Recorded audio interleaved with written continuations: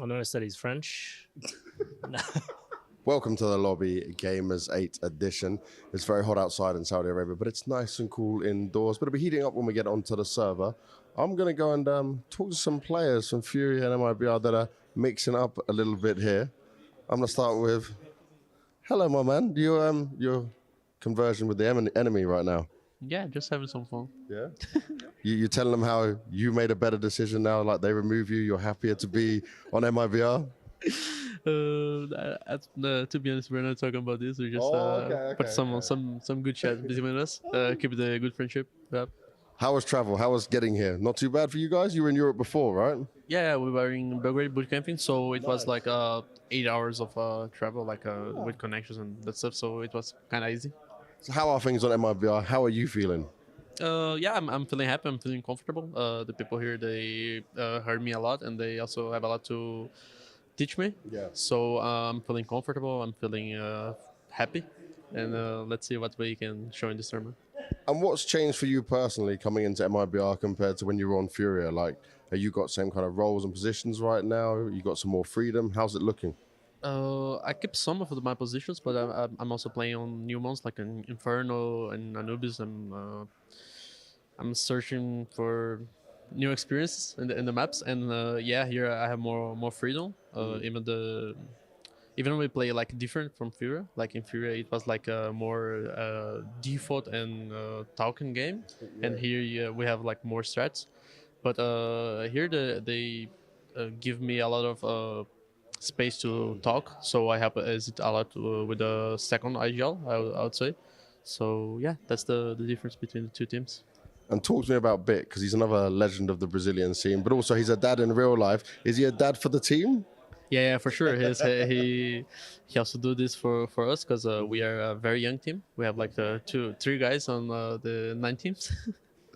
So yeah, he do the things and he know a lot about CS, and he's always like trying to teach us like what do we need to do to get better. And for you guys, right, looking at this tournament being single elimination and such high stakes, what does that change for you guys as players? Like, does it make it more scary? Do you feel like, I don't want to just come here, lose one game and go? No, I mean I think it's more scary to the teams that went to like for Vitality, they're top 2 in the world. So it's kind of good to be an underdog on that scenario because you don't have fear to play. Like if Vitality like lose an eco for us on their map pick, it will be like hard for them to deal with this. So I think we are in a good spot. We don't, of course, don't want to lose one game and go to home, but yeah, we're here to do our best and evolve as a team.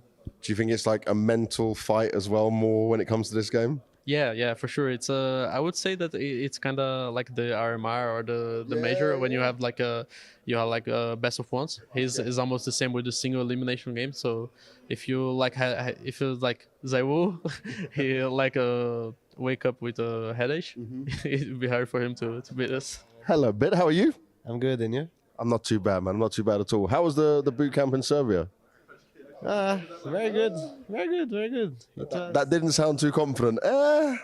No, just too many days, like maybe almost a month just playing. Yeah, a long time. yeah. We had maybe three day offs or something because we had a lot of games online in the end of the bootcamp. Yeah. So yeah, it was pretty tired, but yeah, it is what it is. That's counterstrike though for you, and you guys are now rebuilding MIBR again. You trying to make this work. What have you been able to change? What have you been able to add? How is this team looking? Give me the thoughts and feel. Yeah, I think we have two very good players right now. Obviously, Henny and Turtle also are also very good, but yeah, I think Safe and Drop It, they were playing very high level, and with Furia, of course. But yeah, I think we have better communication right now. We have very good team chemistry. The guys get along very well as well. Yeah, it is still very in the beginning. In everything is like this at the beginning, but yeah, it's going good so far. So here though, when it comes to Gamers8, what do you do? Do you change your approach at all for MIBR because it's single elimination, facing a really tough opponent in an opening game in Vitality? No, I think just of course, it's not just another match because yeah, for us, just like I said, for us Brazilians, it's not like we're not playing just playing video game every game because yeah, for us. We leave a lot of things behind, you know. We leave family, we leave home and stuff like this. We're living in a hotel for like a month. Yeah, for every Brazilian team, like it's kind of the same. If Fury is living in Malta, we are living in Serbia. So it's just yeah, it's just just another very important game for us, and we have very high hopes. Well, the fly keeps buzzing around us, so I'm going to buzz off this way. Bit, thank you very much, man. You thought you could escape. How are you? I'm good, and you? I'm very good, thank you. You didn't think I was going to come to you, did you? No, I didn't. How was your travel? How was your journey to here? Not too bad from Serbia, I heard. Yeah, it was good. It was like 6 hours of flight, 2 flights, and it was great. So talk to me right now about this MIBR, how you're feeling in it, because you are the man that's gone and seen many different rosters now for MIBR. How is it for you personally? I'm very happy to have this lineup. The guys that came from Furia, they are very good players, and they came with a good chemistry into the team. They're very good guys, and I'm very happy. And how's it been for Fnatic, obviously coming off the back of Cologne to where you are now? How's the team feeling? How are you feeling, Mr. Dominant again, Mr. Must drop every game, 30 kills and almost succeeding? Yeah, no, it's feeling good. I think everyone's confident. I think obviously, I guess like disappointed in Cologne. I think we could have done a bit more, but I think overall as a new team, we had some good results. And then coming to this event, I think we're still like really confident. You know, it's a different format. It's pretty brutal, but I think we're looking forward to. You know, I think we're confident as a team just to get more experience and just keep working at it. So yeah, looking forward to it. You say more experience, right? But it could potentially just be one best of 3. Yeah, I mean, we'll just have to win it and get more experience. I think, going up against Cloud9, I think we've already had some experience with them. We played them in Cologne and it went well for us. Obviously, they had a stand-in, but, you know. I'm glad you mentioned Cloud9 before me, because my next question was going to be, this is not the same Cloud9. Have you played them in practice? I keep hearing monstrous things about these guys. I think they're probably at least before we played them in Cologne, I think they're one of the teams we practiced probably the most. I think. Oh, wow. I think. So you're ready for it? Yeah, for sure. I mean, there's only as ready as you can be. I think, especially now they got Axel back, it's like really tough. But I think we're really confident against their style and how they play. I think even in practice, I think it's been like sometimes they just smash us and sometimes we smash them as well. I think, but at the end of the day, it's just practice and coming to an official game. I think we just got to turn up there and, like I say, we're confident going up against them. But what you're embracing right now is a new team, and a new team that's been doing very well. What's it look like for you guys from Cologne to now? What did you do? Did you have any time off? Yeah, we had a few days off, but it's been mostly practice, kind of look at our games back and everything like that from Cologne. And yeah, we're just hopefully going to be more prepared for this tournament and upcoming ones. And obviously all teams who didn't go all the way or go to playoffs or go to the super deep run is going to say to me, yeah, we weren't happy with Cologne. But if you're just looking at it overall for how you guys came together, how do you feel about your first outing with Fnatic? Yeah, not bad. Obviously, you want the best results you can get, but 2 weeks practice, like that's okay, I would say. But we're kind of looking for long term. So as long as we're growing and being productive with everything we're doing, then kind of. Now, I want to ask you around Mr. Afro, because he came through and he's a bit more of a mature player. He's not like a young gun coming through, but he's not been playing on this level. But he looked so comfortable. What's impressed you about him? What have you noticed about him as a player? Well, I noticed that he's French. Great observation there, Dexter. Thank you so much. I'm a good IGL. No. I knew what his passport was, and I knew he had a French flag. You didn't say it was a different country, so that's good. You know your geography. Close one, yeah. You're not American, so it's fine. Yeah, no, I'm not. No, he's a very on-top smart player, so that's always nice to kind of play with and kind of demanding in his own way. And it's good to have someone that, I don't know how to say complains, but also just like kind of asks questions about things, and it gives me the room to kind of explain things and make it clear for everyone. Yeah, it's got a lot of good traits that AWPers should have and all that. Is he kind of a vocal AWPer, or is he more like saying, like, waits for your decision on what's going to happen for him? It's like 50-50, I would say. Like sometimes I would just overcall stuff, and then sometimes I would just relax. So yeah, just whenever the mood is right, so he chooses. And I wanted to ask you, right, because a lot of players I speak to, they come into an event and maybe they play like some online first or some qualifier, something else. When you come to Fnatic, you go straight into Cologne, and there's all this pressure. What was that feeling like for you? What was the emotional side like for you as a player? That was huge for me because it was like the biggest step of my career, of course. Playing every CCT and tier 3 tournaments and everything, and straight to Cologne main event. It's like but I think everyone made me like feel comfortable in the team and everything, so it helped me a lot. And Now, I think on your team you have many well-spoken people, right? It's easy to understand. How do you understand Messi all the time? Is it easy? Is his English okay? Yeah, I think he's speaking a very good English actually. It's not hard. Sometimes we have this English accent that's very difficult to deal with. Messi's looking over from the side. Yeah, but I feel like it's okay for me. At first it was a bit strange, of course, because he has a strong accent, as Keita, the coach, has also. But Forget about Keita. Yeah, okay, you have it really rough. But Keita is like even more hard to understand than Will. Yeah. So Keita's well, that's good though, right? If you hear what Keita says, but you don't actually want to listen to him, you just go, I didn't understand you. Yeah. Yeah, exactly. So Keita, unlucky. If you say something, you just need to be clearer so Afro knows what's going on here. For coming to Saudi Arabia, right? Coming for Gamers8, single elimination on the cards. Do you feel like there's something special you guys need to do or change to make sure like we hit the ground running? You can't have an off day. Is this something you guys have talked about, focused on? We didn't talk about it yet, but I think we will, because we need to get in the game instantly. Like every round will count, because there is no second chance here. So we will have to be ready 100% and get in the game as we are like fucking warriors, So yeah. How are you feeling about the bracket? Single elimination. It's like so cutthroat. Do you see that as a good thing or a bad thing? I think it's a good thing because, it's a good thing from like that point that every team will be like play for 100%. Yes. Yeah.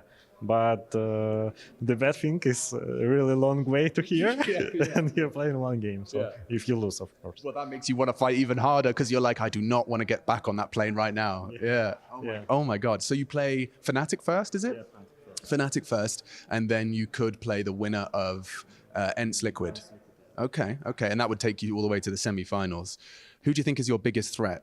Obviously Fnatic first, but out of ENCE Liquid, who would you rather be playing? I think ENCE will be harder, for sure. And but we'll see. We will see. Yeah, we will see. Dude, thank you for giving me your time. I appreciate it. Catch you. For you guys, right, we've been seeing you play some of the online qualifiers and stuff as well. It's not looked as great results as what you would want. How are things feeling in the Furia team right now? Where do you feel like you guys are at? I think everyone understands that there's a start. We have like a month of team, so I think everything started like this. But and the jungle is hard. Play right there is hard. Everyone knows to play. Everybody has like team play with their friends, so it's different. But let's keep going. That's it in the Gamers8. And when it comes to Gamers8, right? Even looking at Cologne, I thought this Furia. I look at the lineup, I got excited. I was thinking, okay, they'll make playoffs. Do you have expectations on yourselves here at Gamers8 of how far you expect to go, what you want to see? I think it's more important right now is to focus on us because we are the most important thing right now. So we have to build us, So we have to stay together and learn with the mistakes and get better each day. So I think the playoffs or something is gonna be like because we are working for this. We keep things moving, and we keep things moving over to 9. Mr. Hades is here on the side of things. How you doing, mate? All good, bro. Now, for you guys, right? You come off the back of Cologne. You guys are a team that practice heavy, play hard, but what have you guys been doing getting yourselves ready for this event? A very different style of event. I mean, we tried to fix all the small mistakes we did during Cologne, because was mainly the small details, which cost us 2 games to be honest. But we'll see how it goes here. What do you view that as in your mind, though, when you look at those games? Because both games, you had the chance where you could have won. You could have progressed off the back of those games, and they came super tight. Do you see that as a positive, like we were able to push them, or do you see that as a negative, as like, we should have done this? I mean, it depends how we react to it, right? I think we reacted positively, so those type of games should bring us like positive experience. Like, so those type of games shouldn't happen in the future, hopefully. Hopefully, smiling while saying it as well. You spoke to me back in Cologne about the mindset changes though for the team, and you said at the moment you've not been like losing to yourselves, like getting down on each other. Has that been still like the key focus to make sure the mood is still positive? Yeah, I think we managed to do that in Cologne. Maybe not during the games, but after the games. So that's definitely like a step in the right direction. And how much practice have you had from Cologne to now? Did you take some time off as well? Because the thing I do worry about for Nine is you guys play probably more than most teams. And even when you've like leveled up and got to these events, you're still playing an insane amount, dude. Yeah, we played a lot, but then we also rested quite a few days. Good. So we found the right balance between the events, I think. So we'll see. Do you think there is a balance for teams that are not like partner teams at the moment in terms of how much you should practice, how much you shouldn't be? Is there some worrying signs as well at all? I mean, it depends how high you are in the ranking. Like for us, we got like some like invites to close qualifiers, so that gives us a bit more time maybe. So we don't have to play at the open qualifiers. We can focus on the training and just like rest up a little bit before the qualifiers. So when you get to the, maybe not the top, but like top 20, top 15, when you have like certain invites, you can like maybe not relax a little bit, but you know you don't have to like give it like 12 hours a day, for example. In terms of playing here at this tournament, you guys, single elimination, do you really care about that? Do you just need to come in? You've had some very close games recently, so how do you fix that? I don't know, probably for example, after the Fnatic game, we talk like what we can do better and stuff like that. And after that, I think we managed to like had to close games against Ants and Cloud9.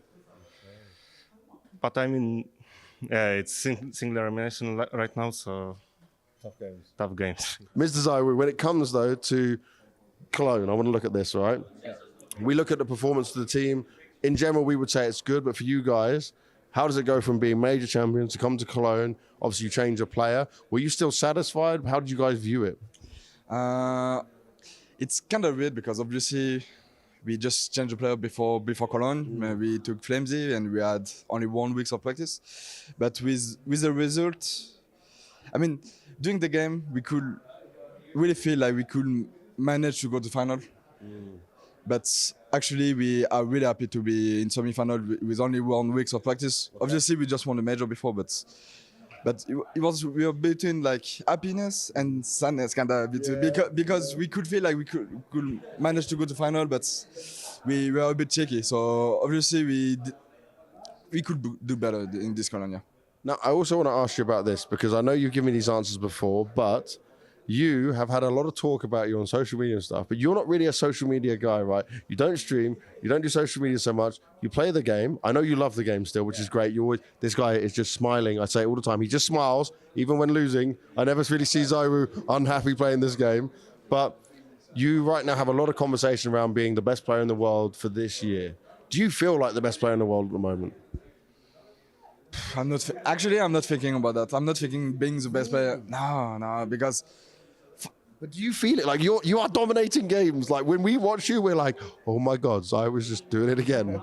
Yeah, obviously, maybe after the game I'm thinking about that. But when I'm playing, when I'm going to the tournaments, I'm not thinking I'm the best player because I'm with my team. You know, I prefer to think like I'm with my team. I'm gonna play against the team. Then I'm gonna only playing individually. I'm just gonna thinking about stat or rating or whatever. In my opinion, if you start to thinking about only rating or only stats, you're gonna start to be down. I mean, because you're gonna start to think in the wrong way, kinda. We look at you and we always hear this story about how you did not originally want to AWP.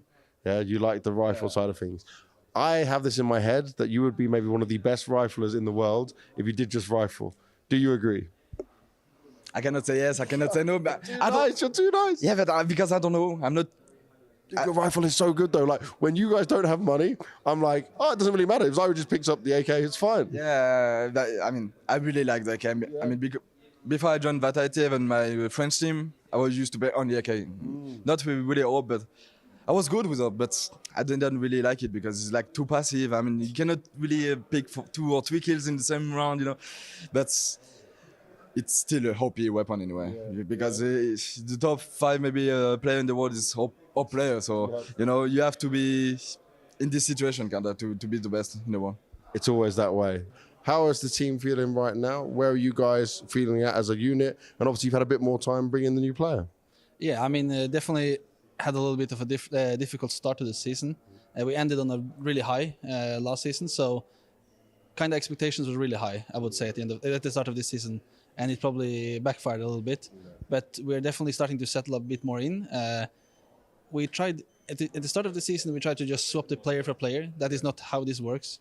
Every player is different, so now we definitely had some more time to work, and I think we're gonna do good. Honestly, I think we feel good. Yeah. And your opening game, right? People might look at that draw and think that you got it quite easy. How do you view it? I don't want to say it's. I'm gonna be honest. It's a good draw. Yeah. I'll be lying if I said like it's a bad draw.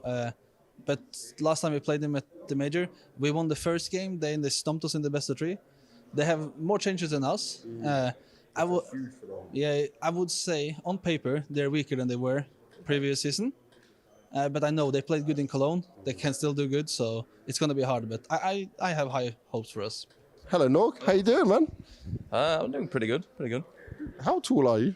190 centimeters. Okay. We're starting. Normally, we see players say they can play, and then I make them look short. We're getting onto this level. You're getting big up there, man. Talk to me about your ink as well. My ink? Yeah. I don't know. I got a scorpion, got a face, another face, got a jaguar. Yeah. That's good. Good. I like it. Where's the inspiration come from? I don't know, actually. I just needed some tattoos on my body. I always liked it. I don't know. There's no really meaning, you know. It's like most aesthetic vibes. So. And you're gonna get more, you said? I will, of course. Up here, arms first, and then we'll see whatever. Yeah. Now, how's things feeling for you and the team right now? How are you feeling individually coming into this event? I mean, as a team, we've been in a kind of a slump now after the player break, right? It's not been going too well. We had our good games against Astralis, for example, in Cologne, but otherwise it's been mostly pretty bad, I would say. But we are working hard, and we'll try to get back to our major form. What does that do to the mood of the team? Because obviously you're a team that's made one player change coming into it, right? So you think it wouldn't be that drastic, but obviously every team's different in how they operate, how they come together. So where do you feel it's put you guys at mentally? Because the major was such a high. Yeah, it's pretty... Like one player does a lot, because we played together for at least like 6 months, right? With JL. So it takes time. Everything takes time, and it's just to grind and keep going. But we'll slowly get in there, slowly. And how are you dealing with the heat so far? Because Cuban, he looks like he's ready for just go out there and enjoy it all. You guys, maybe not so much. Yeah, it's pretty bad, but but the AC helps a lot. We're fine. We're doing fine. We're fine. Not too bad for you. Not too bad. You look like a little bit red. Got a little bit red. I've barely been outside. I was outside for maybe 5 minutes. He somehow got red, and yeah, okay. It's Sweden. What part of Sweden are you from? South part, Malmö, close to Copenhagen. Okay, but you guys had like nice summer, spring. Sometimes. This summer's been meh, but it's the proof of a real gamer, though. You put in the hours for sure. And individually for you right now, what you want to achieve, where you want to be, and not just as a team, but you, to see you come back and do as well as you did was obviously great when we've spoken and seen so many highs from you, right? But it didn't come the way you wanted it. Now on Apex, do you feel like you have a second wind, like an extra bit of motivation? For sure. I've grown as a player a lot here in Apex. It took a while for us to get going as a team as well, right? But individually, I've been feeling better and better. My problem, my entire career, have been consistency, I would say. So I've been slowly trying to find it, and it's helping a lot, like with all the players we have playing. So I feel much better than I did in the NIP days, for example. Would you say you feel consistent now? I wouldn't say you were inconsistent now. Nah, but it could still be better. I could still be much better, I feel like.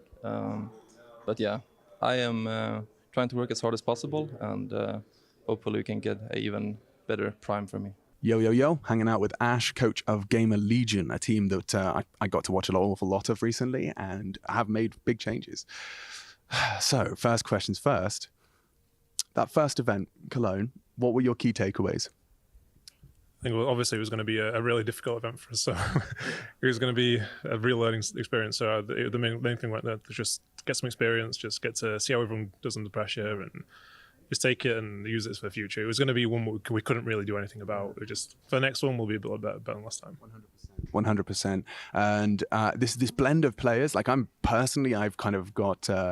I'm a bit of a fan for a couple of them. You know, I think Nealon kind of getting chewed up and spat out by EG. I think he has legs. I thought Kios seems to love the LAN stage. He seems to thrive in that environment. Do you feel like you've got pieces that you see you can see potential in, or do you think that you're going to have to dig quite hard to dig it out? No, we definitely got potential. It's a real good blend of players and personalities, and the roles and stuff are really good. It's just going to take a bit of time for them to get used to. It's something, like we said, when we're talking to the guys, it's more for the future. We know we can be competitive now, and obviously everyone's good enough to be able to do that. And hopefully in 3 months we're better than we are, 6 months better than we are, and we just take this long term. Absolutely. And then when you kind of take a look at this cutthroat bracket, lose one game, you're out. Win one game, you're in the quarterfinals. I mean, it's cutthroat from the get-go. Do you think that favors you as you're going to perhaps have an opportunity to kind of hit the ground running?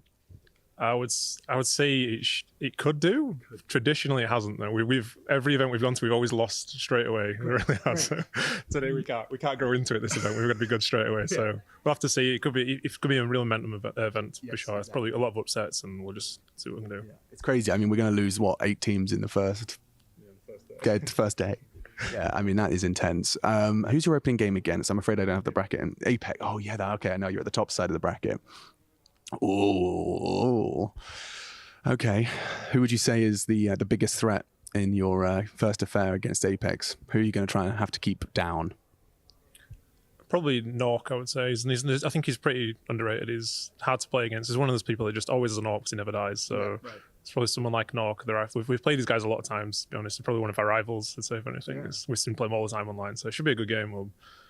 Does the fact that you've played them so often, does that change the dynamic of the matchup? Like, do you find yourself, from a coaching perspective or from the players themselves, like overthinking or like second guessing because you're like, oh, we've done this so many times against them, they know it now, they're going to be stacked or blah blah blah? You know, do you think you kind of can get into your own head when it's a team you constantly play? Yeah, I think so. It's just the element of it, you know. It's interesting too, that because you don't know what they're planning for, what they are, and you're playing mind games with yourself sometimes. Yeah. So probably keep it pretty simple for now. We know a few things, and we'll just take from that. Right. Because I always think about that with pistols. The amount of times it seems like, you know, oh, they've done this pistol 4 times. There's no way they're doing it 5, you know, and you kind of keep saying like all in on red, but it's a super interesting dynamic. Is that one you enjoy, getting to kind of think about the kind of the more macro chess level of like anti-stratting and thinking about how other teams perceive you? Yeah, definitely. It's one of the fun side of coaches. And I say when you play a team for the first time, you never really know what to expect. But when you play them a lot of times, there's little things in there, and that's what Mr. Kickers. You can't escape me now. We're this way. Now we're free to talk. Now we're free to talk. So you're in a really strange spot because you're not on the team, but you are playing in this, and Norbert damaged his mouse hand. What the hell's going on? I think we are a very special team. That just says everything about us. But explain it to me. I'm gonna grab Norbert in a little bit. You have to fill in. But how much time have you been able to practice again with the team? Has much changed since when you were on the team? I think I decided to leave VP like after Paris Major, and then guys just couldn't find a fifth player because it seems like I'm way too good. But I like that. I agree. We're not gonna talk about it. And then when we found a fifth player, David just broke his hand. So now I'm just helping the guys just to do here the best. But are you ready? Like, do you know exactly how the team want to play? Has it changed at all? Have they changed any strategy or style? Do you fit in exactly the same as you were before? Not really, because I'm just in talks right now. So it's gonna be something different for me because I have been playing the same style like 7 years. Yeah. So I'm really excited for new adventures. Oh, okay, so that's for your future team, right? So that's a sneak peek. I mean, though, here playing for VP, right? Do you just go back into your old role, old position? Or is it different for this tournament? I think I just got bored with my nowadays role, so I would like to play another. So we're expecting some crazy kicker to come out? Maybe. He said it with a smile on his face as well. How do you feel for your opening game, though? It's versus FaZe, but this is a phase that doesn't look as scary as before. What do you think of them? I think they just got tired, but it's still the scary phase because they haven't changed player, and I think they are stuck. Like their core players are still playing together like for a really long time, and inexperienced at games. So I mean, it's really important. So it's not gonna be easy. Okay. But I hope we're gonna do our best. Well, let's see if you do. Thank you very much, Kika. I'm gonna go find Norbert. Is he in here? Yeah, let's go get him. Bro, you're not supposed to be playing. You have a bad hand. No, all good already. I can play tennis, I can play CS, but not on this tournament. Not on this tournament. Okay, so Kika was just explaining it to me. Yes. You told me before as well. You're in the gym, you're on your phone, you fell down and hurt your hand. You're disappointed. Yes, it was a very tough time for me because I couldn't play. I was just watching CS, the Cologne, some other tier 2 tournaments, and I just wanted to play so I can't. But now I'm happy that I can play. How long did it take to repair? 1 month. Wow. Yes, 1 month. Was it like a sprain? Was it broken? What was the actual damage? It was broken a bit. Like it wasn't a hard injury, but anyway, I wasn't able to play. And now you are media man for this event. How's that to be on the other side of it? You're doing like my job. Actually, it's very hard because you have to go everywhere to film everything, and I didn't used to do it. So what we know is, if you do ever stop playing, you have a new job. Would you do this job? Maybe. You're lying. You're definitely lying. Actually, I was thinking about it. Like, yeah, but I was like, maybe I will go coach, manager, but now I have the opportunity to try to be a media guy. So Daston can still keep his job. You can be a media guy potentially. It'll all work out in the end.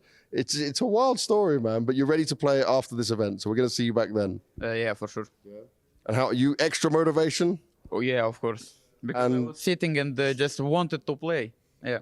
You know, how tough do you think it's gonna be that you're gonna have to sit here, film the guys while they're playing? Do you think that's gonna be the worst thing for your mind?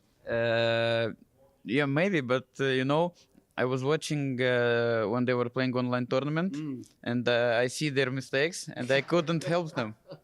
I can only say it after the game that guys, you have here some mistakes. So maybe I'll try to help them as a supporter. So you're like an extra analyst as well. So you can come in and go, guys, I would have done this. This is bad. Yeah? Yeah, maybe. I love this so much. This is going to be good fun. I'm going to check in with you as the tournament goes on for you to give me the analysis of what they have done wrong. Yeah? Okay, I will do. We're down. Thank you very much. Rest up, man. For Falcons, yeah, this is obviously an important event because it's in the country the team's from as well. It's in the organization, and you guys are getting to play on the elite level again. But also, we've got a new face, Boros, coming into the team. How's that been? It's been great. I mean, the main thing for us was to really try to figure each other out, how we want to play. And I mean, knowing that we're not fully prepared, we have to let loose and go a bit wild during this game. So looking forward to it. Do you think that benefits you, though, in terms of you let loose, go a bit more crazy? When it's single elimination, there's not much pressure, like, I would say, on you guys compared to some of the bigger names, right? Sure, yeah. So can you just come in and be like, haha? Well, yeah, I mean, it's going to be a glorified facing game in a way for us where, I mean, we know we have the talent pool, and I know we can go deep and we can shoot hard, and that's going to be the main thing. It's going to be so fast that if we enter hard in the game, anything can happen. So I'm very confident with my guys and what they can do. And how is it for you at the moment, just with the team and this whole project? Because from years ago, and I'm seeing you all the time, we're talking all the time, we don't get to see you so much, but you're rebuilding. You're still motivated, you're still going for it, but it's not easy right now. You're on this side. Yeah, I mean, it's a whole thing again. Like, we built the whole project going international and all that kind of stuff brand new. So we have like a lot to figure out. So yeah, like we know the process is going to take a bit of time because we also want to do it a certain way. And therefore, yeah, that's the main thing. Like, we know we're not ready for this tournament as much as we can be. So we're just going to have to, you know, let the talent speak at the beginning. And then we're just going to build things from there for the future. But super, super confident for the rest of the time. And yeah, we're putting in the work needed. And in terms of, like, when you say going to international, how much of a bigger challenge is it than you expected? Or did you expect it to be this hard? Talk me through your mindset on it. I think the main thing, because having played in like other international teams, the main thing is to be on the same page. And coming for like 3 very different teams in the way that we were building, and now from experience, I know the French teams are functioning a very different way from the others. So like we need to try to create that and to get that whole thing together for the whole team. And that's really a big thing for us. But I mean, it's a very interesting challenge, and like new guys with a new way of approaching the game and new mentality. It's really important to understand each other and to make it work together. And so that's the biggest challenge, to be honest, because when it comes to the game, we all play counterstrike, we all shoot heads, and you know, that's the basis of the game, and we have that locked down. So we just need to make it work together. Look at you on Falcons, a big change for you. How has it been so far? It's been really good. I like this organization, and I'm happy to play with my players, and I'm really excited for this tournament and my journey with Falcons. Yeah, and I'm happy.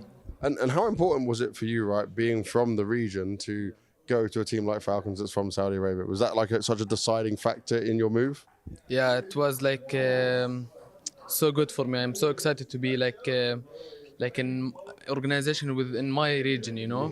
Yeah, it's like really good for me. Like I speak with people like from my region, and it's I'm happy, you know? Yeah.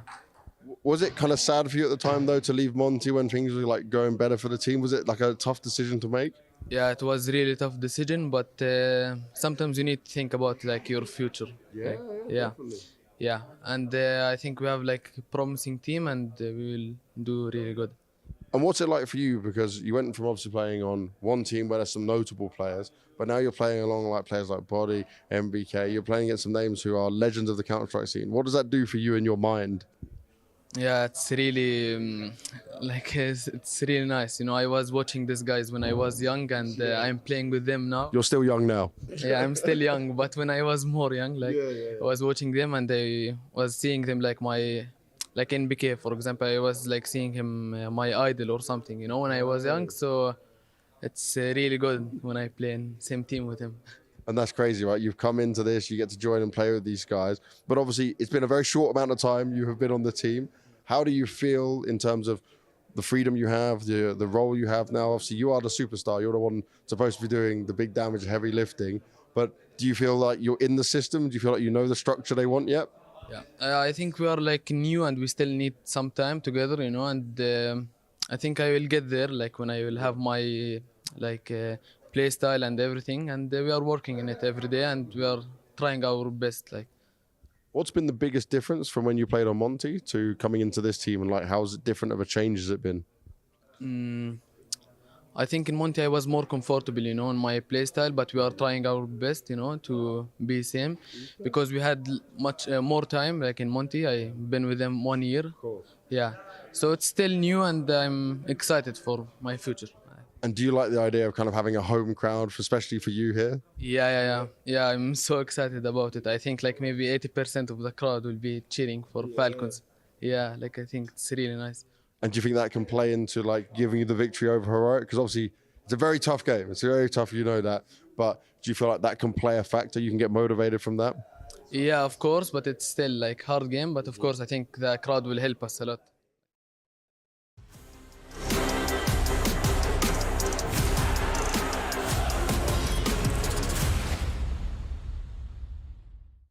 Well, they were looking for the best dressed people in all of Saudi Arabia, but they got us, and that's also okay too. Welcome back, everybody. It's Gamers8. I've got a... FaZe was busy. Yeah, FaZe was obviously busy. I forgot to button my sleeves on my suit. So you don't give him ammunition. You see what he does to us? Yeah, See, this is how he introduces, and then you don't have your shirt.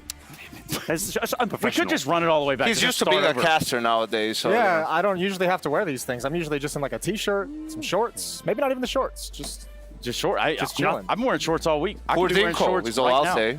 Yeah, poor Dinko. Anyway, guys, so there's a ton of things to go over today. Obviously, we have not only a show match, but we do have a grand final as well. My name is Trace, and alongside of me are some of the best in the industry to do it. And some of them had a longer night than others, and by that, I mean they were playing in the sand, sandcastles, all those things. Jason was one of those. He's in the middle. We got Maniac to his right, and then to his left is going to be Y and K. So, guys, it took me a few days, but we finally figured out my cardinal direction. Yeah, I was going to say, your left and right, half a second of just to be sure you were on the money. It really Nailed does. it. A little slight hesitation. Guys, let's just jump into some of the things that we've got going on today. Let's do it, Trace. I said a show match, and Hell I say yeah. a show match with a lot of emphasis on show. because we're looking at Pasha versus Team Kenny S, which is going to be something. Let's go ahead and take a look at Pasha's roster right out of the gate. Finally, we get to know. Wait, hold on a second. Pasha was on this desk with us when he said, whoever plays in my team, do not put his hands on an AWP. Does that mean Fallen is going to get stripped of the sniper? We had this conversation. He said. He definitely said Yeah, it. probably. It was said. Well, he said he was the main opper. Okay. So Fallen can be the secondary opper, you know? This looks like the kind of team that really came together at probably like 5, 6 a.m. this morning. About the time we were, in the desert. Yeah, that does make sense. So a little bit of a punch here. Yanko, when you look at this lineup, how exciting is that? Not at all. Because it's a show match. Why did you direct that one to Yanko? All right. It was a shot in the dark. Trace, I think it's so exciting. Pasha Biceps, one of the great Polish players of all time. Fallen, the godfather of Brazilian Counter-Strike. Twist, the best North American player of all time. It's absolutely spectacular. This is fireworks. And Shush. Oh. And Shush. Why are we Why are we dunking on people who just got here? What's happening? Would you like to get some positive? No, absolutely not. Would you like to get some positive on the team biceps? Biceps. You want to give something positive there? I mean, I have nothing for you. I'm just, let's move on. Of course. Yeah, let's move swiftly past two. that. The second team that we do have in front of us is going to be Team Kenny S, which encompasses... Who? Maniac, you take this one away. There we go. Yeah, absolutely. From left to right, we have Robs, of course, Case Rider, Kickert, and Hades. He's thrilled to be here. Because the news. Did you hear the news? Is this his mugshot that we just used for this? Or I mean, Hades is really the only one that has a good time. Kenny, come on, give us a smile. You're happy to be here. I talked to him. And Robs with a smirk. Yeah, he does have a little cheeky smirk, doesn't he? Look, who's going to have the bigger magic stick, Kenny S or Hades? Magic stick, you want to call it? Yeah. Okay. Yeah. That's what the kids are saying these days. Yeah. I don't know. In this situation, would you want Robs on your team or against him? Always. You want to Robs on your team all the time. Always. Yeah. I feel like Robs is the kind of player who doesn't have a switch to like just have fun. He will always try hard. Yeah. I feel that. Yeah. I identify with that. Isn't winning fun? That's what I was told my whole life. But then again, where I'm from, they give away so you never really had awards. So, like, really, who's to judge that? Guys, this is why we don't do show matches anymore. Right here is this kind of philosophy. I'm the problem. I'm the problem here. I think that's what he's trying to say. Well, let's be honest. Chad was the problem. Yeah. Chad was the problem in the show match. He ruined the show matches. Yeah, we haven't even started yet. That's pretty crazy. I haven't gotten a free laptop in ages for a show match, and that's messed up. Craziness.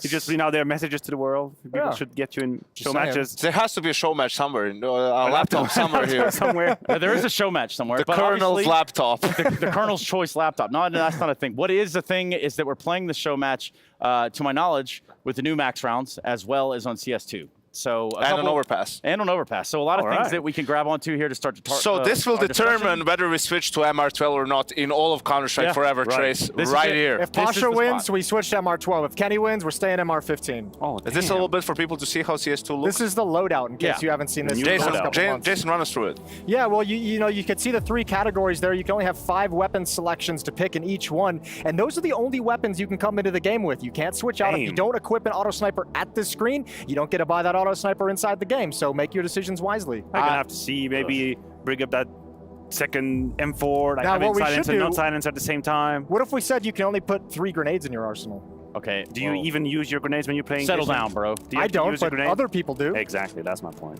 Either way, buy menu, positive or negative, take it away. I mean, I haven't really used it too much. I think it's great. I'm relatively ambivalent. I'm not gonna lie. That's the most Swiss answer you could ever give. I really don't care. It's positive because it's more user-friendly. We want to try and get more players to try Counter-Strike. Because when you try Counter-Strike, there's nothing else like it, Trey. So it's about making it more user-friendly, more forgiving, right? In CS2, if you do buy in freeze time, if it was a misbuy, if you regret your decision, you can sell it back, change the gun that you want to buy. Yeah, but you don't learn if you don't make that mistake, you know? I like the hardcore punishment. Which is how we got to the smokes that we have. We know. Hardcore punishment. Wow. But we're not talking about your private life, Yeah, please, my goodness. Check out the new smoke changes in CS2. Thoughts, questions, comments, concerns? They've revised the whole punishment, volumetric of it. I say, like, the geometry of the smokes have been reworked a little bit. The volumetric smoke, they go taller now, not as wide. The other way around, they go wider now, not as tall. No, I mean they changed the CS2 smoke too. They changed the CS2 smoke differently as well. I think that's correct. I think they're less wide now. They're less wide now. They're taller. I think so. Yep. What we've seen before. When you throw them in open spaces. You threw that in outer space. But this one is literally free. But it obviously fills the container. This is like if you miss a smoke in CS2, it will still miss like in CSGO. Oh, the second one hits. Like, oh, there we go. Ah, the skyboxes. No, there's no skyboxes. Okay. All right, we I was got gonna there. say this isn't. This is yeah, it's got Russian written all over. So we haven't seen this video yet, viewers. We're at home, so discovering. We're with you. Oh, look, these aren't one way anymore. Okay. Examples of like different smokes that work in CSGO, the one ways and whatnot, right? Like that in CS2 just won't be a thing to the same extent because I love that. Take the one ways structures block smoke, which I'm right makes with you, perfect Jason. sense. I think as much as we get funky highlights out of one ways and all, I think this is the most stupidest thing that's ever been part of Counter-Strike. It should have never been there, and good riddance. Goodbye. Adios. Okay. Yeah, just like the old overpass, right? Yeah. Hell yeah. Get it out of there. New overpass looks sweet. Look at this paint job. Look at this. Even the chickens look better. Yeah, you did any paint job in your house recently, Jason? I But feel like not you as connect good with as the what's happening. kernels. I didn't do There it. it is. I didn't do a dragon though, you know. I could. I mean, cosmetically it looks cool, but how it will play? Do you guys The anticipate something a lot water different? is incredible.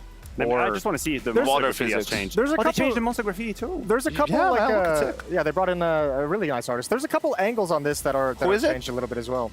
Probably Hex. I don't know. He's doing some graffiti stuff. All right. Well, that is brighter as hell. I mean, there used to be an That's issue good. on overpass, like the whole bathroom situation, where depending on where the CT or the T would be, it would be a little bit complicated to see him. None of that anymore. You're gonna stand out, and you get to have real duels. I'm happy with that. You know, I like a good I'm happy paint with job that here and too. there. Are you happy, Yanko?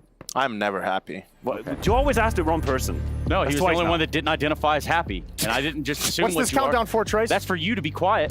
That's the first one.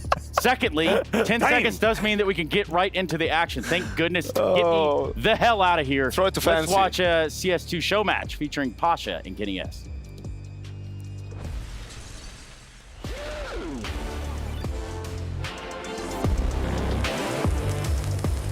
Well, hello everybody. It's Championship Sunday, but before we get to that epic grand final where someone will be taking home that trophy, we've got a show match on our hands. Team Kenny S taking on Team Pasha Biceps. Fun from start to finish. But before we get to that fun, I need to say, I've lost my friend, I've lost my other stage host. Mr. Fancy sadly had a little accident and he needs some recovery time. He would love to be here, but he'll be with us in spirit throughout all of it. So for now, you just have to deal with me, but I will not be able to translate anything. It's all going to be in English from start to finish. But either way, a show match on CS2, seeing overpass as well, a little bit of fun coming in there. I do hope when it comes to those loadouts that these teams have had some fun weapons added in there. I don't want to see it get too serious, but you never know how it will go with pros. So let's bring our teams on. It's Team Pasha Biceps versus Team Kenny S.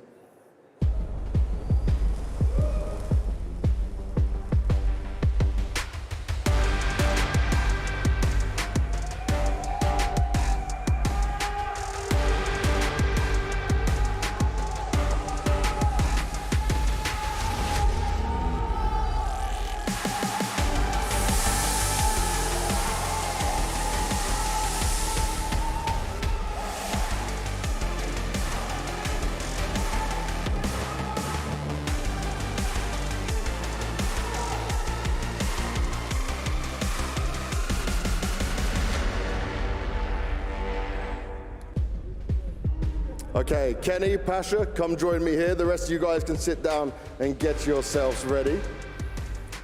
Pasha, how you feeling, my man? You see some intense eye contact between you both. We'll make sure we stay good. I feel so good. I miss this big stage, big tournament, big events, so I'm ready for Kenny. Kenny, no brief tonight, no brief tonight. He hasn't beat me since 2013, so it's not gonna happen today. In the backstage, he said he got like a shit on pants. Right now he's bullshit, really. Really? Yeah, a little bit bullshit sometimes. Oh, okay. Hey, bullshit is nice sometimes, you know. But as I said, like maybe after the game we can go outside and see who's the strongest man. Maybe keep it to the server. I think we know which one should be stronger, but when it comes to the server, have you played much CS2, Kenny? Yeah, I think a little bit better than most of them because they are still playing competitive. So basically, they have to play CS2. I haven't played CS for like 10 days, so I give him a chance, you know. You want to make sure he had a little bit of a chance, make it fair in there. Pasha, what's your experience with CS2?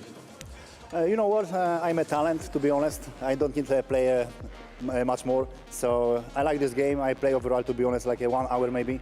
So let's try it. Let's see how it goes. Guys, shake hands if you want to. Oh, okay, there's respect. with your handshake. Oh, thank you very much. I appreciate it. See you later.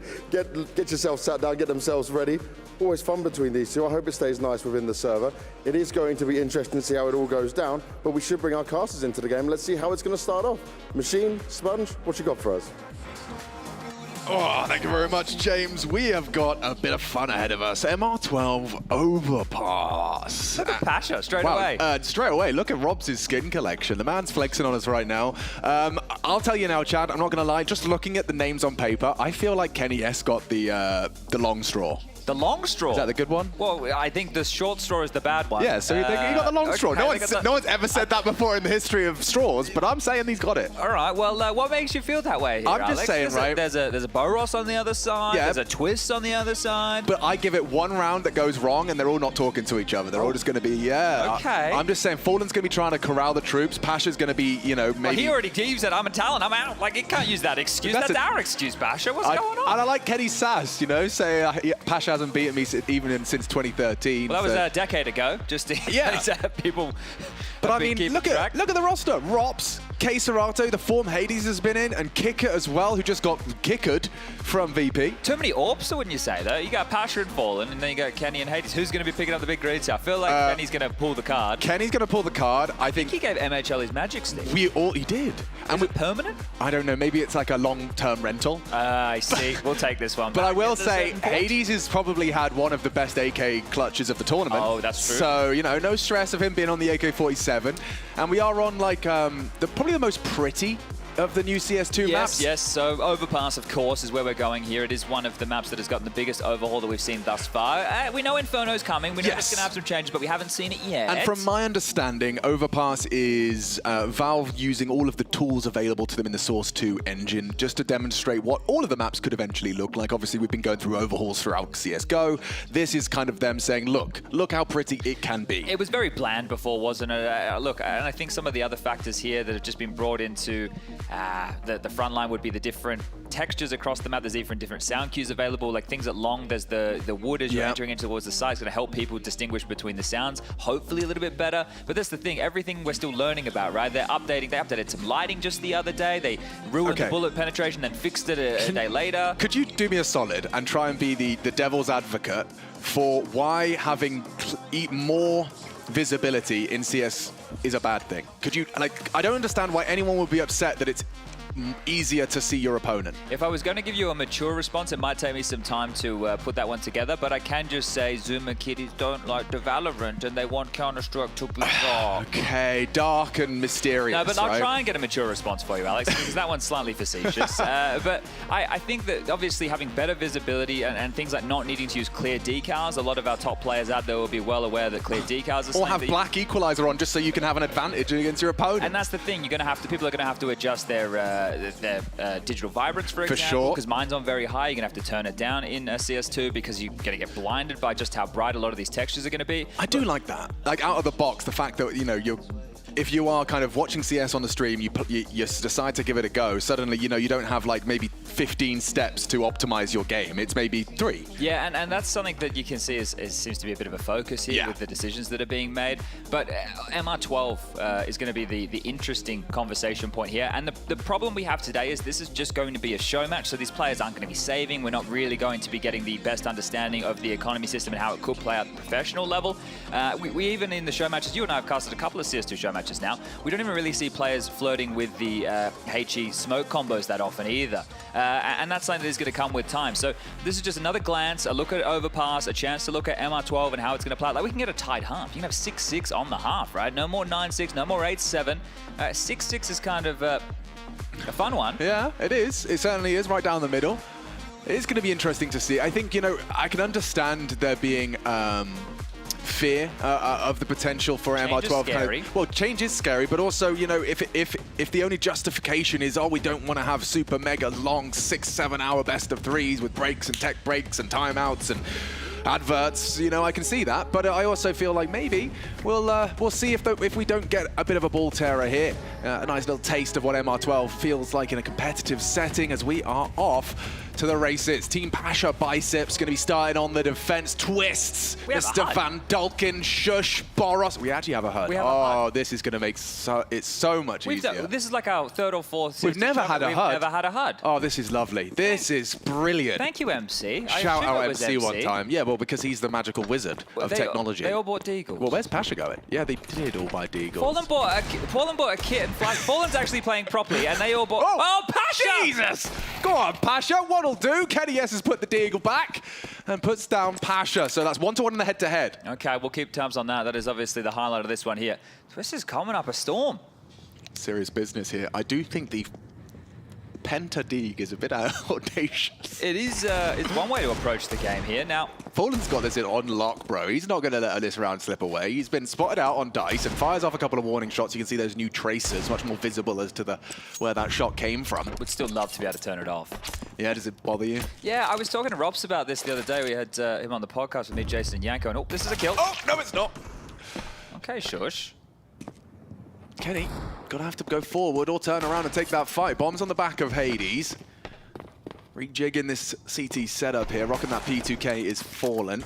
And they're into the site. I already like Team Pasha more than Team Kenny. I told you, Team Pasha. Oh, they're going to own them. This is a shame. I thought Kenny S was going to be taking this seriously, but, man. Team Pasha is taking it seriously. A kit and flashes, right? You got players who are very serious characters here. Shush, right? He's not going to be messing about. He's going to be taking. He's got 3 kills in the pistol round.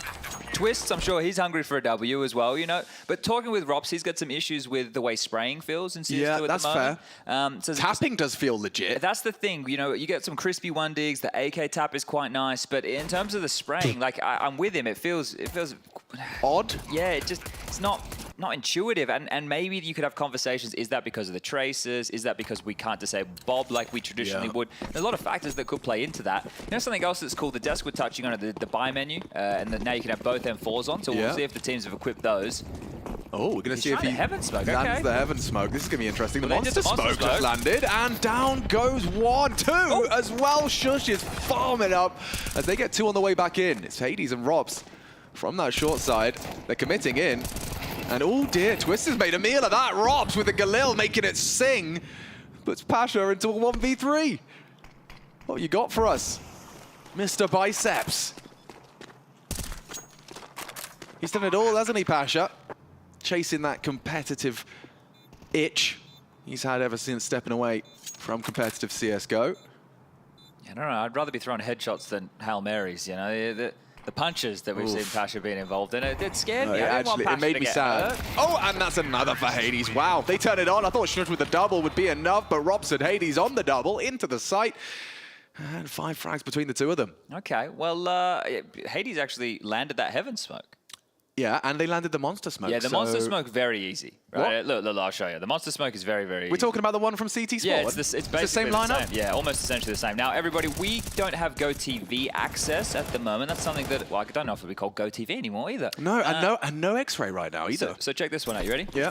Bang. No, it's the same one. It's essentially the same one. And well, that's a good thing, isn't it, really? Yeah. The fact that the same lineups are kind of functioning. Yeah. All right, bang. It's in. That's cool. Pasha, he fancies himself a little bit of a aggressive start. Oh, baby. Go on, Pasha. He's got 3 in his sights. And Kenny, yes, put to bed, takes him down. That's a big start. Quickly taken out by Hades. And we do have X-ray. I told a lie. We just had it off for a while.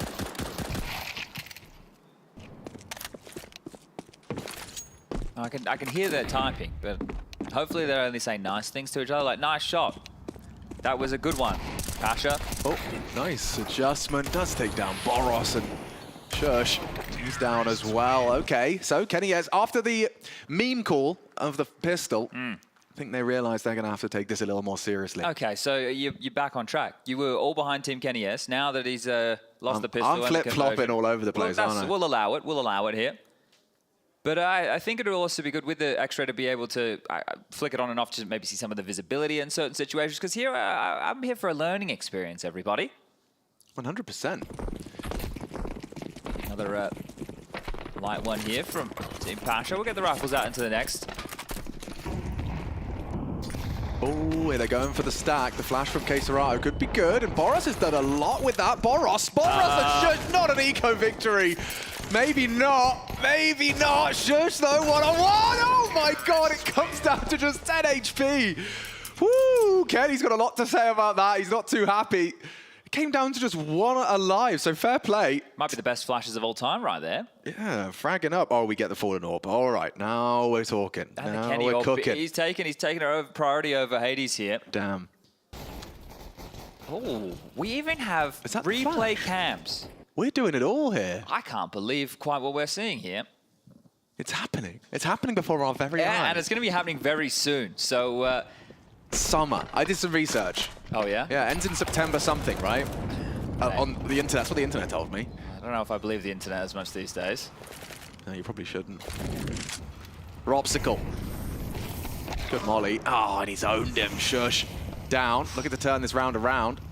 Kicker putting himself in the shop window here. Yeah, that's right.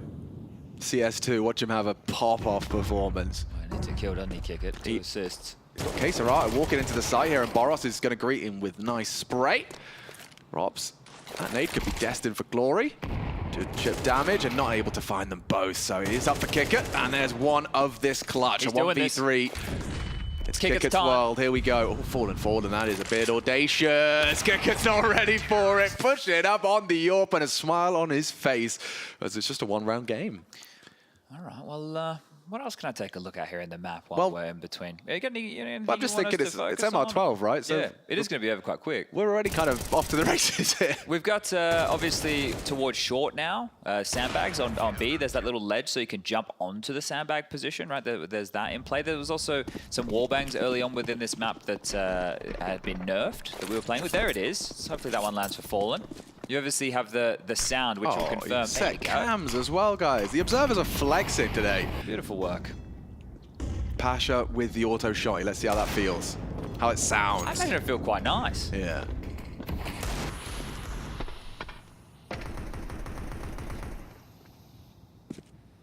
We got that Kenny S Fallen head to head. It's coming. Orb the orb. Kenny takes the fight, nails it onto Fallen. Okay. That's all right. Look at all this space Rops has here as well. So looking good for a 4th round here, Team Kenny S. Yeah, God, Rops is already deep past bank. The sounds as well. Definitely going to be an adjustment They have no idea period. they're behind them.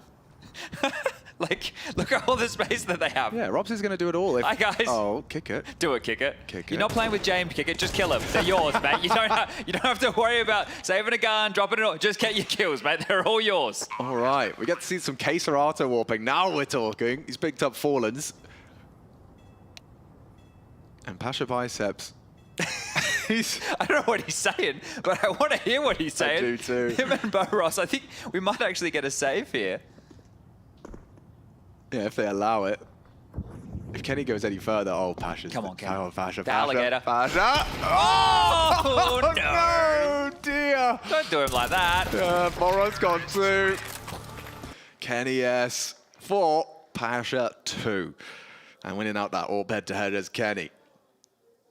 I think there were some adjustments to the audio since we've been here this week as well. So that's something that we haven't really been able to experiment with. We'll have to wait till we get home tomorrow. I'm excited for that, just to see, because I feel like the sounds in CS2 from just my personal experience, there's an adjustment period where Yeah, Basha. Yeah. We were thinking the same thing. Where you you don't trust the sounds just because you're not accustomed to them. You know, like you kind of like, I've heard something, I don't have like a knee-jerk reaction to it. Perhaps, you know, the audibles are there, I'm just not necessarily kind of used to, or that they differ from what I'm expecting. I think Nuke was the hardest one to stomach, right? Because that was hard. Everything sounded, especially when you're in the lower side, everything was very muffled here, but aggressive maneuver, cold clear. We got the PP, Bison, Jinx. Got a couple of Frenchmen in the final coming up after this. Oh yeah, that's going to be a banger-ranger. Ants versus Vitality. Look at Robs. He is coming for you, Pasha. Nice shot. Takes down Robs, grabs himself a rifle, and more to be done. As here comes Fallen rocking that retro throwback, the MP5. He didn't put his skins on, did he? No, he did not. Or maybe he just doesn't use it. He's got his gloves, and he's got Kenny S. A lot more to be done with that. The silencer stopped the adjustment for the trade, and Pasha's got nothing done with that M4, so kick it again. Pieces together the round for the boys, for the squad. Twist in the clutch, and he's on that dig, but Hades on that AWP, locking in a 5th. They're making mincemeat out of Pasha Biceps squad. This has gone awfully quick, hasn't it? It has. MR15 fans around the world now. Well, we'll definitely probably go back to BO5 Grand Finals. So. Yeah, I think best of ones might be just banned. They Yeah, don't exist gotcha. other than like open qualifiers. But I think that an interesting conversation to have with all of this is, I love that camera. I'm never going to get enough of that. The over the shoulder, where you get to see a bit more of the action going down there. But I think, yeah, we're not playing at a regular pace of a game, right? It's not going to be standard saves, but we're already over halfway of this first half. And I imagine Valve want to collect some data on it, unless they have just flat out made their decision, which would be surprising. Not a bad one there from Fallen. Oh! Saddles up with a second on to kick it. Let's go. Fallen. Flattens 2 of them with his deagle, and Kenny S walks on in. Keisarato's taken down Pasha, so it is falling onto Fallen, rather. Rotation coming through. Shush will join him. He ate a lot of damage from the nade, but Fallen's deagle singing. He'd taken 3, made it around. Keep him coming. Let's see what Hades and Keisarato can do to recover this. So Lucky Smoke. Hades to try and find some space towards the B site. Who's that? It's going to be Boros. Haven't said his name much. 4 francs to his name so far.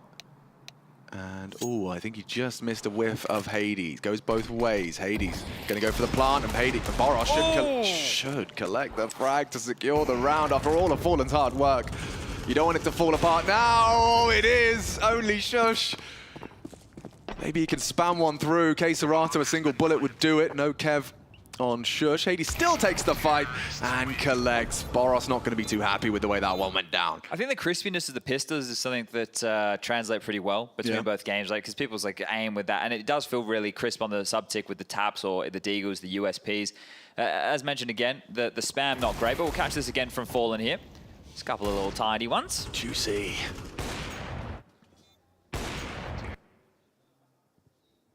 And Rops is having a good time. Respect to Water, man. Yeah, it's pretty damn good. So good. Fallen aggressive here. You know, one thing I do... we'll wait for this head-to-head. Hades is one out here, but I hope that they do add into the radar, and the map for us as spectators, so that we can see the mollies where they land as well as the smokes, and do it color-coded like we have in custom HUDs.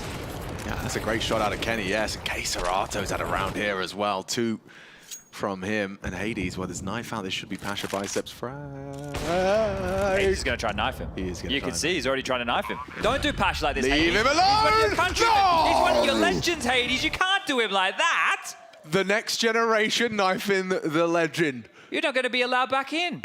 He's one of your biggest supporters. How have you done Pasha like that? Taz is writing up his tweet as we speak. Oh, that's not okay. The lack of respect That's there. not okay. It's not okay. File a complaint. Oh, the left. That's BM. Right. Actually, cruel. Oh, he's loving life, isn't he? I think, after the game, you might realize what he's done. Team Kenny S. Comfy. 7.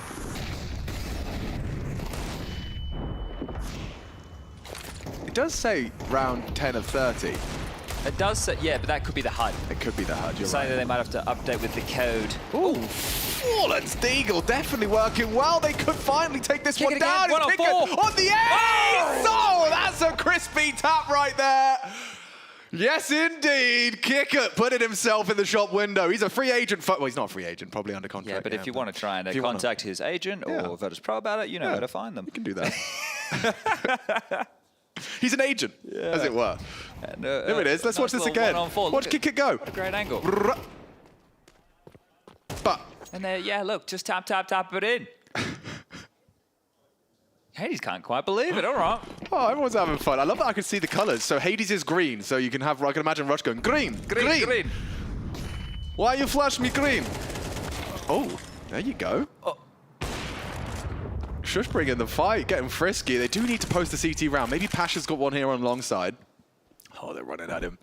Robs, be nice. Oh, no, Pasha! This is really no, unfair. this is not okay. I'm not okay with this, guys. No. He's just mollied him. Serves you yeah, right. Yeah, you mollied yourself in the smoke. I don't really know how that works.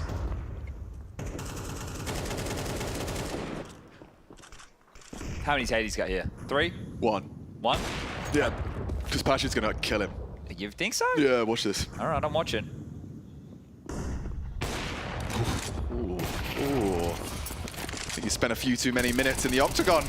And Twist smashes down 3 on the spray, so let's go Robs. Into the side, spotted out, just needs to find at least one more. He shuts down Twists, but that's an important round of Pasha. He's, shaking his head. Couple of tough ones so far. That's probably going to awaken Pasha and go from, hey, this is just a fun show match to now I actually want to win, guys. So, yeah, well, he's pulled out the big one. All right, guys, let's see if we can get the 8-4 half here. A bit of a classic. What would be the new Zonics law? Probably an 8-4. No, it can't be an 8-4. It must... 10-2. Oh, it is a 15 half. We're not doing MR12. Never mind. Okay. Wow. Well, we'll see it all out then. Okay, game on. That conversation is still relevant. It is. But we'll keep all the rounds going. But in answer to your question you asked about 25 minutes ago, yeah, I think they just want to stimulate that conversation and see what we think. That's fallen onto Hades for 1. Boros down. Queserato disrespects the flames, burns a lot. Down goes Kickit on the underpass. So aggressive from the CTs here. But Queserato, he is behind enemy lines. Will they overlook him? This could be a massive multi-kill if Twist isn't aware. Oh, Kenny. Makes a lot of noise, so certainly aware now. Retake on. I don't see a kit. This could be very cheeky. Kenny's been being... Oh, maybe it's not clipped? Oh, that's... Wait. Oh. Well, we did some research. There you go. That needs a fix. And that's a good flash, Twist. Didn't see anything on his clear. Shush rounding out from Monster. Then on the retake, Pasha's got his shotgun.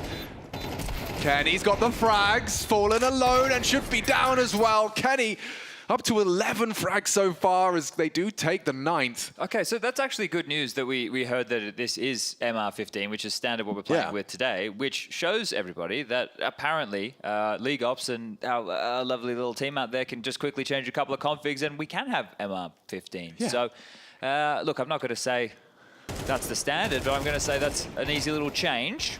But yeah, write that one down. Can't boost from sight to heaven. Unless Kenny just doesn't have the parkour moves. Yeah, that could be another... Well, I guess I could add a bot right now and try it. Let me give that a go, Alex. You give everybody the action. All right. Let's see. Queserato up against his leader. And he's owned him. Traded. Boros needs another. Robs has put him down. They could use a Deagle headshot here out of Pasha. Biceps. 2 body shots. Can't finish off onto Hades. They are low, though, and Shush is very quick on this flank, so... could be shaping up nicely for the Dane. Robs his first victim. Does he have the discipline? Oh, he's got them both here. Not ready for this. Uno, DOS, just like that. It's on to Kickit. The Kickit clutch, though. I'm ready. Maybe Twist is too. Oh, he's owned the first. Twist doesn't even connect a single bullet. And it's time to watch that clutch master Kickit work. Doesn't hear him. Hit the wall. Oh, does now. Kickit. One more of those stylish taps. Oh, he sprays him down. Clutches up. I told you, Kenny S's team, one to be feared. Just the dominant first half here on the T side of Overpass. As we know, one of the most CT-sided maps in the map pool here. Just 2 rounds in, and if Team Kenny S can pick up a 12-3 scoreline, they're going to be destined to be picking up this map here in the best of 1. Did you try with a bot? Yeah, it's not just Kenny, clipped? it's just, yeah. So. Okay. Well, there you go. It's important. It is important. It is still in the limited beta test. Or beta, if you're from the Americas. Which a lot of you are. Yeah. And that is a P90 rush from Robs and Queserato. And it's being very effective. They're into the site. Rotations are required. And yeah, this is already looking like a tough retake for the gang. Try the boost again. They are. Guys, you didn't get the memo. No, they didn't. But at least it's been done twice. So not only did I do the bot confirmation, we've seen it happen twice. So we know it's not just Kenny. It's actually not happening. Oh, the lovely pop flash. Hades popped to the head of Fallen. Pasha has taken a little bit of a revenge onto his countryman, and with Kick It, still a problem for this retake. No real time for this. We need to see some frags, and Boris has provided one. Both of them gathered here. Should be Kick It for the clutch again. Pasha biceps the last victim, and this is running away from the squad. This started with a 5 Deagle pistol. And That's true. And they're running away with 11. I guess they showed why they were BMing them out the gates. It was more than okay to do that. Yeah, they obviously had the same feeling I did. It was just a complete mismatch. Yeah, look, Pasha hasn't drafted well here today.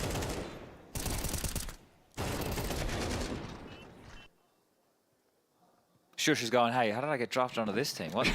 He's like, oh, I'm kind of sick of this feeling. Yeah, man, I thought we were going to win something here. 16 frags out of Shush. Sheesh. Couple of Kriegs in the mix. Oh, what's Ropsicle doing? Let's go full Rops cam on this. The boost from Pasha. Yeah, well, that's also changed in terms of the height of how you can see over that wall. Yes, no. Scout headshot out of Fallen. Any more of those?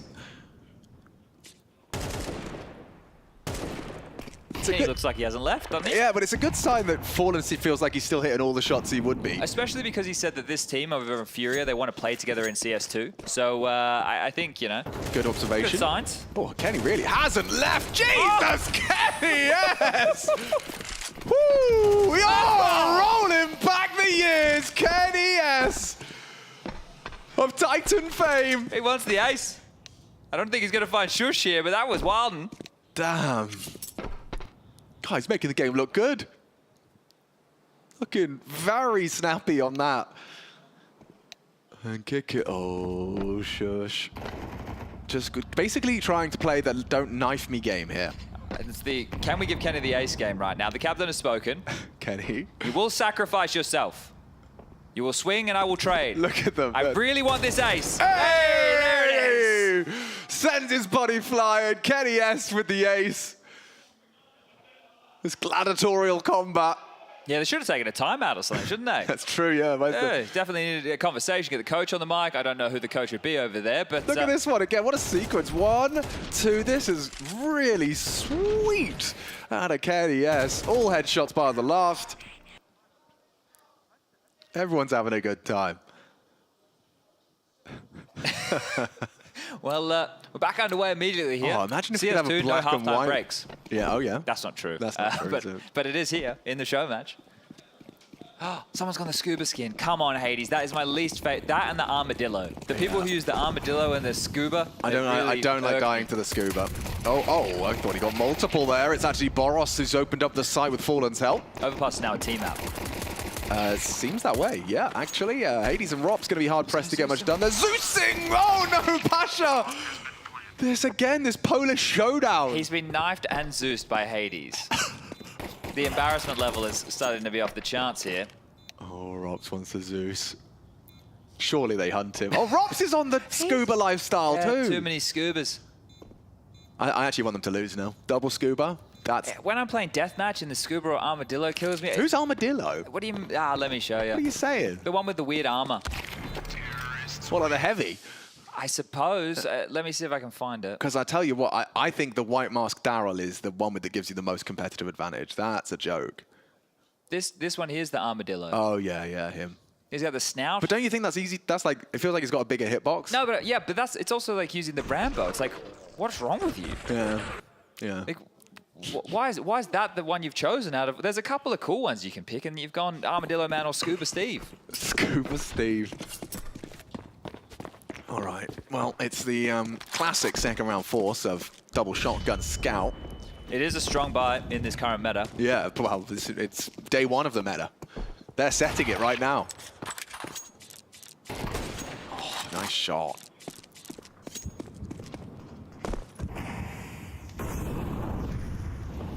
New addition as well. You can see the timetables in the toilets.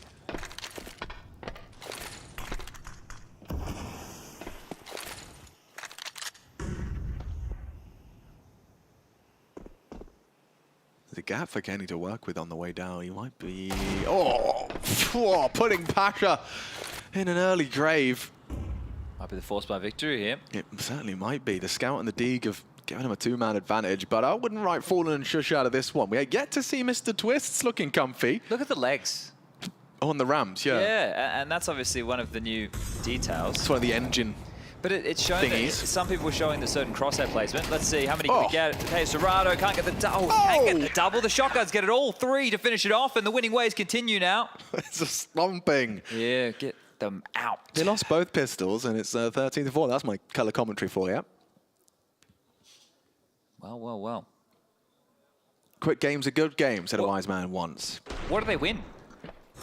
Eternal Glory? Eternal Glory. And now that we know what we're playing for, it does make the stakes a whole lot higher.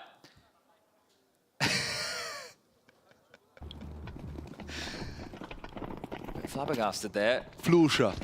Of course, it's Flusha. Miss the characters, right? Like having Taz and Pasha and definitely some bigger-than-life individuals. Oh, Kenny, sleep at the wheel on that one. And Hades, this is a little rude. He's got another one.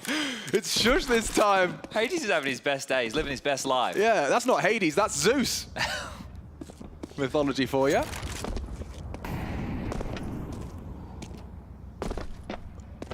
Go on. Oof, sits Boros on his ass. He's moving quite nicely, isn't he? Yeah, I mean, he certainly looks like he's kind of plugs back into the system. Kick hurt. This is so out of character. Oh no, kick hurt. Jane would never allow Jane this. would never Jane allow would this. never allow. Oh, and that's why. Yep. That's why. Yeah, we could have had that kill for free, and then we would have saved. And the economy. Oh, yes, indeed. Twist on the D. Rob's in the clutch. Go on. I just want to see more rounds. I don't want Robs to win this just so we can have more rounds. Pasha has the bomb. What's your plan, Pasha? He's going to die. Oh, no. Oh, dear. Twist now has to face off against Rops, and his movement's not looking too shabby here. Drops the smoke. Flash into it. Playing with wicked games here is Ropsicle. 9 HP. Still, though, Twist, ring around the rosy. Oh, Where's he going, B? Go on. He's going to go B. He's got a smile on his face. I'll see you later, mate. Thanks for that. I'll take this. Has to beat him. Will Rob speed towards heaven? Might be able to get there in time. Spam him. Spam him. Okay, we get another round at least. Secured. The T-side respond. I think Pasha would have probably broken the entire setup if they lost that one. Next time he gets knifed or Zeus, he's going to go pick Hades up out of the chair. Yeah. I mean, straight up, I think he could go 1v9 with the rest, with the rest of these players. Might need to call blame F and get config here as well to make things a little bit fairer. Damn, I didn't realize there was a speed up feature in CS2 either. It's like bullet time. Yeah, right. Kenny feeling himself. Good flashbang. It's Shush that's having some contact. Oh no, what? Just saw like a surfing scuba man and then got popped. Oh, the shotgun's back out for Quesarado here. Let's go. Let's go. Satellite radio. He's not going to find any... What's he meant to do with it now? That M4 looks pretty. Fallen's got all the util, boys. He's making the calls. He's making this work. And we need a multi. Oh, Robs! Robs! He's taking them all. Only Fallen left. Let's see what you got for us. Baits the shot out of Kenny. Yes, needs the headshot. Lays it down. And with only 30 HP, he's got 3 more to find. The ace... I've said that before. The ace clutch out of Fallen. On overpass as well. Do you think he's going to be blowing your mind? Why don't you shut up and cast around?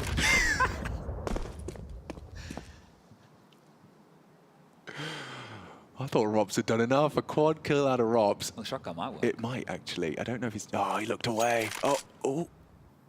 Playing the long game is Quesarato. Truck plant fakes it out. Quesarato looking to take down his captain. Oh, 2 shells make it 3. There's the 14th. Nice attempt out of Fallen. But yeah, there's a nice little multi-kill out of Robs, getting himself comfy. Yeah, well, he was saying that the spray was bad, but that you could see there.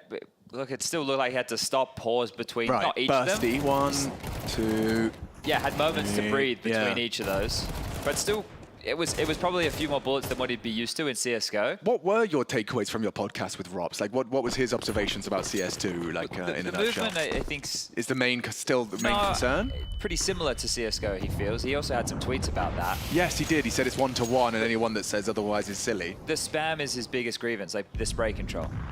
Okay. But there's a lot of other stuff that we haven't even been able to see tested.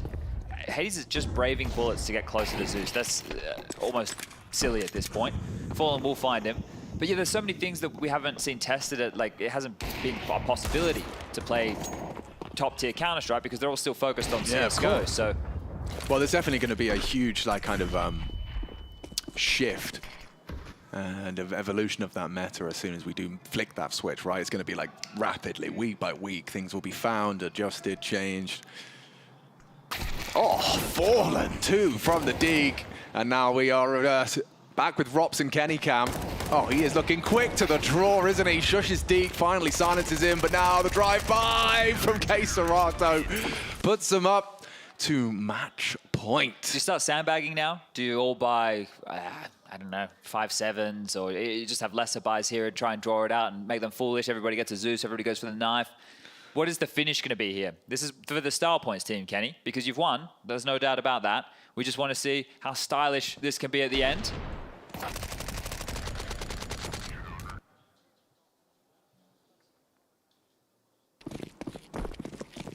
I'm not so sure that we get another round here. These shotguns have looked deadly. Kicker, now he's saving for the next one. He's actually gone, USP Zeus. And Kenny's already taken down Shush. Oh dear, this is one way to end it. Pasha's having a moment. And Hades, unfortunately, walked past him. Oh, back turned. Hades with a smirk. He's taken down Pasha again. Kicker didn't invest in anything other than a Zeus. Yeah, he's saving, I told you. And 16 secure. 21 rounds is all it took. Team Kenny, yes. Most definitely the best in this show match here at Gamers8. Big questions. Will Pasha shake Hades' hands? That's what we're all waiting to see here. He did one of the legends dirty today. Knifed, Zeused, and absolutely owned in the server. There was no doubt about it. Alex Machine Richardson, before the game went live, he had his prediction, and it turned out to be bloody true. The better team won today, and they are shaking hands. Okay, there is the love to be shown between the two of them. There's no grudge to be held. Hades will get away with it this time. Maybe just this time. All smiles, all fun, and a little taste of what competitive overpass on CS2 might just feel like. Zeus's, knives. But not MR12. And not MR12. But that's all right. You know, we saw the whole 15 rounds of, well, not the whole 30, what'd you say, 21? But it still felt like we were done in about 20 minutes time. So that was a quick one, some good shots. But we've got James on the sideline for a bit of an interview. Well, you still didn't lose, Kenny, but you didn't make it very fair. You didn't even give him a chance. No, obviously I don't play on stage that often, so I just I'm super competitive still. You know, like I'm retired, but I always want to win. Cheeky little ace as well. Were you telling everyone not to kill him? You wanted to just make sure you got that final kill? No, actually that's my teammates. They are really good teammates. You know, I said, guys, either you get the knife or you let me the ace, and they say, I mean, in the first place they wanted to let me the ace, and I was like, of course, that deserved an ace anyway. Let's be honest. For you, Pasha, I want to talk about Hades. You support Nine and your Polish brother so much. He knifed you and he killed you with Zeus. What do you think about that? I don't understand this. I'm coming for them, cheer them, do it a lot for them. And they really, he knifed me. He's there with me. But at least I have one more frag than Twist, so it's not bad. Yeah. So does that mean your love for Nine is gone? Yeah, for me, Nine, no more support for them. Of course, I'm kidding. Polish CS need this team, so I'm with them all the time. And these guys seem to be tryharding a bit more than you guys, right? Did you want to have some fun, or you just had to match them? 100% fun, but I would like to beat them, of course. But you know, I know they're playing all the time, so we are retired players. Kenny is tryharding, but it was anyway very nice game. Thank you, Kenny. Thank you very much for both of you. A lot of fun for our show match. The grand finals coming up next.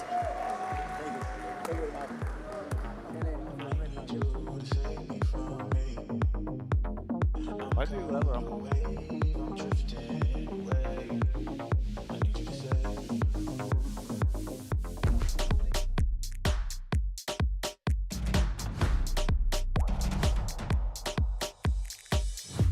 back in the studio. Yes, Oh, that there does we go. conclude our Thank show you. match. Thank you so much, Jason. But, you know, for some reason, we look like always we're wanted well to be a prepared for host. what's Yeah, about to we're- happen right yeah. here. Show match, they call it.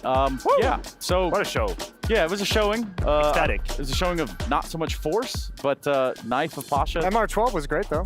Yeah, it was up there on the list. Yeah, Wasn't what it, do you Jason? think about the MR12, Jason? I Are thought it you was beautiful. convinced? Yeah, very nice. I think it decreased the amount of time of the match, which is, I guess, the priority that we have at the moment. Fair enough. A lot more intensity. Teams going for way more retakes, as Yanko touched on a couple of times. And Kicker making a case for himself, you know, to be picked up by another team. it's a contract match for him. I think, yeah, I think also, I don't get Hades, man. Like, that's just what's wrong with today's generation. No, no respect for your elders, right? For guys who paved the way. I mean, Pasha rode a bike, Trace, to here from Warsaw Matter of fact. to Paris to support true. Nine. Unfortunately, by the time he got there, they were eliminated, but he did it anyway. He could have went back. Could have turned around. He could have stopped in Brussels, but Could he have been didn't. there earlier too. He went all the way to Paris.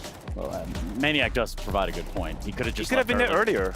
He could have started biking across the entire continent. Maybe the idea didn't come to him until it was too late, you know? Like, Anyway, I've had enough. Left earlier. so Kenny S's team comes out on top against Pasha Biceps' team. Pasha down bad after being nice. But obviously, for Kenny S and company, yeah, I mean, but really and truly what we take from this is what? CS2 gameplay, right? So, Overpass looks nice. That is true. there you go. Overpass looks pretty. You could see visually, you know, the Zeus We kills. can see Jason visually getting looked dressed great. for work. I forgot to button the suit again in the green room, so I was doing it real quick. I've never had someone dressed like that next to me on air. You like that? Undressed, different Was it a good circumstances. experience for you? I thought there's an energy to it. Yeah, first time's always fun. Yeah. Vibes. Vibes, guys. Vibes. Yeah. Okay, yeah, like I was trying to say, it does look like a great map now. Like, it does look cool. Super I'll say. pleasing visually. Yeah, it is a Yeah. little easy on the eyes, Yanko. Yeah, it is. Yeah, I think it looks better than the current one. I think that's just the difference between CS2 and CSGO, right? Visually, the game looks much better. Water looks incredible. All that sort of stuff. Sweat. I think they still have to iron out some mechanics, right? We had Robs talking about spraying doesn't really feel supernatural, maybe because of the servers and the tick rate and all of You that could see him stuff. sticking to some bursts in a few moments. Yeah, there. he wasn't really committing to the sprays, you know, but yeah. We can't boost to heaven though. I'm a bit sad. Yeah, they about took it. away that lip They on the took away- railing. They didn't Yeah. give it a boost. Yeah. They had something to it. Like once I like every that. I don't mind 49 rounds. Yeah. There'd be Yeah, like a 49 boost. That's matches. interesting. But that's because they moved it, right? From the railing you were showing. Or Yeah, talking apparently about. there's a new fence towards the short position on B side. Yeah. And you were thinking maybe you can theorycraft a boost to see it towards So, door. lot I'm sure taken. Anders is already doing some kind of crazy video. Let me right tell you now. what Anders said yesterday, and I know that's a scary sentence to come out of my mouth. Like Especially at live. any given point of the day. Anders said that the Mag 7 should have burst fire. Now, let's go ahead and digest that one and then just let it go. Because in no world does that make sense to me. Yanko, I know you're stewing for it. I'm just trying to think of a shotgun that has burst fire in real life. Trace? No. Thoughts? No?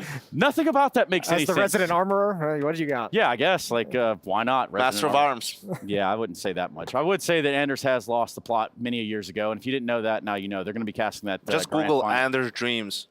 Oh, boy. Anders don't. fan fiction. Anders Freiberg. Anders Dreams. Freiberg. Don't Google that. Do not Google that. Or do. Either way, let's... Streisand effect coming in hot right now. Maniac thoughts? No, I'm good. I'm just waiting for the conversation to move along. I'm trying to not. Well, what do you want to talk participate. about, man? You want to talk about Source 2? That's what we've brought up No, here to do. I'm Source 2. How'd you like the MP5? I haven't really been on the MP5 hype band. Jason quite loves well. it. I I know love you it, do. of course. It's a bit of a nostalgia. shout out It's from a Is there a gun you, nostalgia, yeah. is there a gun you hate or don't love just? I don't really care for the Negev or the Pasha, or the Or the Pasha! Whoa! the Para. The disrespect! The Para. Oh, the man. Para. The Para. The Cologne-based gun. I'm getting my phone is blowing up already. All How about the fans strays outraged. getting around? Everybody's getting... Anders get one, Pasha gets one, everybody's getting a stray All the around. Pashas. All the Pashas, especially today. So we put a pin in Source 2 And here, on but it that, is something to look forward to in happy the future, birthday. Maniac. Excuse me, I couldn't hear because these two are Yeah, talking this next is- to me. Goonie Talking one about and different Goonie two. Pashas over the world. So CS2, something to look forward to. And that's about as blank as I can give you. Just like grab it and Man, take you us give me there, so please. much to work with. Yes, absolutely. I am looking forward to that. I just want to have a date of release, right? It's just like, don't stop teasing me. Like, it's all right. It's coming out gonna September happen, you know? 24th. It's October. So we are, October you guys 29th. don't even agree. Well, September is the open beta. Yeah, they're going to open October, it up. the game is coming out. In October, the game's coming out. You heard it here first. Cool. October 29th, put it in my the birthday. calendar. I mean, For more, tune in to Talk and Counter. Okay. Shameless. You guys cool? Or yeah, let's go to There's a break. FIFA. We've obviously lost the plot up here. We need to readjust Jason Jacket and my life. Show matches, show desks. Yep, and we will be coming back with that grand final. It's going to be one to remember. That much I can guarantee. TU and squaring up against Vitality. It's a best of 3, and it is the conclusion of Gamers8. We had 16 of the best teams. Single in the world. elimination. Come on down here, and now No we get second to find chances. out who's in charge. A1, please meet these guys and get us to break.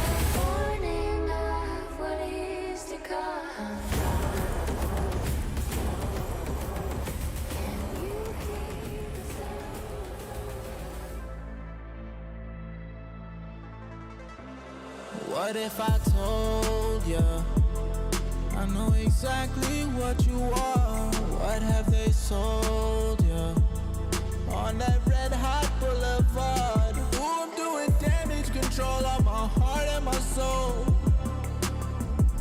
and ain't no one telling me nothing. I've taken control.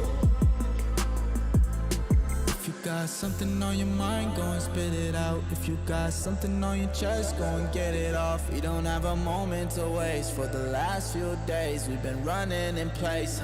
I need a vacation. Both hands holding on, but I feel it breaking. If I'm not good enough, how long till replacement? I see right through your disguise, your pretty little lies. What if I told you I know exactly what you are?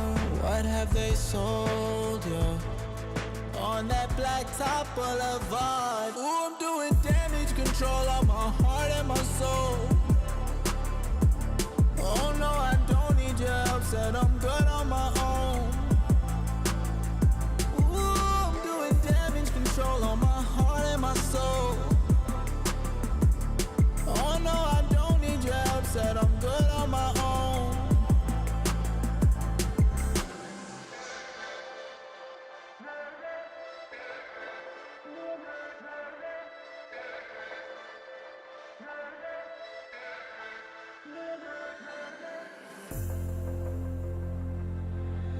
Let me be free.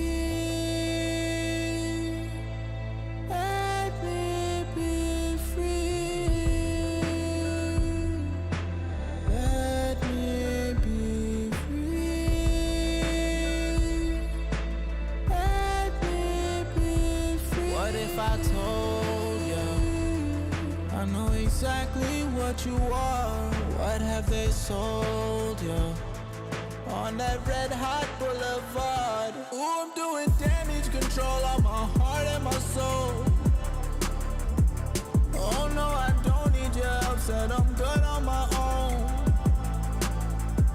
Ooh, I'm doing damage control on my heart and my soul. Oh no, I don't need your help, said I'm good on my own.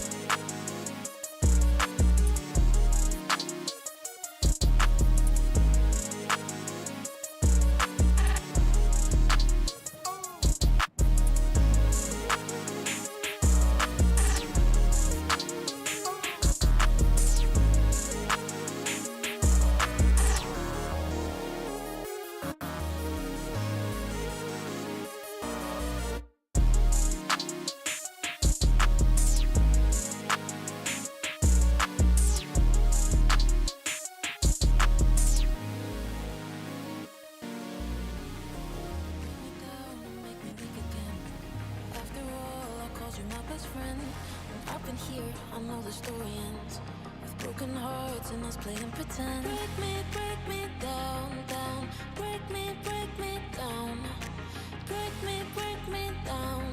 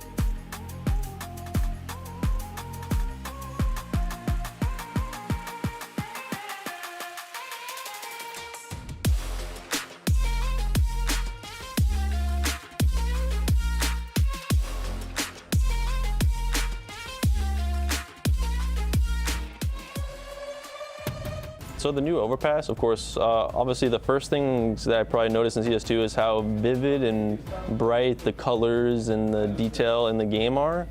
Obviously it's very spectacular looking.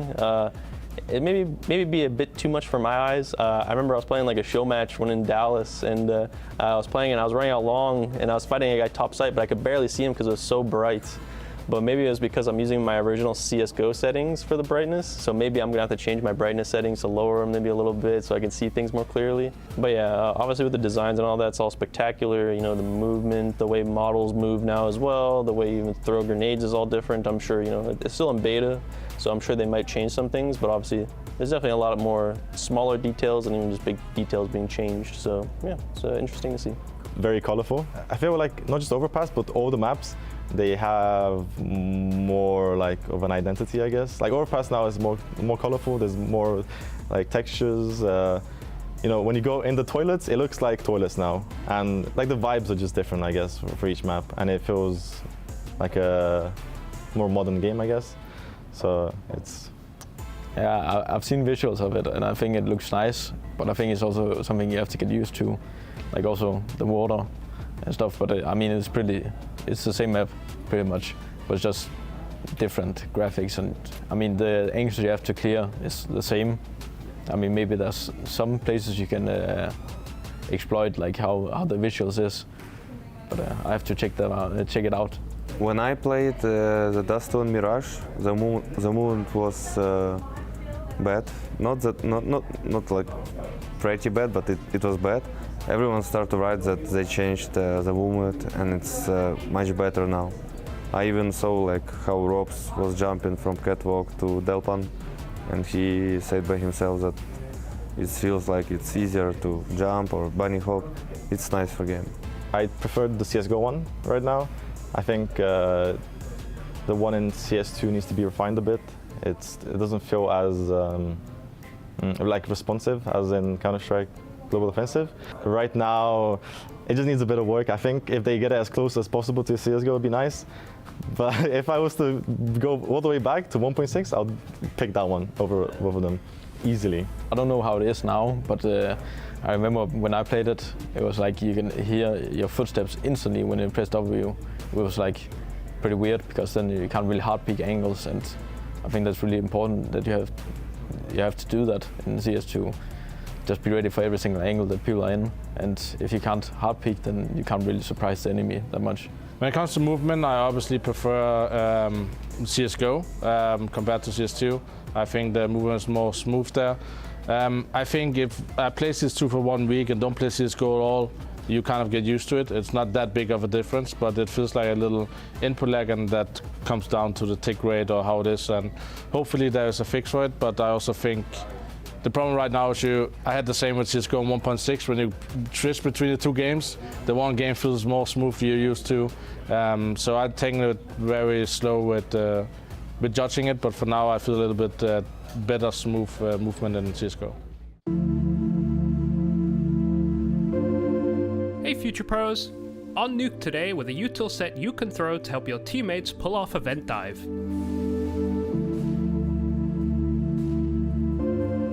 First things first, shoot out this window.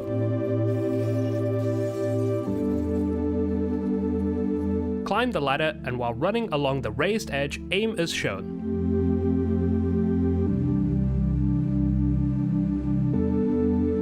Running jump throw the molly just before you get to the ladder. This molly is not the best one you can throw for hut, as it will almost always leave a gap above the hut doorway. But for a vent dive or a squeaky push, it's pretty handy. Back up and running jump throw your flashes with the same lineup. I would like to say this is all you need, but your teammates should still nade open the door, smoke the close molly, and then molly and flash into A main to be fully effective with your util. Hopefully your teammates manage this and you'll have a good chance to make it down that vent.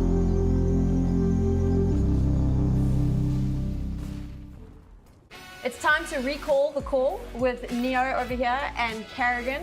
I hope you're ready for this. It's pretty simple. We're going to give you 3 different moments in time, different rounds that have happened throughout 2023 at different tournaments, and I need you to try and guess who the teams are and the events as well. Here we go. This one is round 24 on you. Ready to go?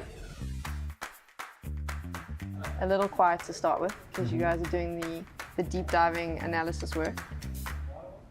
Possible jobs for when you retire? Yeah, I know T-side already looks like Fury style. Smokes are strange and very aggressive pressure A. It's like a classic split with outside smokes and ramp push. Do you want to go with Navi and G2? Yeah, I think that's it. Navi versus G2. And what events? Blast groups either January or blast groups August. Solution. Navi. That's close. Heroic. Next case. Let's see. That does look like Hobie on B. That's a solid guess, bro. That was a rough one. A fake plus mid pressure on the same time. We then wanna pressure that we go into an A split donut late. We then say, nope, that's not it. We are going B. And then it's, nope, that's not what we're doing. We're going actually A. And they're rotating. I remember the crowd going wild when we went out on A. I mean, I love the fact that you knew this before you even watched it. Okay, I must have given that one away, so minus half a point to me. Okay, so we're gonna do the final one. Top team rifles only. Like it's round 18. No nades, right? Yeah, no nades. I actually think this is C-side could be liquid. I don't know why. What makes you think it's liquid? I'm not sure. This is a feeling. Yeah. You know what I mean? It's yeah, not they like, left mid, right? They left mid, and then they didn't re-push A, then they pushed B, they got blocked B, then they pushed A. Much, yeah. So who did they play liquid? Liquid played, who did they play in Cologne? Enzo G2. No? No? I don't know. It's impossible. Sorry. Like even how many, you have to tell us. Okay, so you got liquid right. Okay, you got liquid right, so it is liquid versus Astralis during the play-ins at IEM Cologne.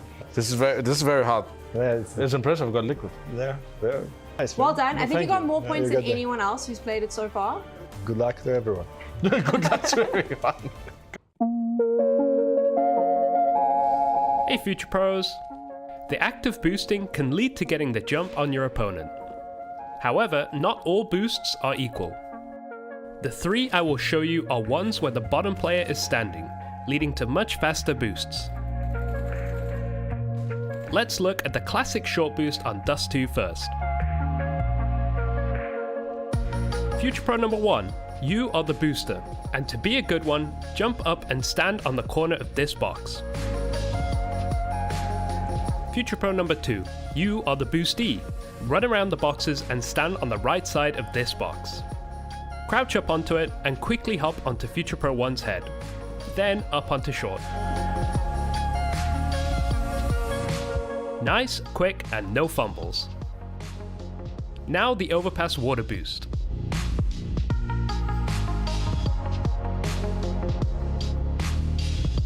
Future Pro number 1. Jump up onto the lower layer of the sandbags and stay to the left edge. then just chill. Future Pro number 2. Before Future Pro 1 gets into position, jump up onto the right corner of the sandbags to give them some space. Then crouch jump onto their head, which will give you an angle into the short pipe. Quick and easy.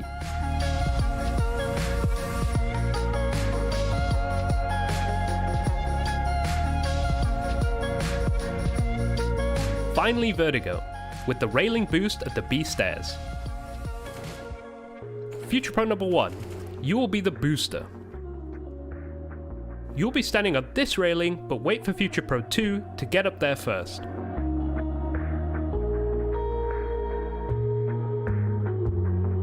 Then walk right up against your teammate while standing and wait. Future Pro number 2, you need to jump up onto the railing first, but you'll be standing on one of these two posts. The right is the most common, but for this example, we will use the left one. When on top of the post, wait for Future Pro 1 to stand in front of you and crouch jump onto their head, which will give you an angle to peek into the site and take a fight.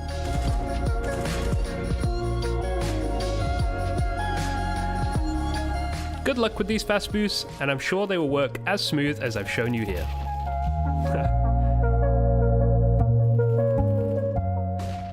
Stunner, boys on the desk, I thought it would be a good opportunity to get some insight from these legends with me, Pasha and Kenny S, as we're going into the finals.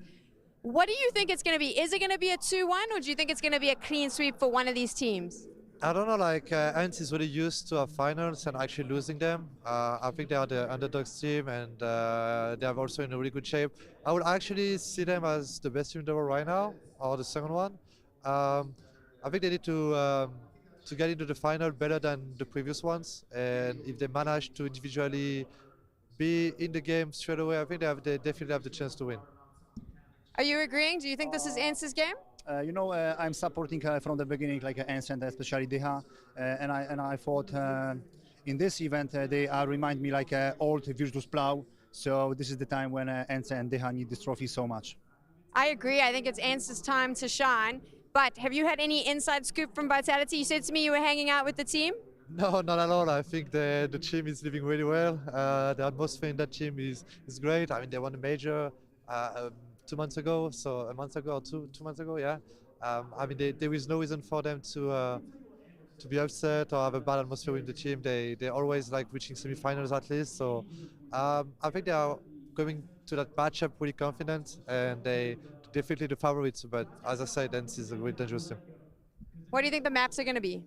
I think they should pick like Ancient. Ants, they play it really well. So I am looking for this map, and the rest I don't care. Don't care. There we go. We both of you agree. Ants is going to take it. It will be like a long series. It will be point after point, point after point. But in the end, Ants will take it. It's hard to say. I'll go for Ants on that one. Yeah. There we go. Ants fans over here.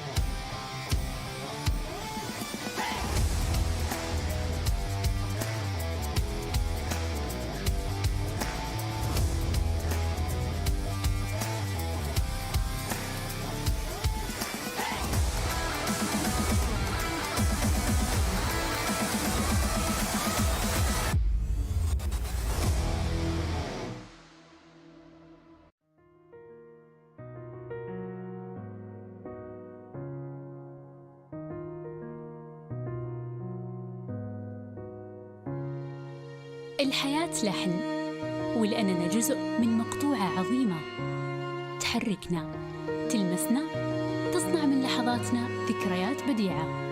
لأن الوجبة، التجربة، المغامرة يعطيك بعد جديد في هيلتون الرياض.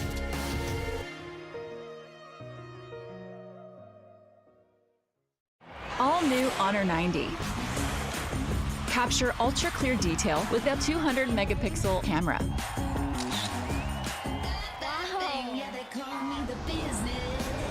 Care for your eyes with risk-free dimming display.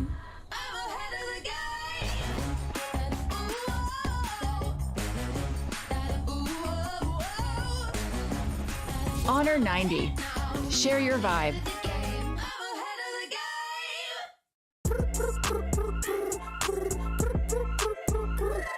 حتاكل انت تشبع وانت مستمتع وتلاقي الوجبه جايه على الاصول. واو يجيك العيش هش طالع من الاوفن والدجاج يقرمش just the way I love it.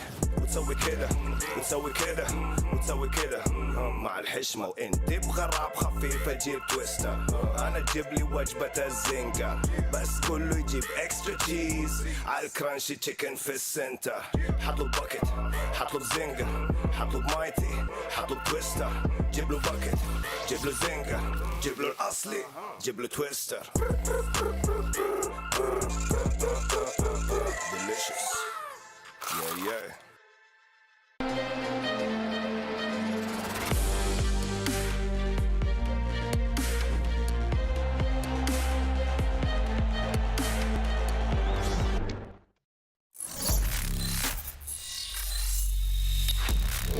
Open your eyes. When you look into my eyes, tell me what do you see? Tonight I'm gonna show you the wonders of them all. Hey, I got nothing to lose. I got nothing to lose. I need warriors. So is this what you want in? You wanna war? Show me what's up then. Now we ready to bust in. Take everything. Take everything. Leave them with nothing.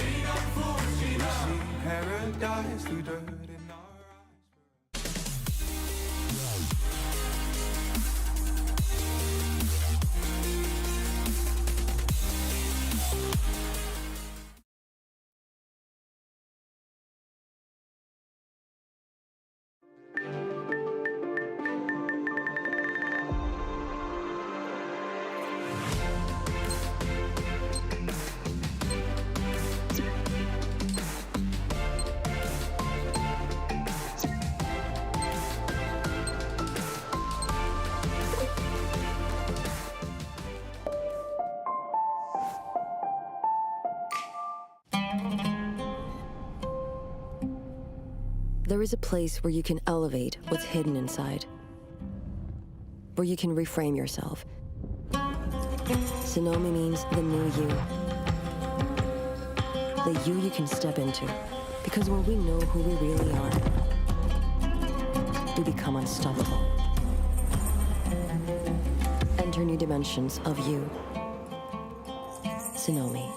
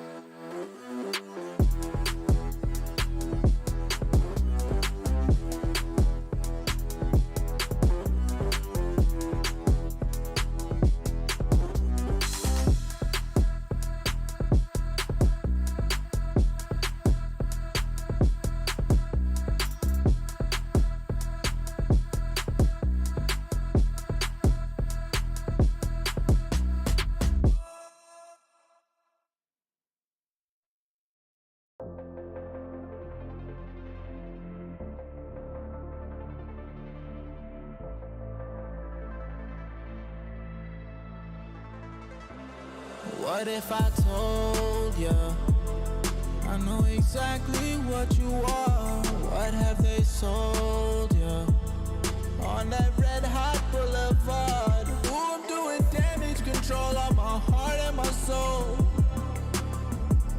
and ain't no one telling me nothing. I've taken control.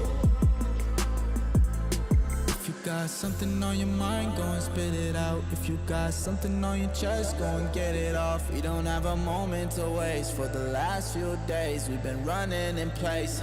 I need a vacation. Both hands holding on, but I feel it breaking. If I'm not good enough, how long till replacement? I see right through your disguise, your pretty little lie. What if I told you I know exactly what you are? What have they sold you on that blacktop boulevard? Ooh, I'm doing damage control on my heart and my soul. Oh no, I don't need your help, said I'm good on my own. Ooh, I'm doing damage control on my heart and my soul. Oh no, I don't need your help, said I'm good on my own.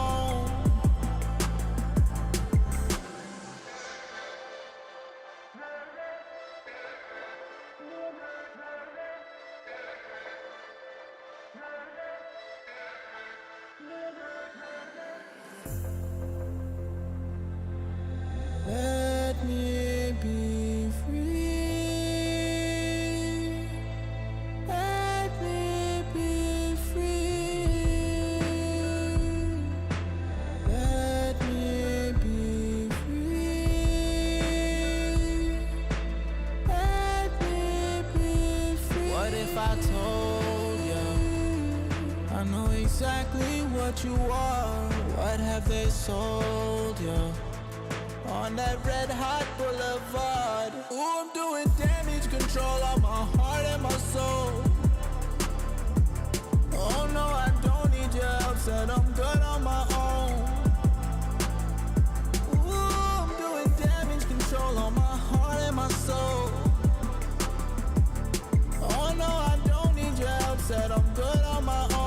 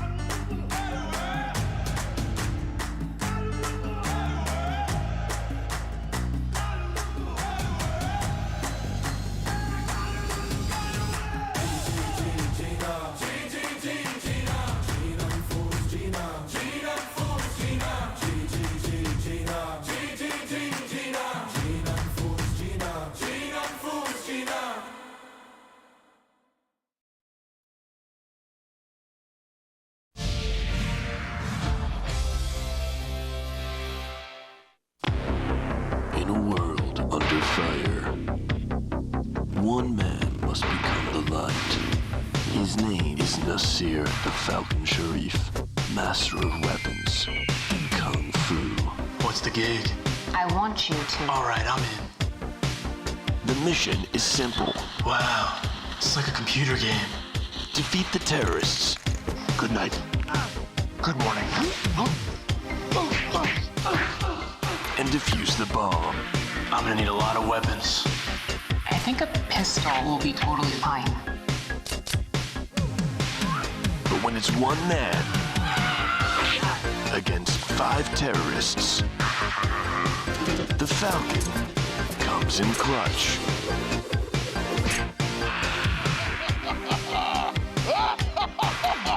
Bravo! You defeated my henchman. But tell me something, Falcon. Can you defuse a bomb? When danger strikes, the Falcon counterstrikes. Actually, I specialize in using bombs.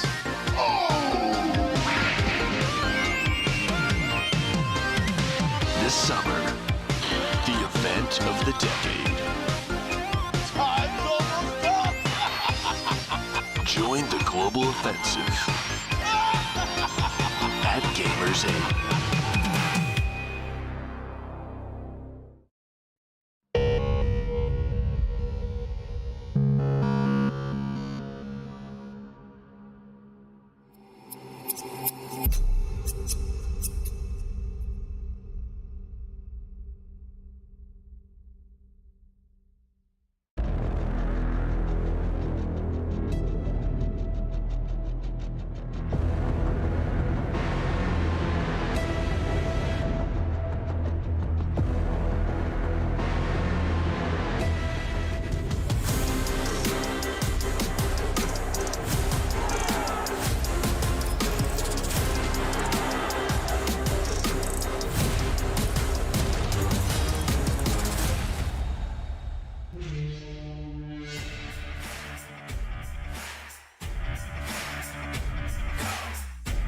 Well, the show match is over, and that is one thing that is for certain. There's not any more CS2 to be watched today here at Gamers8, but instead, we start out with the Savvy pre-show, which does lead us right into a beautiful grand final featuring Ints and Vitality. I'm welcoming you back. My name is Trace. You could probably call me many things, but don't call me on my shell phone. See what I did there, guys? What's up, Sarge? Nice. Okay, thanks. Not much, fellas. Let's start with the introductions down the line. Is that okay? We'll start with Yanko. Let's go. Prominent member of the Serbian Counter-Strike community and one of the coolest cats you might know. You all kind of underrated him, slept on him, might even call him resident sleeper, but the man comes in with hard-hitting facts, and whether you like it or not, you're going to sit there and hear it. To his right, we got Jason Moses O'Toole. He goes by many names, but Little Momo, that also will suffice, or Big Mo, as I like to call him off air. Now we go a little further, a maniac in his own right and a man with many hot takes and surely has something nice to say about Vitality today. Well, that's Maniac from Maniac Land. Thank you very much. No problem, gents. How are we feeling? The only reason I'm here is because Vitality is playing, of course. Of course. Reasonable. You've been warming up to that introduction this whole week. Yeah, and that's his best work. Yeah, you nailed it. Great job. So it's the grand Yanko final. is a What do you resident want? sleeper. You look nice, and I'm here for Vitality. Oh, it's Little Momo. Little Momo. Big Momo, he said in private. Big Mo. That's off air. It's Big I Mo. like Big Mo. Big Mo. It's got something to it. All right. Guys, we've kind of looked at this all week long, but now we're coming to a head here with at least Counter-Strike, and it all culminates into a certain, certain end, I guess I should say. Single elimination end. Yes, that is a certain end. No second chances. None. Have to hit the ground running, Jason. It is true. Yes, indeed. But there's so much more going on around G8. Actually, we were just here the other day in the studio. We heard fireworks going off outside. Can't really see them from where we're standing. But yeah, there's a whole festival. Me and Yanko took a walk around last night.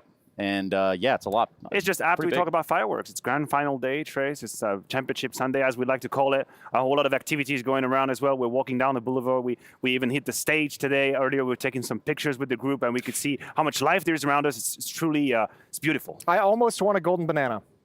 How close you get? Like half an inch away. Did you win that little, that half an story inch of your life, Jason? That half Sounds an like inch a little, really but matters. half an inch. It's the story of his life. It can make all the difference. Yeah, it really could. But the festival, there's a ton of things out there. I'm sorry you didn't get your banana. It's okay. But we'll try to figure We'll that fix out, that out. I guess. There's still so much more to grab onto because it's not just Counter-Strike. There's a lot of other games, and it all culminates in what is the Club Awards. And in fact, I think the easiest way to do this is to play this out so you can know exactly what's going on. This year, esports will reach new heights. Welcome to the Gamers8 Club Awards, an unprecedented initiative that will determine the best overall esports club in the world, and also support the entire global community. During Gamers8 2023, the world's best clubs will compete on 2 levels. First, in each individual tournament, and second, in the overall standings. High placements in every title will earn them ranking points, initiating the race to the top. After 8 weeks of intense competition, the winners of the Gamers8 Club Awards will be honored as the best and most successful multi-gaming club in the world. Competitors will fight for the lion's share of $5 million. However, it's not just about the money. On August 30th to 31st, the first annual awards ceremony will take place in Riyadh, Saudi Arabia. The land of heroes awaits its new conquerors. Yeah, it is the club awards for Gamers8, and as it stands, Liquid not gaining a whole lot of points here for their Counter-Strike contributions. Isn't that right, Lil Mo? Yes, indeed. They actually, played 2 maps, 1 series, eliminated right out of the gates. And who's the highest performer? OC is the second highest performer of the event. Yeah. That is some god-tier performance in one single map. NA almost on top. Almost on top. We were right there. Oh, you could taste it. Yeah, really, Falcons are going to join them on the same... something, that's for sure. He was talking about bananas. I don't know, bro. Anyway, look, we move swiftly on to our ALJ play of the day. In fact, do you guys have any idea what it is? I have no idea. It's Zywoo, obviously. Oh, Take it away, Maniac. This is all you, baby. Man, I was watching Zywoo when you destroyed G2 in that map. That was such a clean end. No. In that overtime. Yeah, it is. You want to argue me down that the second half he didn't stand up? You want to have this conversation now? You ready to have it? Yeah, take it away. No, that's a conversation. What do you have to say? Smooth. Yeah, I already said it. Exactly. He showed up. He got bailed out by Magisk. He got bailed out by Flames, and yeah, he showed up in the last 7 rounds. He's not even the play of the day. It's Flames. So shout out Flames, not the ALG play of the day, but also I saw the your ALG tweet. play of the day. You even called Zywoo mid for that whole map until overtime. Yeah, you called him not mid. overtime. I didn't say overtime. That's not true. I said the final moments of the game, he ascended to a religious level. That's what I said. Sure. Wow, that's said so eloquently. Okay. Thank you. Talk about Ascension. Losing my religion. Heard it here first. Talking about Ascension, let's look at the brackets to see how we got into the situation that put 4 of us on the same desk. And wow, what an idea that must have been. Ents versus Vitality, that is the culmination of a week's worth of play down here in Saudi Arabia. And of course, there are some teams here that might be your favorite, and they didn't quite make the cut in single eliminations. Yeah, story of the bracket, at least the top half is easy for Ents. Yet to lose a map in this tournament, had that overtime game against Team Liquid, never looked back since, completely crushed Cloud9, had a close first map, double OT versus Heroic, then crushed them on Heroic's map pick 16-5-2, Ents looking hot to trot. Yeah, they absolutely are. I think one big story, too, is we thought there would probably be way more upsets in the single elimination, and really not as many. First round only had 1. I thought there might have been, you mentioned 2. I thought as well you're going to be up there with 2 or 3 potential upsets in that opening round. But good run. I think G2, after that semifinal yesterday, they're going to be feeling like they really dropped the ball. They're going to be feeling like that was a game they should have won. You guaranteed 2, right, Mania? No, I mean, they had the map. They had everything they needed. G2 were pretty much served with that berth in the grand final, and this was a once in a 1,000 kind of scenario where actually things go completely south towards the very end. Gotta say, gotta give a little shout out to Virtus Pro, because I mean we hadn't seen them in a while, and they came out looking really, really dangerous. That was with Kickert, who is not going to be a part of the team moving forward. He was standing in for Norbert, who I believe suffered an injury, but should be okay now.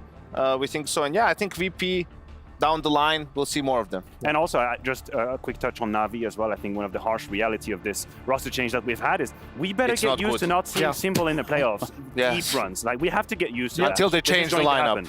Yeah, that might have to happen if we want to have the go to CSGO. They were kind of a team you were like, whatever your placing is, let's see what the eye test is with this team, and it was ugly. It was bad. Complicated. There was no positive growth from Cologne. No bueno. There's a lot to try to unpack with that Na'Vi lineup, and well, I guess unfortunate for us, or fortunate, however you want to look at it, we don't have to do that today at all. Thank you. Thank goodness. Yeah. So you really needed to come here. You need at least 1 series to get yourself in the big money, or well, not the last place money. So. I think got a whole lot of that new money, though. Got a whole lot of new money, though. Raindrop. Match of the day by LG. Drop top. Yeah, that's what we got. Match of the day, obviously, it's a grand final. We tried to pitch the show match. They didn't accept it. Oh, that wasn't an LG. Fair. But Ents versus Vitality certainly will take that mantle, I think, Mania. I mean, listen, it's a beautiful grand final to have. There's so many reasons What's to so be funny, excited guys? about it. Want to share something with the class? They're laughing at you, I think. That's what's happening. Yeah? I wasn't laughing at you. Wow. Why are you trying to stir up conflict? It's my job. Hey, Vitality hasn't beat ENCE in a series since Cologne last year. It's been over a year. Yeah, that's which is crazy. I know. It is. Right. Okay, so thank you for that. Let's go ahead and perhaps talk a little bit about ENCE, just from a very top-down perspective. I think they come in here and they make a good case. They've been proving it time and time again. If consistency was the question, I think that goes out the window. I think we've also done a really good job, Trace, you know, not to pat ourselves on the back, and Maniac, Jason not so much, of really putting people on notice when it comes to ENCE, you know, in Cologne. True. And then here as well, you know, you need to treat this team. Probably, if you're looking at it, I mean, ENCE is the #1 team in the world. If you look at the consistency that they've had, Dallas, they had a challenger event in Katowice, lost final to VP, final in Cologne, final here. And for me, they're the favorite coming into this one. They are. So it's time to cut this one up. What do you think, boys? How about a cross cut? Roll it.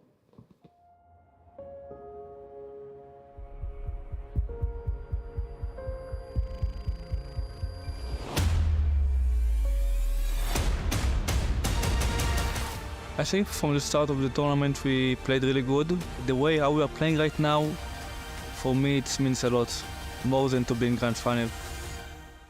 The flash is there and he mows them all down!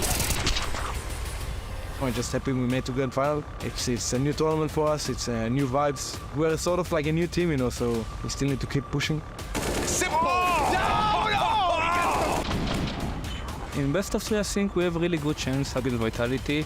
Every time we played against them, Sanpai was exploding, he was playing insane. But if you are playing against Vitality, when he's feeling it, you're in trouble. That sight, that is if Hunter is overlooked. Hunter, oh, he's down and out! There's no time for this. They need to be on the bomb. They strike in unison. Up to Flamesy. What have you got for us? One is enough, I think. They have to defuse. He just has to kill Flamesy takes them to the finals. And I think they've been showing that they're consistent since, like Dallas, they made finals, they won the tournament, they made Cologne final, and now they make this final. You know, they're very legit and they're very good. And last time we played against them, we didn't show up so much. We start the war again. It's really good match for me to play against my friends Flames and Spinks from my country. So I'm really up to play against them. Like obviously we want to beat them because it's net. Obviously there is internal things between us. We need to stop them, that's all the focus is. 1, 2, 3, At least Yabi pulls on back here, but Madden has been activated. Starting to do serious damage with his M4, looking for his 3rd frag, and he delivers. So lifting the trophy, obviously it would be amazing. It would be the first trophy. It would mean a lot to me. We're such a new team and we didn't have so much practice, and if we can manage to lift the trophy so early on with as much as job as we've done, I would be very proud of the team. This is our 4th time that we are in the grand final in a row. And like if we will manage to win this event, people will call us the best team in the world.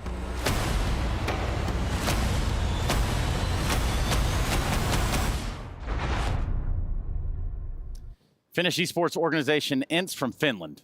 Nice. Say less. Nerds is right.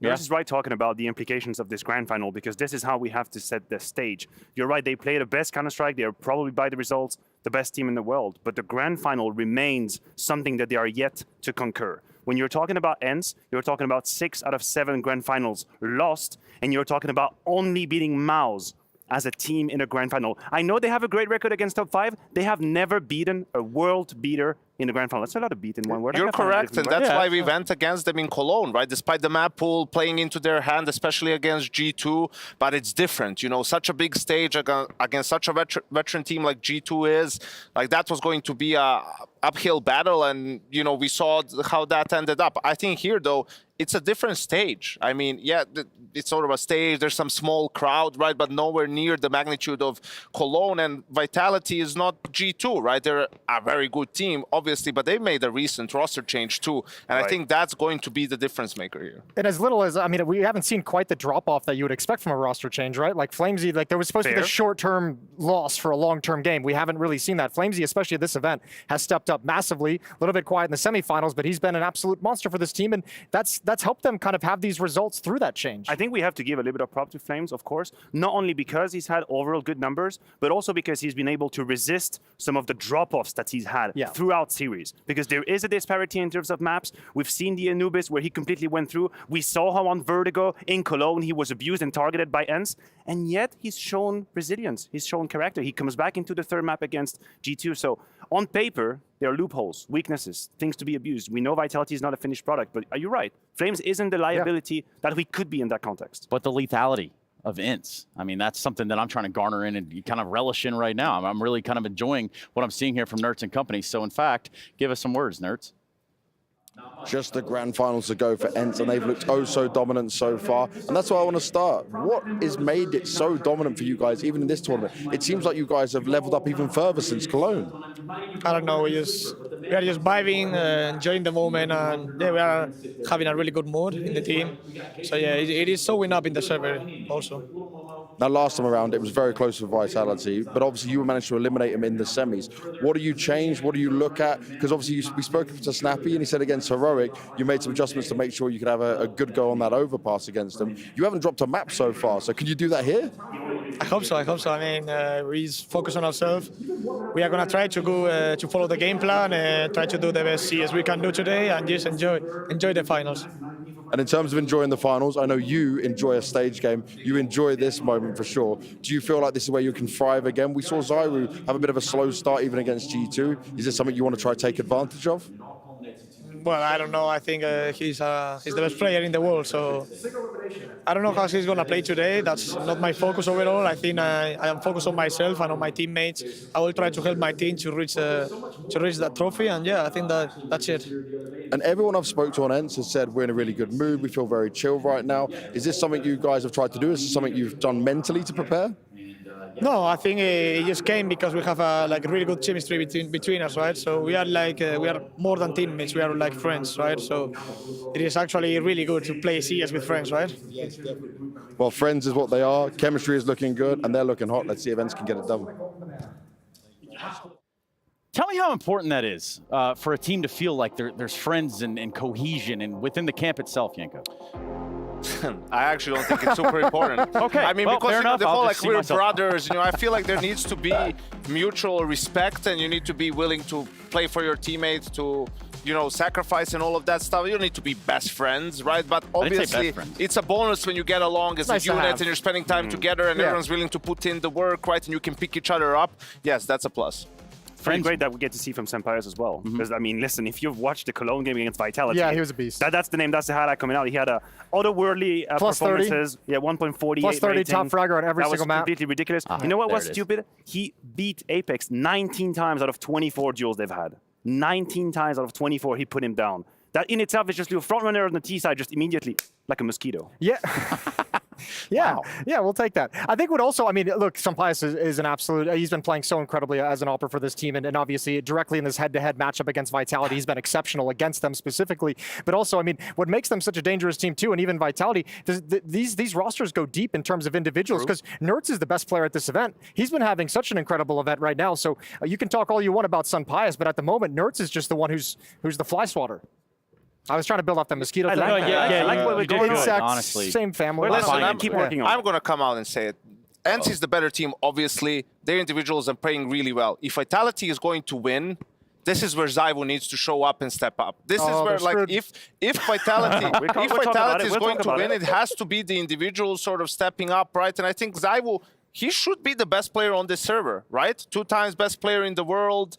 Number 2, the other 2 times and whatnot. So this is where, okay, if you're that good, prove it. Because if you're just going to go off of team play and whatnot and try to outplay ENCE like on a team basis, that's not the best way to approach this game if you're Vitality. I feel like we have this conversation about Vitality because he still hasn't done it. He still hasn't done it. It's funny, no matter how many key values you got. We're standing here and he just had about 27 kills in 7 minutes yesterday night. But we're like, come on, man, if you're that good, make your team win. He was lucky to get to the point where he could get those. Dude, he wasn't even the highest rated player in the series. He was lucky to get to the point to save. He's still the reason they won towards the very end. You're going to watch this game, you're going to tell me he's not the reason they won on Mirage? You really make that claim? Let's find out. He was one of the reasons. Yeah, he wasn't the reason.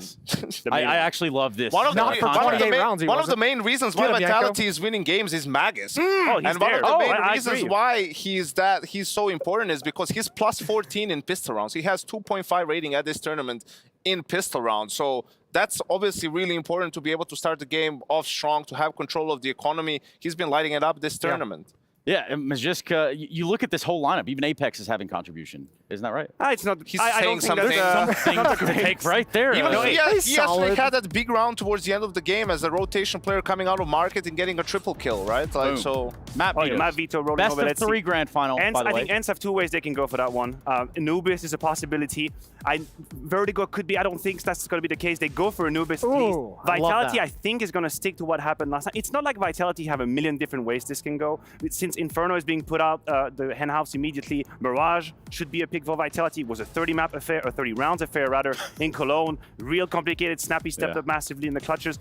I personally think that Vitality is in a good position in that veto. I heard a little bit about what happened. I thought they would get absolutely smashed to it. It's not as bad as I thought it would be. I like this Anubis map because I think Ents is the best Anubis team in the world. They have eight map streak right now. And Vitality's they're not slouches on it, right? So that should be an that should be an awesome. They picked it yesterday against G2. I didn't like what I saw against G2. I didn't like it at all. That's true. That's fair.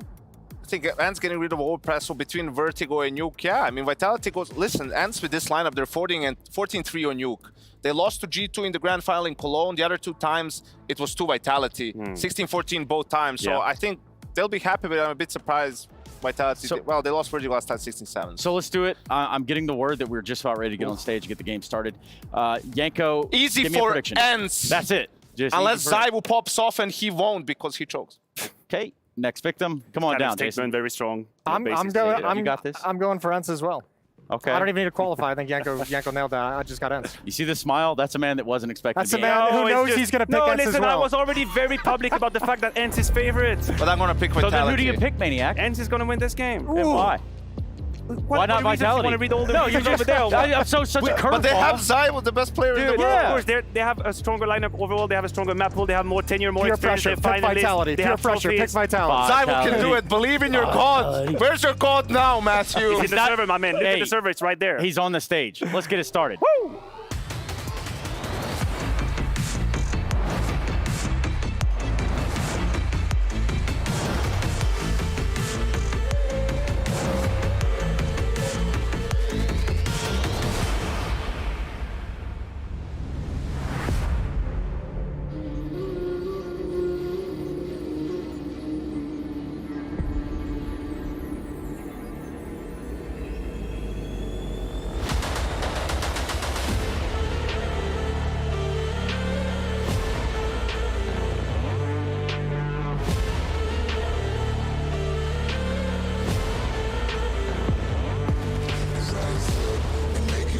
Ready for the war tonight.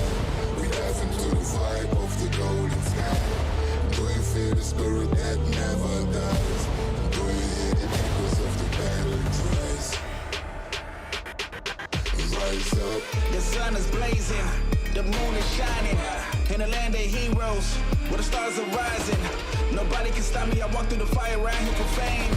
Who will us the gusts of the storms in the desert, this is not a game. We fight for glory.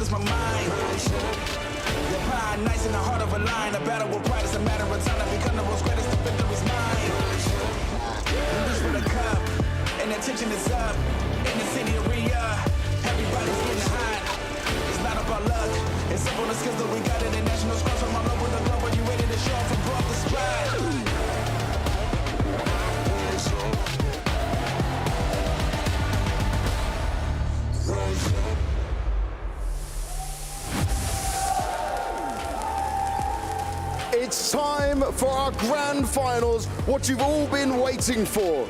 It's Gamers8 2023, and we've got ENCE going up against Vitality. How are we all doing? Now, when it comes to this tournament, it has been so tough for these teams. Single elimination with $1 million on the line. Some of the best teams in the world falling right when they wanted to find success.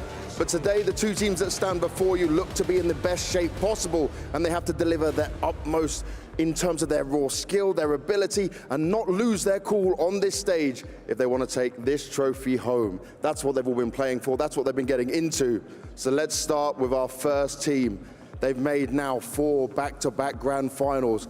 Can they make it a second trophy?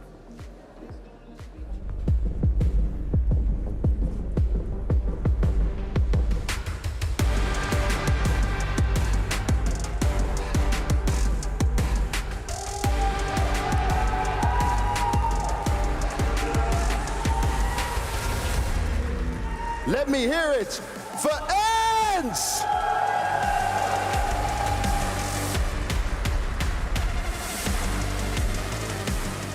ENCE right now dismantled Cloud9 and even took down Heroic on Overpass with the changes they made. This team is looking impressive, and Nerds right now is in an MVP level of performance. They've got smiles on their faces. They talk about chemistry and what they can do as a team. They have been enjoying this moment, and sitting in their 4th grand final, they're looking to find success and get this second trophy. This would be a huge one. This would be an incredible bounce back after Cologne, and this is a team that certainly has the capabilities of doing it. Do we have some ENCE fans in the house? They are cheering it out. They've got it there. Smiles still on their faces. For our next team, though, this was a team that looked to build on from their success of the major. They even removed a player and looked to rebuild themselves once again. It's certainly not an easy feat to do, but at this tournament, things have been looking good. You look at Spinks, you look at Flamesy, they've been coming up strong, and they've been looking dominant. But is it enough to lift the trophy?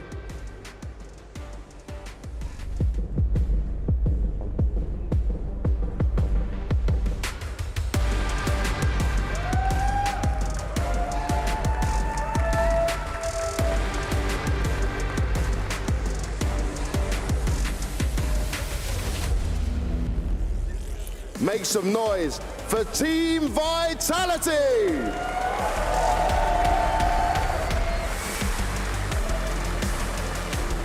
Vitality right now stand with the best player in the world on their team, but the other players around them have been leveling up as well. Now, last time around when they faced ENCE, they lost out in the semi-finals matchup. Here they have a chance of revenge, but it is certainly not going to be easy. They speak about having not as much practice as they want. They talk about the different form that these players have had, but this could be the ultimate opportunity to show the early success of this new roster that's been put together. Since Flamesy's come in, he started off strong. He looked good. And yesterday, he did struggle a bit more, but now he has a chance to redeem himself and show why he's part of this roster.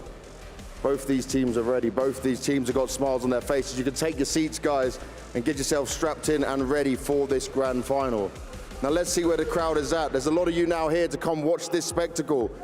Have we got some ENCE fans?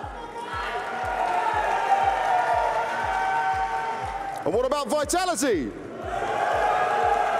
Ooh, that seems quite split. I like that indeed. Well, it's time for us to get into our grand finals. It's time for ENCE to take on Vitality. It's time for you all to bring the hype from start to finish. Let's go! Ladies and gentlemen, welcome back. It's grand finals time, baby. And we're here in the heart of Riyadh, where the desert sun blazes and legends echo through the sands. Two titans prepare to clash in a grand showdown.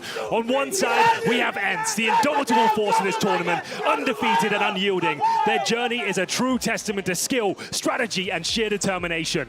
They've defied the odds, proving that passion and teamwork can rival even the deepest of pockets. Facing them is Team Vitality, the recent conquerors of the Paris CSGO major, a team that knows the taste of victory and craves it once again. With resources aplenty and a legacy to uphold, they are here to prove that their recent triumph was no mere flash in the pan. As the heat of the Arabian sun meets the intensity of this final battle, only one question remains. Will Enter's meteoric rise culminate in ultimate victory, or will Vitality and experience and prowess prove insurmountable? In this desert arena, only time will tell which team will stand tall, claiming their place as champions. Ladies and gentlemen, my name is Henry G, and joining me is a true icon of Counter-Strike. It's Mr. Anders Bloom, and it's an absolute honor to welcome you to the CSGO Grand Final of Gamers8. It's a best of 3 that kicks off here on the dusty tombs of Anubis. And Anders, I hope you're ready to blow the bloody roof off tonight, because this one is going to be one epic finale.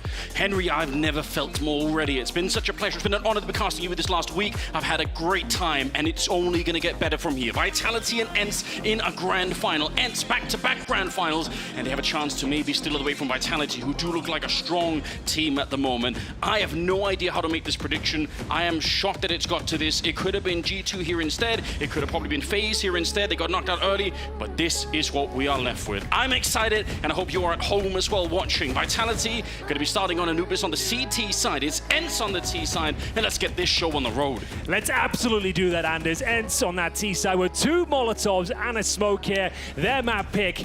I would say the favorites coming to this final as well, Anders. It's going to be a hell of a show, and we'll have a look at the Team Vitality setup as well. 5 sets of Kevlar here. Any aggression from the CT side will be notable as you see 3 players head towards middle. And here comes Diha, one of the absolute stars of the show.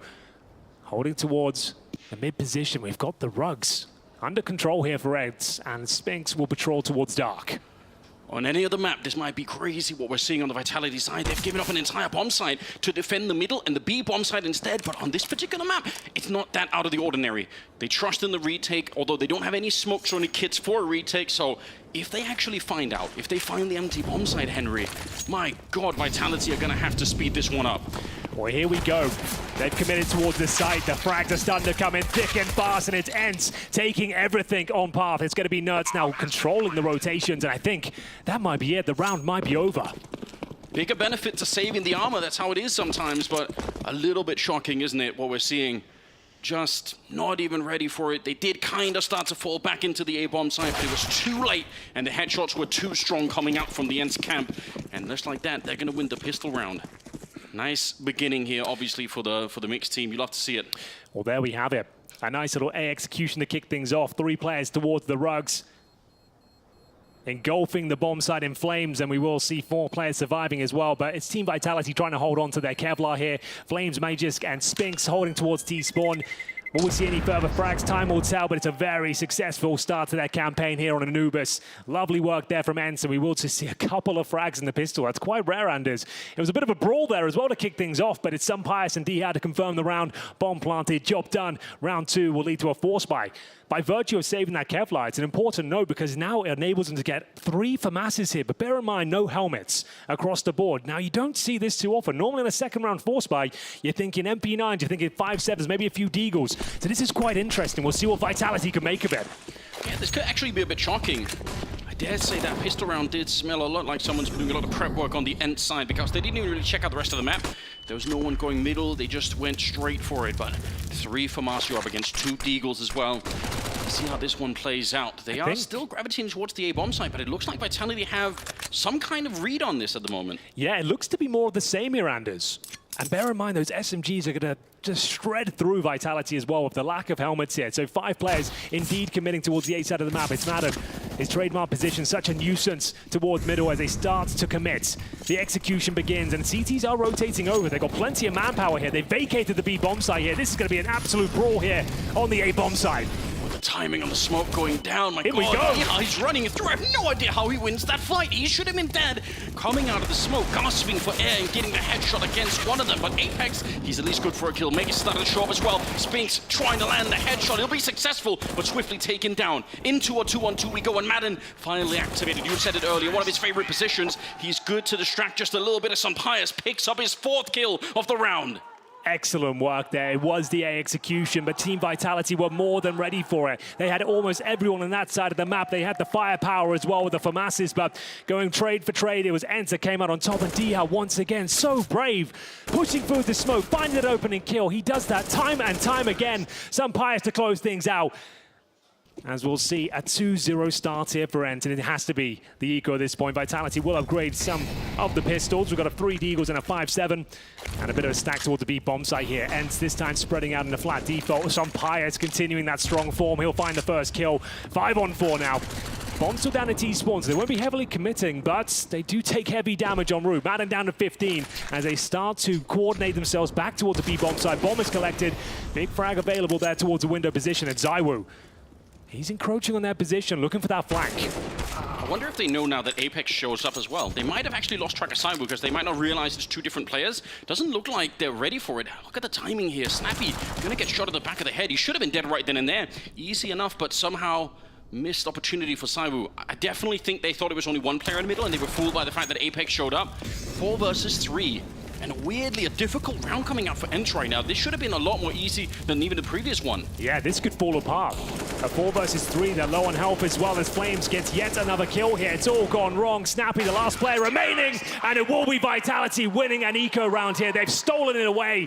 Ent, what just happened to them? The full buy up against just pistols, no armor, no grenades whatsoever, and Vitality somehow make it work. The B stack working in their favor, and we will see an AK-47 recover from Majestic as well. That sets the tone for this final. We are off to the races here. Lovely work here from those Desert Eagles, and now Ents will have to force buy back themselves here. We are going to see 1 single AK, 3 pistols, actually make it 2, and a MAC-10 and a Sunpire Scout, which can be very potent indeed. Watch out for him as Nerds will bravely jump across towards the A side of the map. Sampayas doesn't get anything done towards Dark and waiting for any sort of CT aggression. If Negus doesn't hit those 3 Deagle shots, then it's not even close to a round. It obviously made a massive difference, and what a shock it is. He's upgraded into the AK, and they have M4s on everybody else. No AWP in play on any side yet, and it looks like Ents really want to test the efficiency of this defense over the A-bomb side early in the half. They're conditioning them, maybe trying to put a little bit of pressure on, see if they can exploit that down the road. It's one of the strengths of Ents, their tactical side, the work between Saw and Snappy. They put so much effort into researching these teams that they're playing, and it's given them a flawless run to the grand finals. You can't really question it either.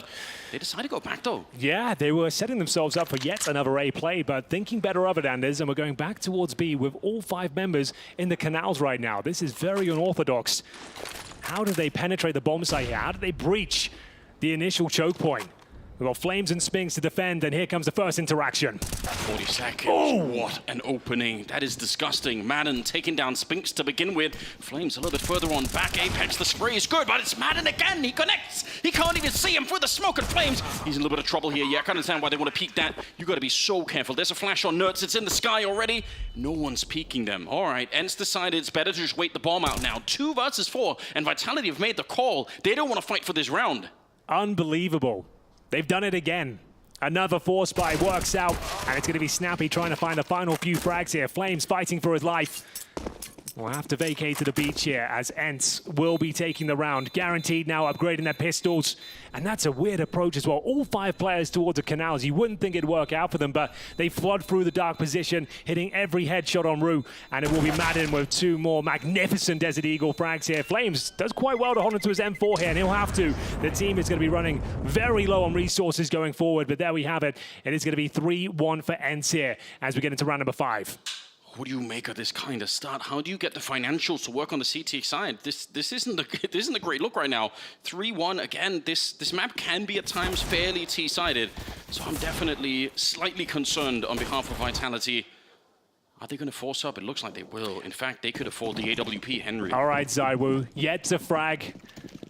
A controversial performance yesterday, Anders. I don't want to open that can of worms. I don't want to get into it, you know? Let's just see what he can do today. First down with the AWP, and Snappy, he is not slowing down here. Full on A rush here, running through the grenades, running through the smoke and opening things up, taking down the double kill, leading by example. Snappy has won the round single-handedly.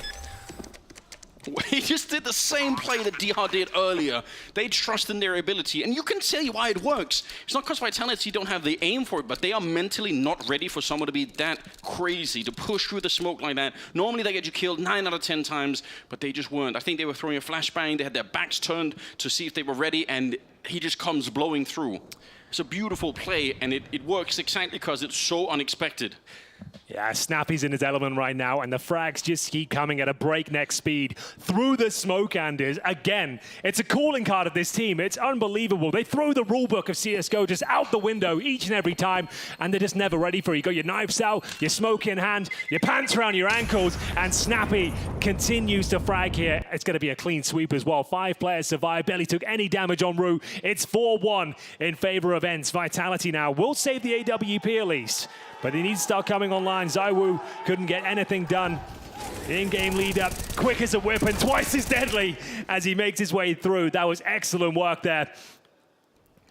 One of the classic faces of Apex. He's got quite a few of them, doesn't he? I like that you touched upon the controversial performance and didn't want to really get into it. You could feel the tension on the desk as well. It's a really hot topic these days. Where do you play ZywOo and where does he fit into these really, really big matches? He did save the AWP, and I don't really blame him for not trying to run in to try and retake. It would have been ridiculous to try in the last round. This is a new look, though, for ENCE.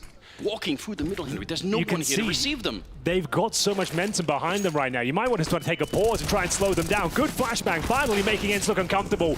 It's Magisk who will open things up to 5-7, but Nerds has got so much space here. Mid is under their remit, and they're going to be crunching the B bomb site from CT Spawn, Anders. They've made their way in behind enemy lines, and you can tell it's so hard to figure out where are they. You know that they're back here somewhere, but it's such an uncomfortable fight. All of these are angles you're not used to fighting at, right? You've never trained to fight this far outside of a bomb site. In CT Spawn, in fact, the bomb is making its way over, but there is still a bit of defense. Spinks, and I think more importantly so, ZywOo on that AWP, saved from the previous round. He might have 0 kills right now, but if they give him a chance, they're actually going to walk away. I don't know how they're doing this mid-round calling, but it's working out for ENCE. They're walking away from that big cannon on ZywOo and instead attacking a bomb site with only 2 people, and they should be able to just grenade this out, smoke it off, and get the bomb down. Yeah, they know this fight's not worth it. They've got no resources to really hold them at bay, and they don't have the firepower either. It's going to be Galil in the hands of Magisk here. And they do stick around longer than I expected, taking severe damage there through the smoke. They're going to go for a little boost here, but it's behind the smoke, and that's ENCE's specialty. They're probably going to spam you down any second now. And there it is! Nerds once again will find them. Unbelievable. Diha continues that strong form we've seen all tournament long. I thought they were going to save. Why are they going for this? It's now down to Spinks, who might be able to steal a Desert Eagle kill away, but you know for sure it's going to be traded out. There it is. And we will find the second kill for the poll, as ZywOo remains. Has he found his first frag yet? 0-3, he has not. The world's best player has been silenced thus far as we go 5-1 in favor of ENCE. He wished they would have showed up, but they didn't. They picked the right bomb site again, back to the A bomb site. I love it, Henry, with your fingers deep in the simulation. You see it here and it pops up there. The spray right through, knocking down the boost. It's absolutely brilliant. 5-1 in favor of ENCE. It's such a quick start. Surely they've watched their other games. You can't sit behind smokes against this team. They'll get you every single time. So much awareness, and Spinks, yeah, he did well to get one, but instantly traded out. And Vitality now really got their backs to the wall. Round number 7. And they're going to send 3 players towards B. Maybe a little bit of aggression for ZywOo. Try and push through the flame, try and get an opening frag. He holds defensively for now. And nothing indicating a quick set piece here from ENCE. They're going to be set up in a flat default. Snappy's got a lot of control, though. Oh, it's going to be... If he hits that shot, that would be amazing for them. It was a freebie on ZywOo, but he misses out on the opportunity and actually takes a ton of damage. That's a bit of a disaster for Snappy. Was it ZywOo that got the flick to do that damage? I think it might have been through the wall. Might have been, you're right. But he is so lucky to be alive. What a gap in the defense. But they know ZywOo's on that side of the map now, right? So that might be the cue just to walk in a contact play, knowing there's no AWP. They've got the AKs in hand, and a Sun Pious Orb looking to do incredible work here. Apex surrounded, and it's going to be Diha once again, cracking things open. Yeah, the long tentacle of ENCE has wrapped its way around the A-bomb side once again. Apex trying to answer back, but they're coming through the middle. They're holding the rotation. You can see Mad and Ready in the corner. The spray is perfect. It's looking easy for him. And now just the Geedle out, trying to see if he can find Spinks as well. 2 versus 4, but the bomb is going to be planted here. Vitality, do you want to risk this? Would you risk this, Henry? 2 versus 4? Definitely not.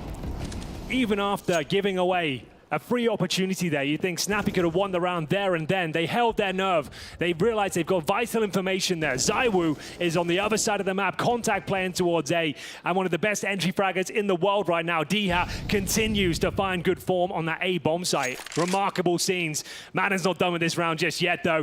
Here we go, looking for these remaining players, wearing his heart in his sleeve and the pride of Montenegro on his back. He steps up once again in this round, and ZywOo will have nothing to say about this one. I don't think he even survives. Nerfs will have him, and another clean round from Nents.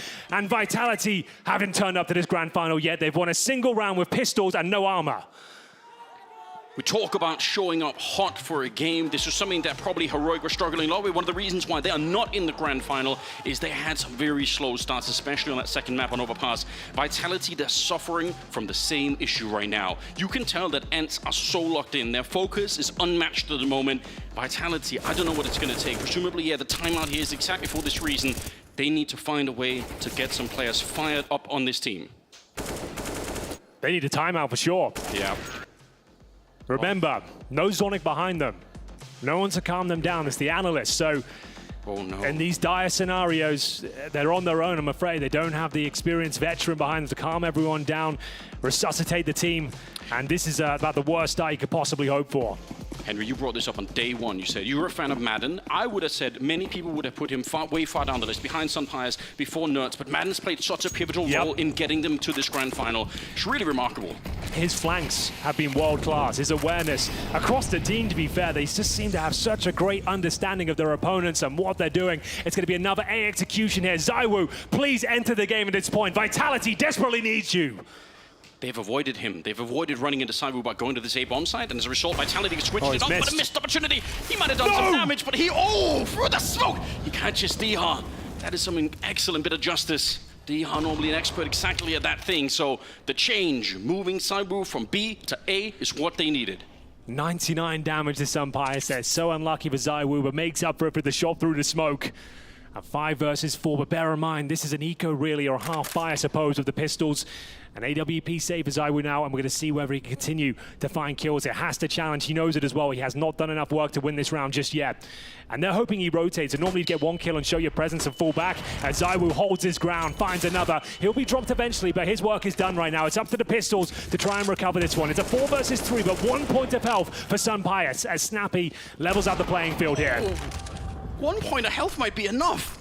The Spaniard showing up and taking out Apex, who was about to flank them. It could have been a double kill, and he's ready for more. Spinks around the corner, but Sunpires not going to miss a shot this round at all. 2 kills on him. He might have saved Ents. It got close, and ZywOo did everything that he could. Did enough, perhaps, to even win the round, but the rest of them couldn't find the kills they needed. 7-1, Henry. 2 opening frags for ZywOo would normally be more than enough to win a round, but not in this case. Ents recover once again. So unfortunate that first kill as well. If he takes down Sunpires, could have been a very different round, but he does 99 damage. It's so unfortunate.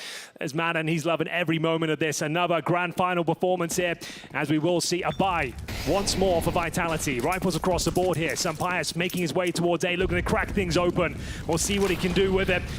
Oh, no, not going to happen. It's going to be Magisk. Finally silences the Spaniard here. A real measure of how confident he is. A real test for Sunpires. He was feeling it. He wanted to see if he could take that fight. And he's a little bit more explosive of a style of Oppa than ZywOo. You could see ZywOo's been a little bit further back waiting for it. Oh, wait a minute. Nerds reaching the smoke, trying to see if he can make his way through. Nice find for Flames. That's important. Okay, one of the first real mistakes there for Nerds. He had an opportunity, couldn't quite control the spray, and a solid advantage for Vitality. This round they have to convert, Anders. There's no 2 ways about it. Has to be 7-2 here. Apex, nice flank, but not a great shot. Snappy will find him. And we've got 1 minute on the clock here. Not all is lost. They probably don't win this round, but if they can keep it very expensive for Vitality, it's certainly worth it, because they've got tons of resources now, Ents. They should be going for this. They don't need to save, and Madden's just spotted 2 players towards Dark. Can he find the kill? He actually just jumped in there. Snappy with a missed opportunity, but the bravery. It was Sunpires at the beginning. It was Nerds walking through the smoke. It was Madden this time. This is what it means to be fired up. And Sunpires even said it in the pre-game interview. We're playing off the vibes. Internally, the team feels amazing. Everyone's there for each other. They're certainly playing like it at the moment. Makes it a lot of fun to watch them.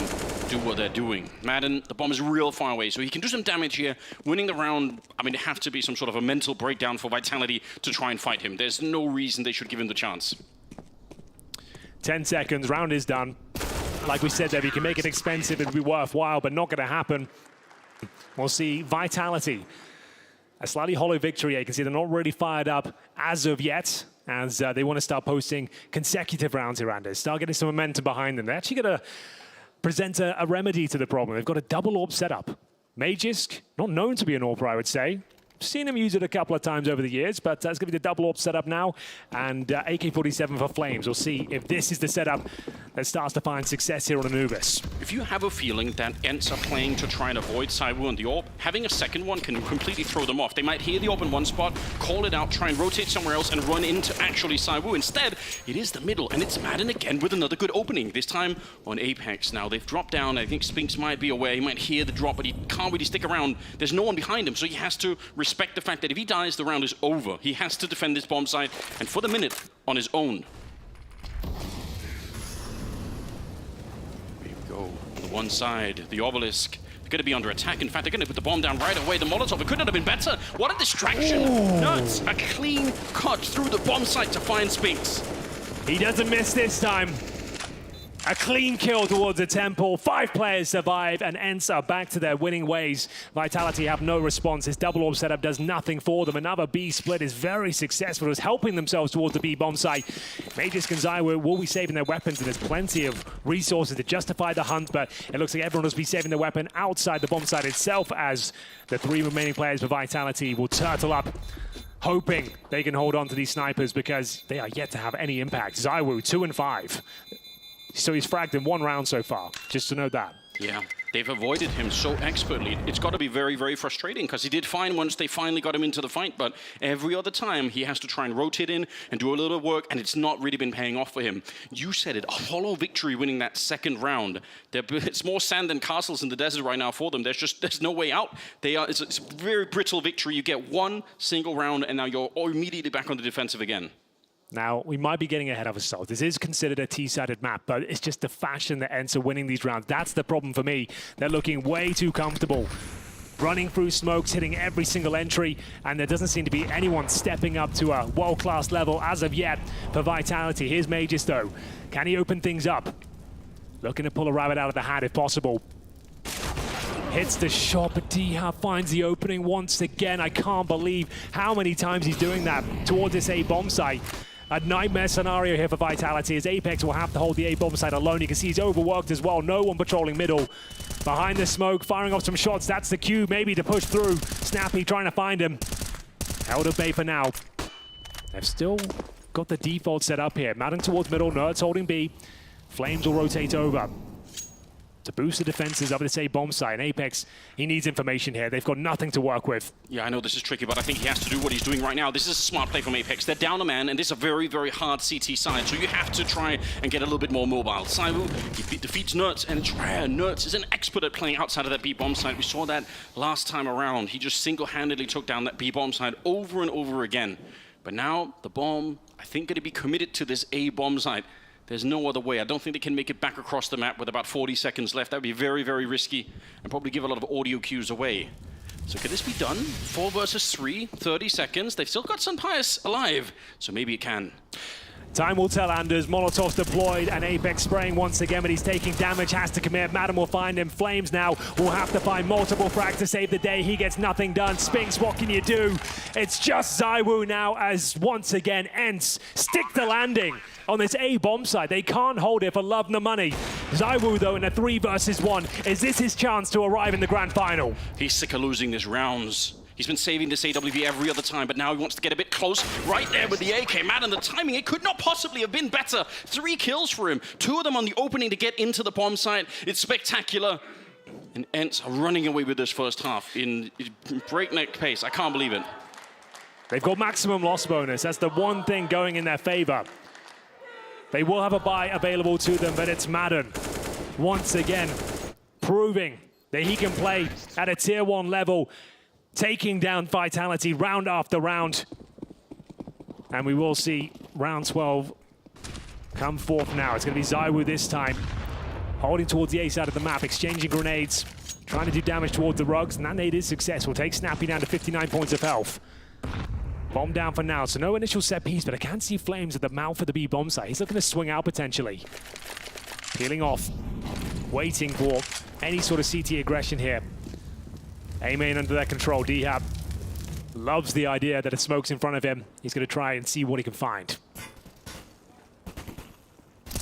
So close to it. He's already walked through it once. He's going to do it again. Look at the balls on him. He's just in the bomb side, up on that little plateau in the back, and he's fighting them. He will lose the fight ultimately, but it says something about Vitality. They should be ready. He should be dead when he comes through that smoke, but he has this internal timing, and it's been working out. Now, they might try and switch it with Madden in the middle, being the rotation point for the rest of the team to try and go towards the B bomb side. Oh, nice. He's going to get found. Well done. Yeah. That's Apex. Good response, but Sumpire still alive and well, and Nerds is behind enemy lines here. That's a great frag. One of the best performers in this tournament so far has found space in the B bomb site, and now just 2 players left for Vitality. They got 2 frags towards A. It was looking so good, but it's coming crumbling down again. They're going to have to go for it. Apex dropped in towards the dark room, and Magis with an AK-47 has nothing to do with this one. It's double digits for Ents here in the first map of the grand final. Even when it looks solid, even when they get the double opening, it looks like they're building something really strong, and it completely collapses at a moment's notice. This time, it's the good shot from Sunpias, and the fact, like you said, that they'd actually already walked onto the bomb side. Nerds was so deep in, no one was thinking about it. I've rarely seen anything like this.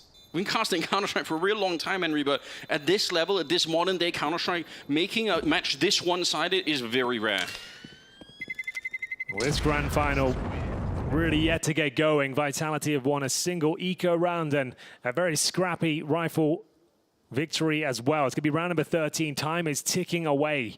3 rounds to play, and they don't have much. Like we said, maximum loss bonus, of course. A saved AK leads them to half by territory, which they can win. They've got world-class players within their ranks. Magis, though, will have to go above and beyond for the squad as they take a timeout. And as you mentioned, no Zonic behind them. They've got Matt, the analyst, who will have to pick up the pieces here, rally the troops.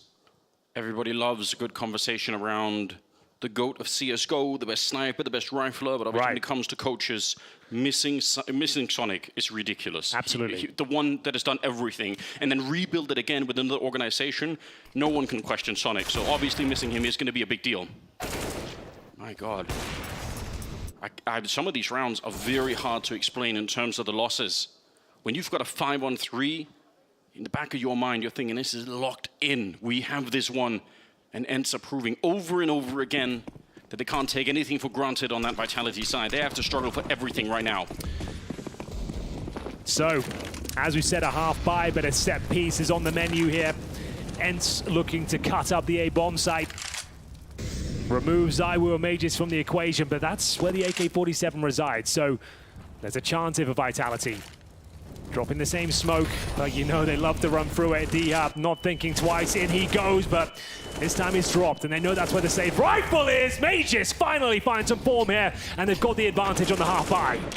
This is the start they need, but they had this before. They've had the 5-on-3. This time they just have to manufacture a little bit more behind it.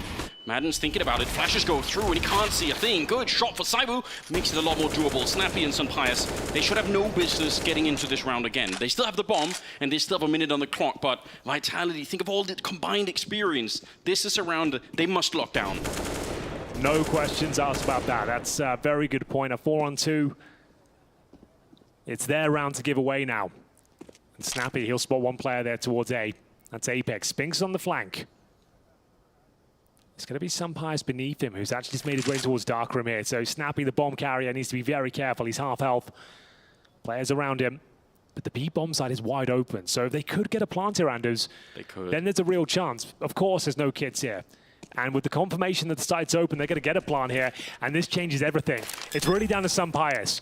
If he can start finding pick after pick here, it's going to be very, very difficult to take him down. And he's focused towards the main entrance right now. Snappy will hold towards Dark.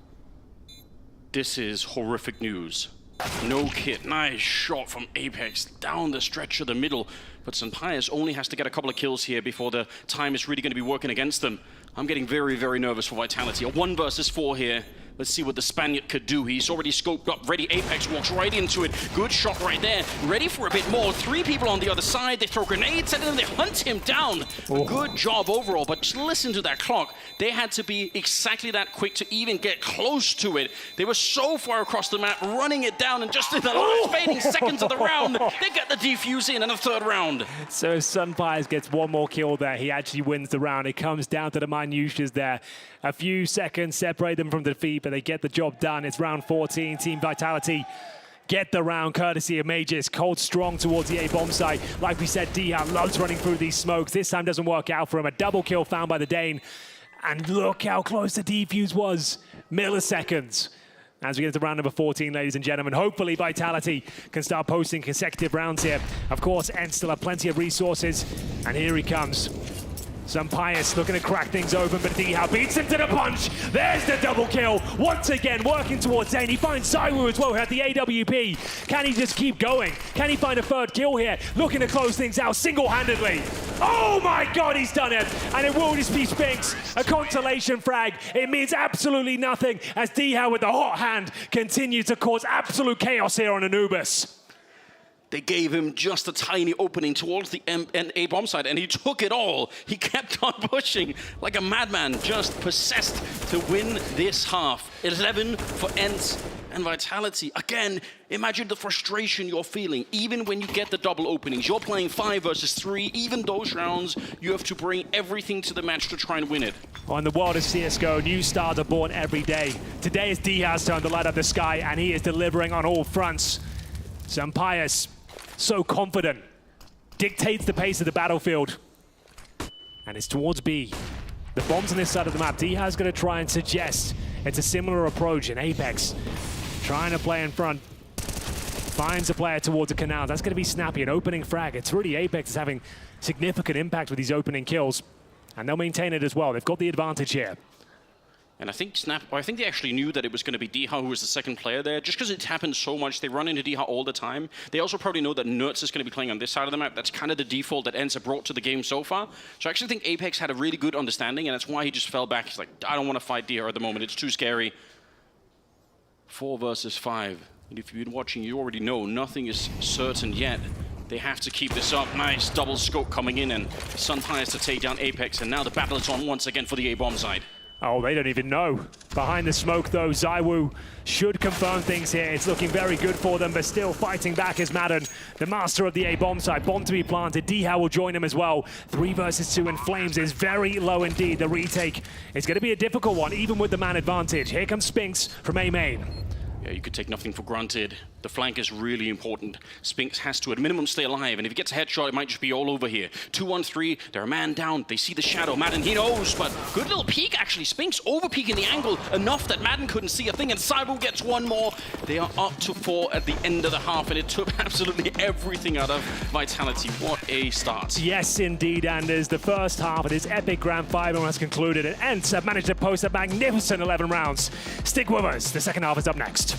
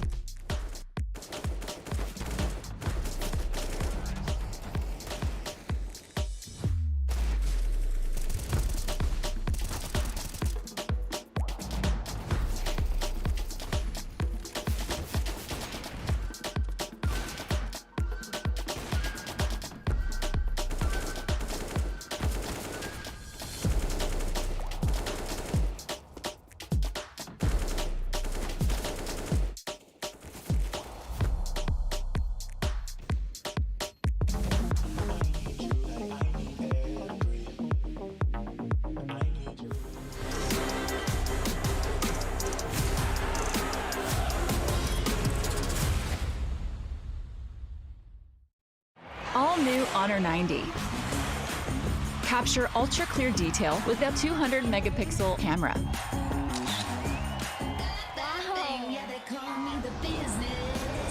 Care for your eyes with risk-free dimming display.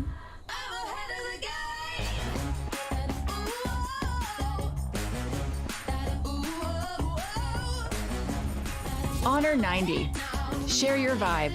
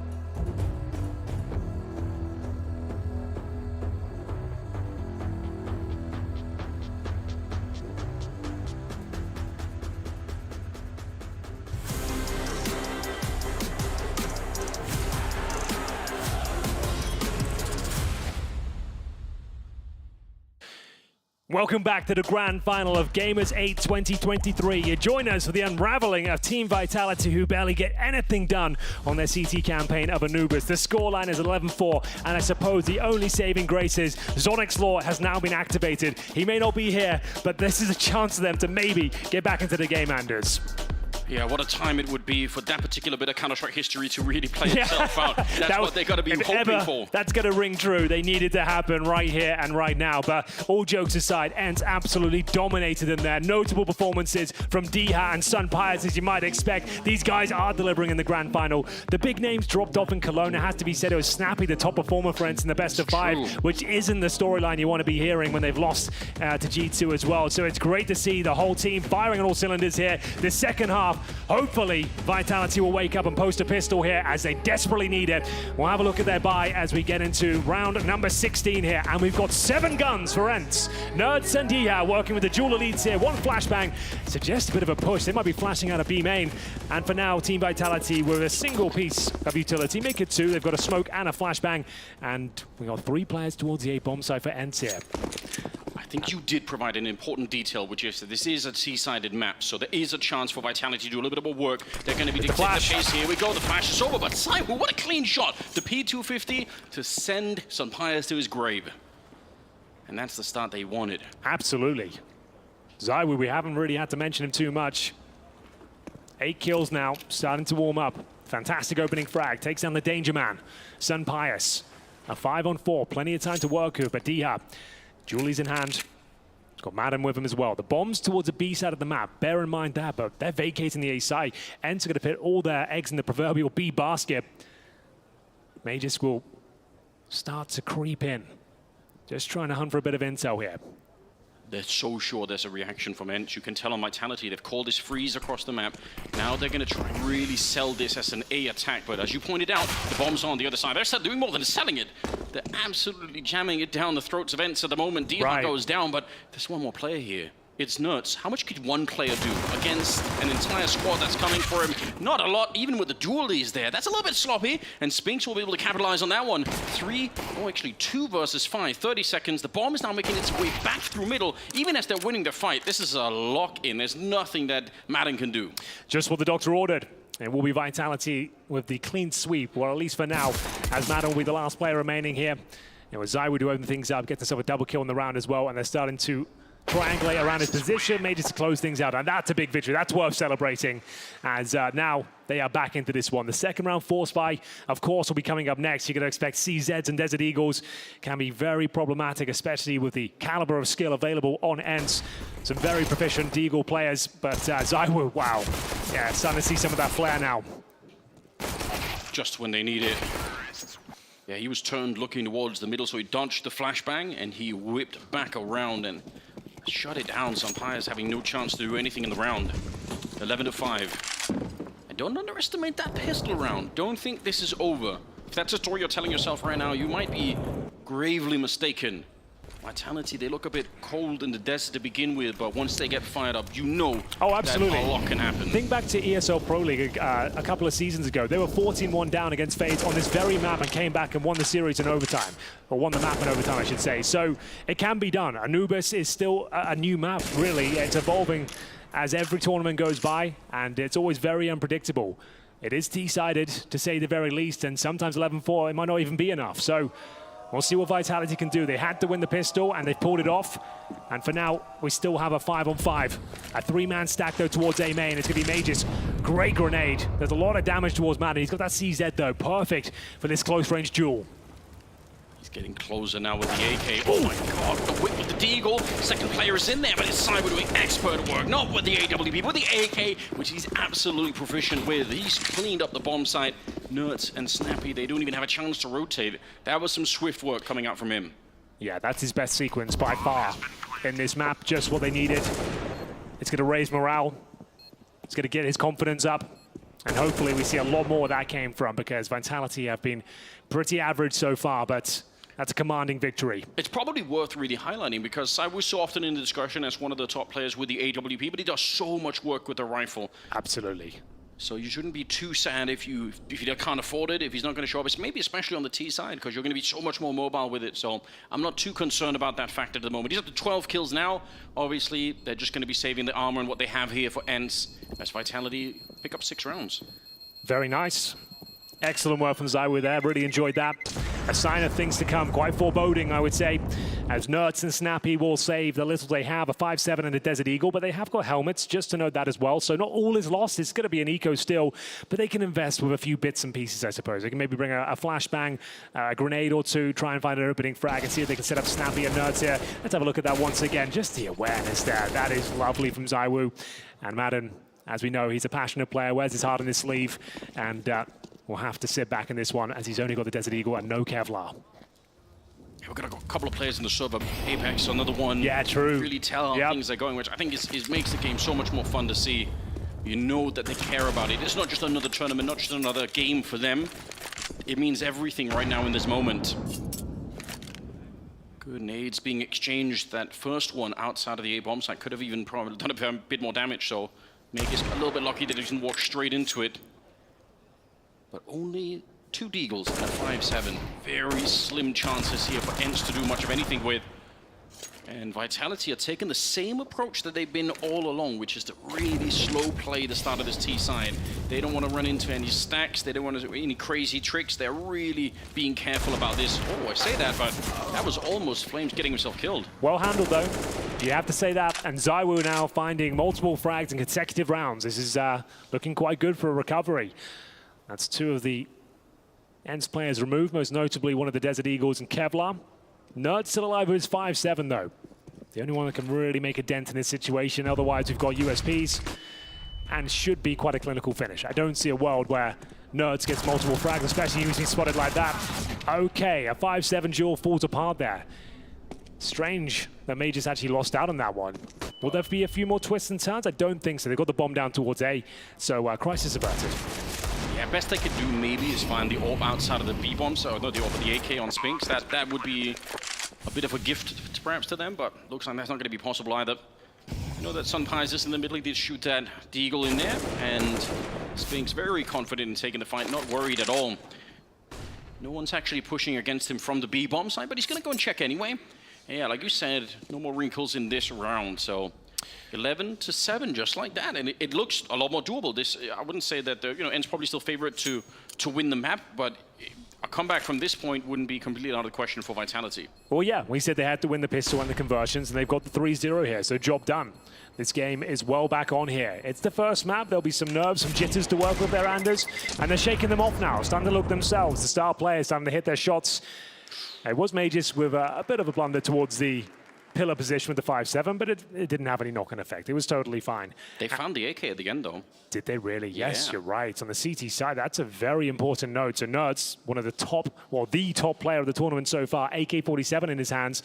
That could be a very important narrative to follow. We'll see whether he wants to go for an initial duel, knowing he has the one-tap potential. As we get into round number 19 at the first map of this grand final, it's Anubis, picked by ENCE, specialists on this map, considered to be one of the world's best. Landing towards middle. And it's a default setup here. ZywOo, AK-47 in hand, working towards A. And Sunpius, clean as you like. There wasn't a world where he's going to miss that. So much conviction behind his plays. And he wants a bit more of the action here. He's everywhere, and he was in the first half as well. That's a really wide swing down in the middle. It's dangerous because you can get peeked from the other side of the middle.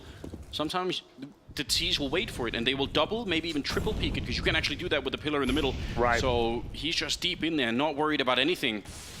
Still a minute on the clock, and still only 2 people at the B bomb site. So in theory, they are just a kill away here, Vitality, from opening up the site. Remember how many 5 versus 3s that ENCE themselves converted when they were on the T side? No reason that Vitality can't do the same here. Time will tell, Anders. Still with the advantage. Nerds, though, aware they could push through that smoke. Sunpius, though, good vision towards B main. Nerds with great awareness as they continue to find frag after frag here. Round should be confirmed. Death from above, and Snappy fumbles the kill, but Diha will make up for it. Bomb down. And Magus, surely nothing left to do here. An ambitious spray towards middle leads him to nothing, and it will be ENCE posting their first round here in the second half. 12-7 overall, but there should be plenty of resources. Bear in mind, they didn't really drop any frags in the last couple of rounds here, so ZywOo can even bring out the AWP, as he will do. First player to purchase, and they are absolutely fine across the board. So ENCE with quite a clean round there, courtesy of Sunpius. Like I said, he just dictates the pace of each and every round. He chooses where he wants to go. Yes. He's willing to take the pick, and I would say 90% of the time he seems to convert the shot. He's impressive. Really impressive. 17-8 is his scoreline. Yes, to head into the 20th round. Need this round Vitality. Money is broken. If they give this one up, they'd be 13-7 down with Nico ahead of them. Setting up for maybe a set piece, or at least get Spinks in position to try and find some space here towards the B-bomb side. And they've changed it. They've put Sunpius on the other side, so they're trying to do exactly what ZywOo was doing, which is finding a new position with the AWP to throw them off. Means it's Snappy and Nerds that are playing the B-bomb side at the start of the round. If they just do a standard execute, the good Molotov's down, they should be able to crunch it here. Magus might be the weak link. If he dies, then they can really focus on the main entrance. The Molotov to put some pressure on, and he actually needs to jump out of there. So they're going to know that something is going on in the middle at the very least. Another nade. Oh my god, they double naded. They've exploded Magus in the middle. That's a disaster. 4 versus 5, and they're on. They know they have to go for it because there's no other attack coming. Magus was the middle part of that pincer movement. Like we said, this is a huge round, Anders. Ramifications to follow. If they give this one up, it could cost them the map here, and Flames has been dropped. Snappy mowing them down, and it's a very clean finish for ENCE. 3 players survive. Vitality with no plan are left at around $2,000 per player. That grenade sequence, though, you're right, they're just one step ahead. They've done their homework, they're aware of the tendencies, and their Vitality are punished for them. What do they do next? This is an in-game leader's nightmare. There's pick your poison time. You either go with the force buy, the hero play, or you take a full eco and allow your opposition to go 14-7. They've gone with the latter here. There's not much to speak of. Some P250s, a couple of Deagles. Could barely justify that. They're beneath the $2,000 mark. And they've won with pistols before on the CT side, but that's when you can hold defensive angles. But through the smoke, I don't know how ENCE do it each and every round, it feels like. But another headshot found from Madden. 14 kills to his name. ZywOo starting to climb the tables, though. 15. Mollied off for now. And he's using the incandescence of the flames to potentially steal a kill away, but there's another one. He'll have to run through. What a shot that is. Can he find the double? Snappy's ready for it. And he'll maintain the advantage. One of the 2 Deagles removed here, but still firing. Spinks keeps him in the round here. So a competitive round, to say the least there. A couple of kills on a full eco. Nothing to be sneezed at as Diha will spray them down. 14-7 though, Anders. touching distance now, picking up their map pick. The first of this best of 3. Really superb timing for Dihar to show up just as Nerd was in that extended fight, you know, dropping his M4 to pick up the AK to continue the battle, and then Dihar shows up just in the nick of time to shoot them in the back. It's everything you could have wanted here. You're right, they do have a knack for shooting people through the smoke. Look at this timing, yeah, just nothing that they could do. Double kill for Dihar at the end, and ENCE landing themselves at a solid 14. They're 2 rounds away from winning the opening map in this grand final. I did not expect myself to be saying that. I really thought this was going to be down to the wire, but ENCE have shown up with a different level of focus today, and Vitality yet to get really warmed up. Yeah, it's normally the grand finals, that's where ENCE drops off. They have magnificent tournaments, but yet to even drop a map in this tournament, Anders. Continuing with that here, if they can close this one out, it's going to be the perfect run so far in the grand final. And towards A we go, but guess who's waiting for them? It's Sun Pius with the big green in hand. Can you get rid of him in this position, though? Flash to set it up. He's a little bit early.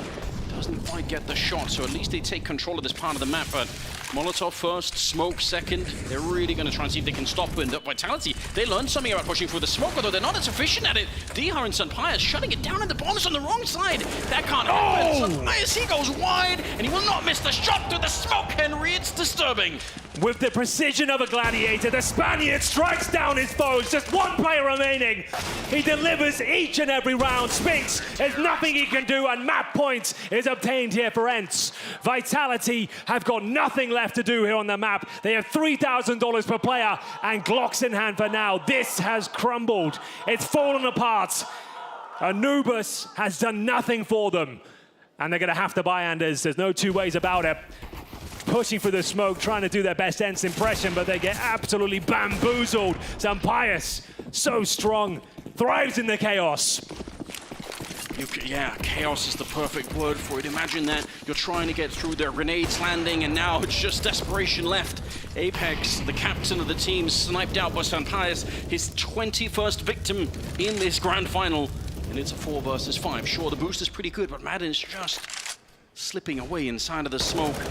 They wanted to catch him. It's a good idea, but they don't get what they needed. Oh, look at this. Real tricky work coming out. This is something that we saw in the beginning on Anubis a lot. We haven't really seen it in the grand final yet. It's ENCE putting pressure outside of the B bomb side. Nerds, he's deep in here. They should know. The double peek is good, well timed. Spinks will be able to take him down and just puts us back in a 4-on-4. I like this though from ENCE. They're not sitting back thinking, oh, don't throw it around. They're playing to win. They're looking to close this one out. Madden, he's certainly doing that. Great flank coming in, and they've done it. Oh, what a finish as well. 16-7, a dominating performance for ENCE, setting the tone for the grand final and continuing their perfect run here at Gamers8 2023.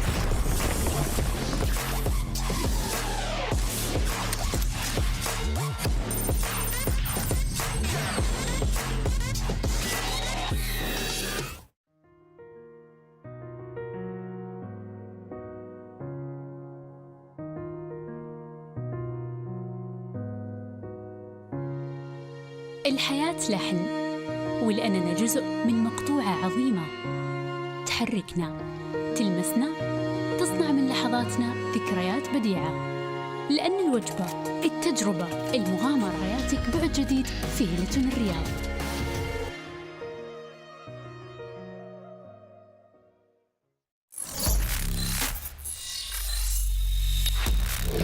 Open your eyes. When you look into my eyes, tell me what do you see? Tonight I'm gonna show you the wonders of the mall. Hey, I got nothing to lose. I got nothing to lose. I need warriors. So is this what you want in? You wanna war? Show me what's up then. Now we ready to bust in. Take everything. Take everything. Leave 'em with nothing.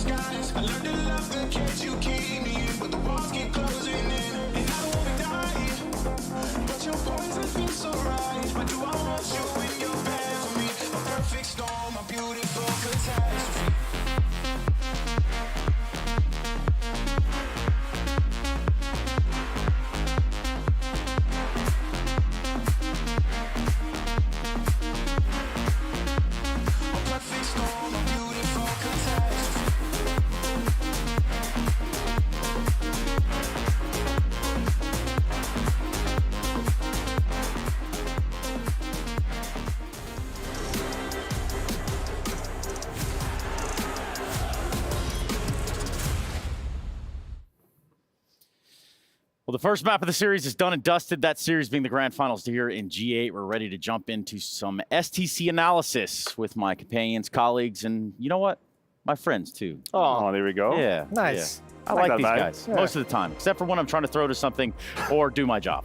But other than that, yeah, they're pretty great. And so is ENCE too. Would you look at the score line? How about that, Maniac? Yeah, listen, the best team in the world on Anubis strikes again. I'll be real with you. When I thought the veto through, one of the main reasons I said ENCE were going to take it anyway was that I thought Vertigo or Anubis would be the third map. And on any of these, I would have never given Vitality a fighting chance, no matter what happened. Now, this is the equivalent of boarding your flight and having your pilot telling you, ladies and gentlemen, there's going to be turbulence in the first 20 minutes. I'm sorry for this. We're going to get you through this. This is how I feel about Vitality. This was turbulence. That might have been way more than turbulence. They did such a good job in like the first 6-7 rounds of just focusing on that A bomb site.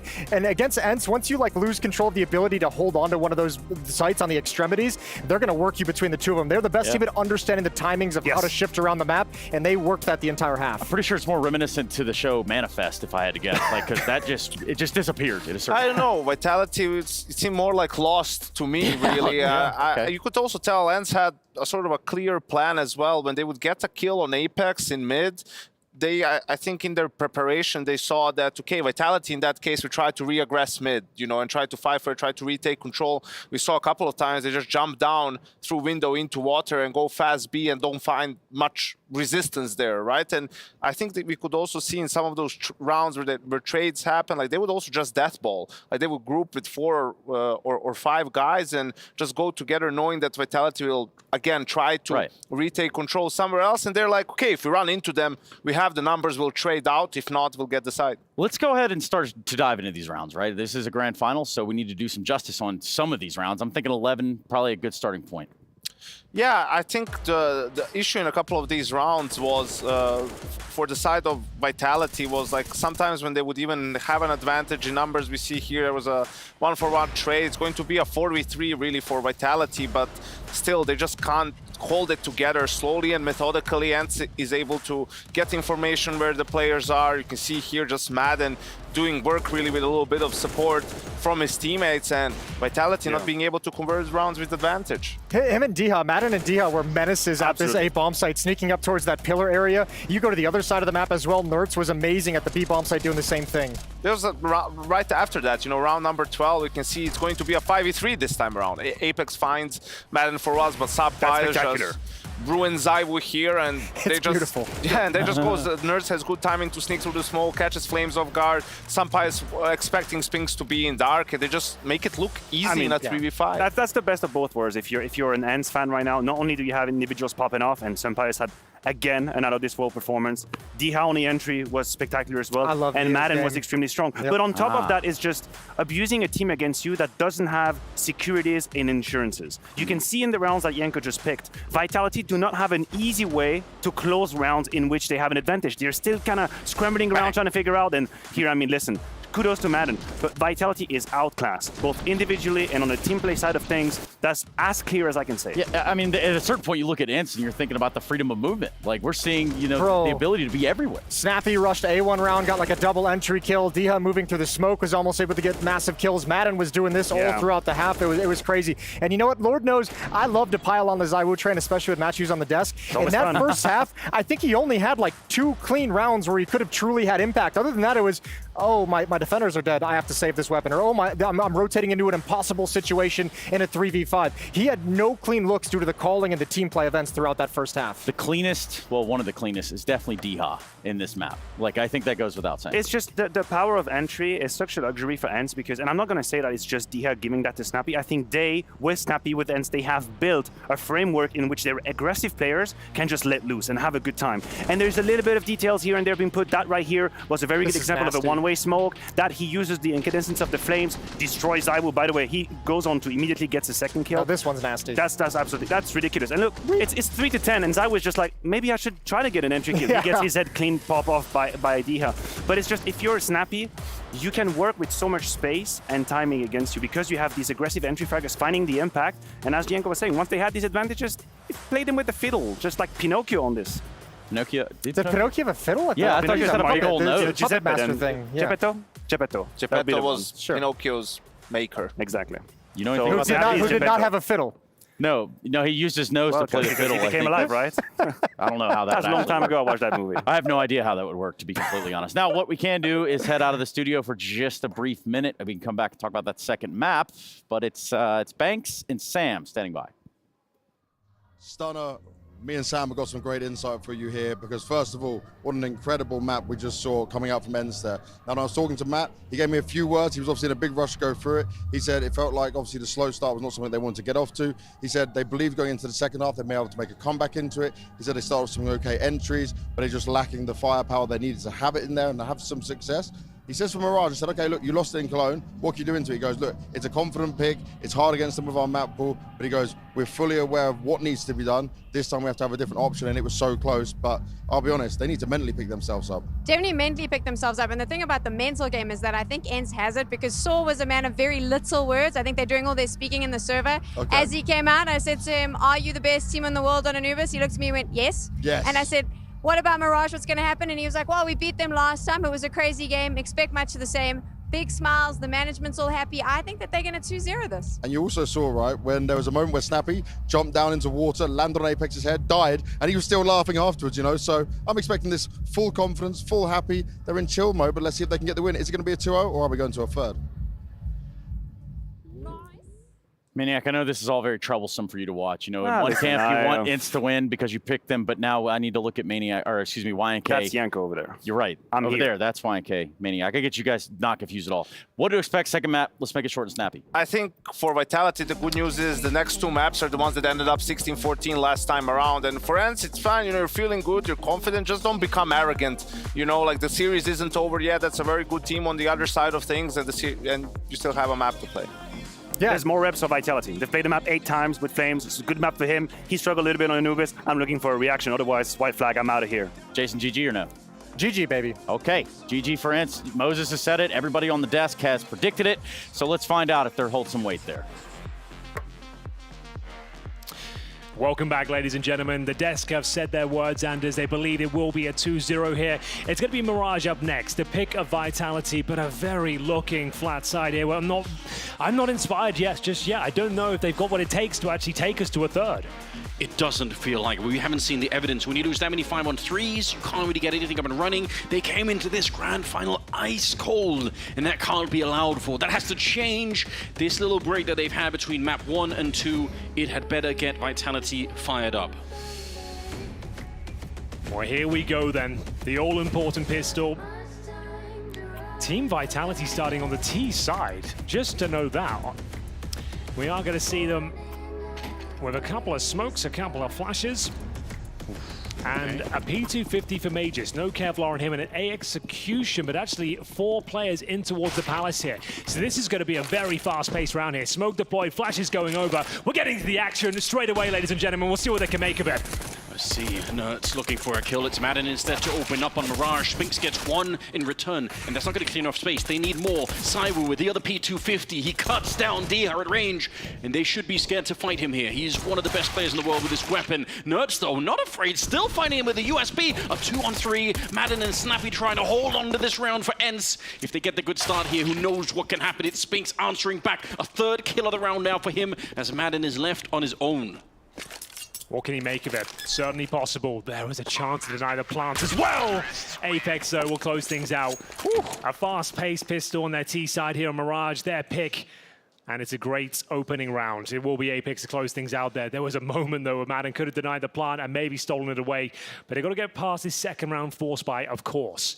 As we'll see the scouts come out. An MP7 for Nerds. And Galil's Mac 10s and only 1 AK so far for Team Vitality. A very important one here. They know they have to convert this one. They need to start raising morale, getting themselves in the zone. And Sampayas, an absolute monster with the scout as well. So watch out for him. Apex makes his way towards middle. Bombs in Palace. So another A split. This could have some pace behind it, you know. Flames has got the bomb on his back. And it's only the scout to defend.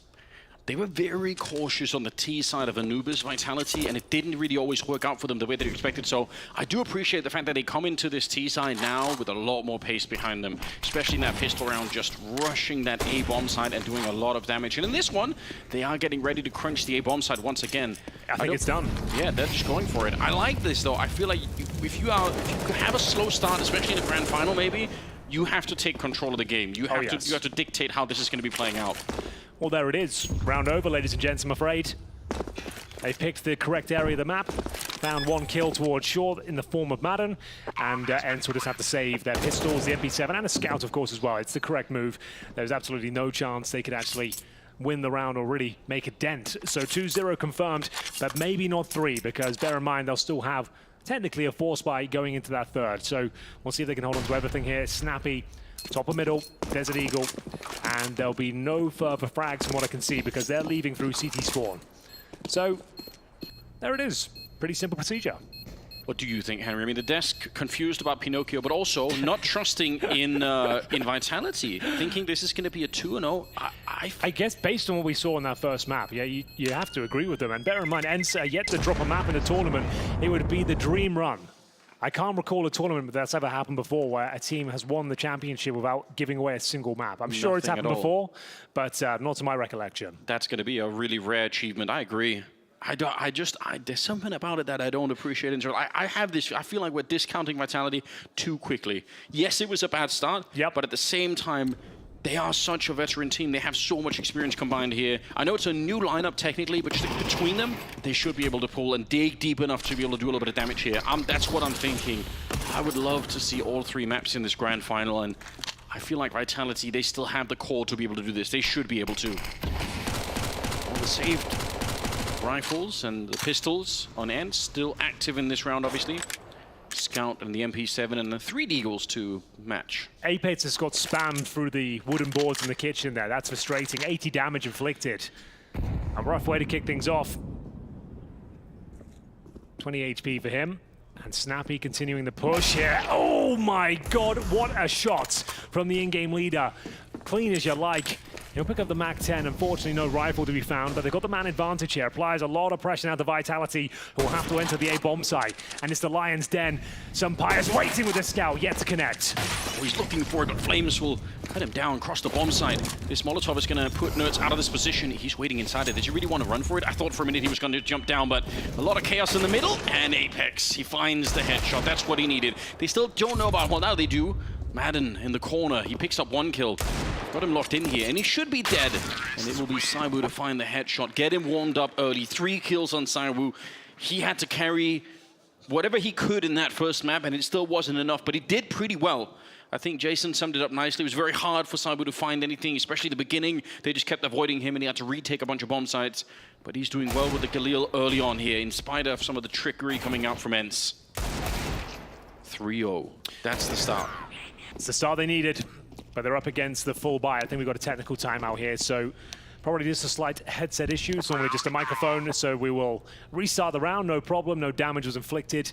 And indeed, 3-0, but it is the full buy now. Sampaio will have the AWP, and you know the kind of damage he can inflict with that particular weapon. Mirage and Orpa's Paradise for sure. And a headset fell off, so it wasn't a technical issue. Someone's headset actually just fell off the head somehow. Pure excitement. Yeah. Well, we've had that here as well. We've been kicking monitors around in here, so it does happen. Yeah, you have to give a little bit of leeway for that kind of thing, you know. Call it a tech issue if you want, but I think that means they're going to be good to resume the game rather quickly, assuming that nothing has been damaged. What a run they've had towards that trophy at the center of the stage, Henry. Yeah, let's have a look at it, shall we? So it all kicked off against Liquid, who didn't really turn up to the tournament. They got blown out the water 2-0. Moving on to Cloud9 when they decimated them. 2-0, Cloud9 got absolutely rocked by ENCE. And then a really fun game against Heroic as well. 2-0 once again, and now a map up in the grand final. ENCE are on fire and showing no signs of slowing down, but Vitality finding some form, clambering to their feet as they get a 3-0 start on their T side. Their map pick a Mirage, and they need a lot more where that came from. The first gun round will be very indicative as to which direction we're going in here, and it looks like we are ready to go. So just to have a look at the buy. 4 silenced M4s. An AWP for Sampaio here. 1 defuse kit for Nerds. And bear in mind, a bit of a bonus situation for Vitality is 2 Galils within their rank, so won't have all the firepower required, but certainly enough to get the job done. Ladies and gentlemen, the action concludes here on Mirage. Let's get into it. Well, it might be worth really pointing out, you mentioned Galils, but there are actually 2 people on the CT side that don't have head armor. So the Galil might still be an interesting weapon if you fight either one of those 2 players. Smoke up in the middle, it's a classic on Sunpius. Yeah, just a timing shot, could not hit anything on the other side.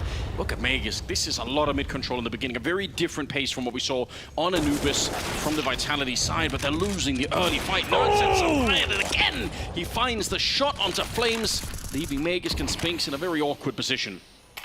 There we go.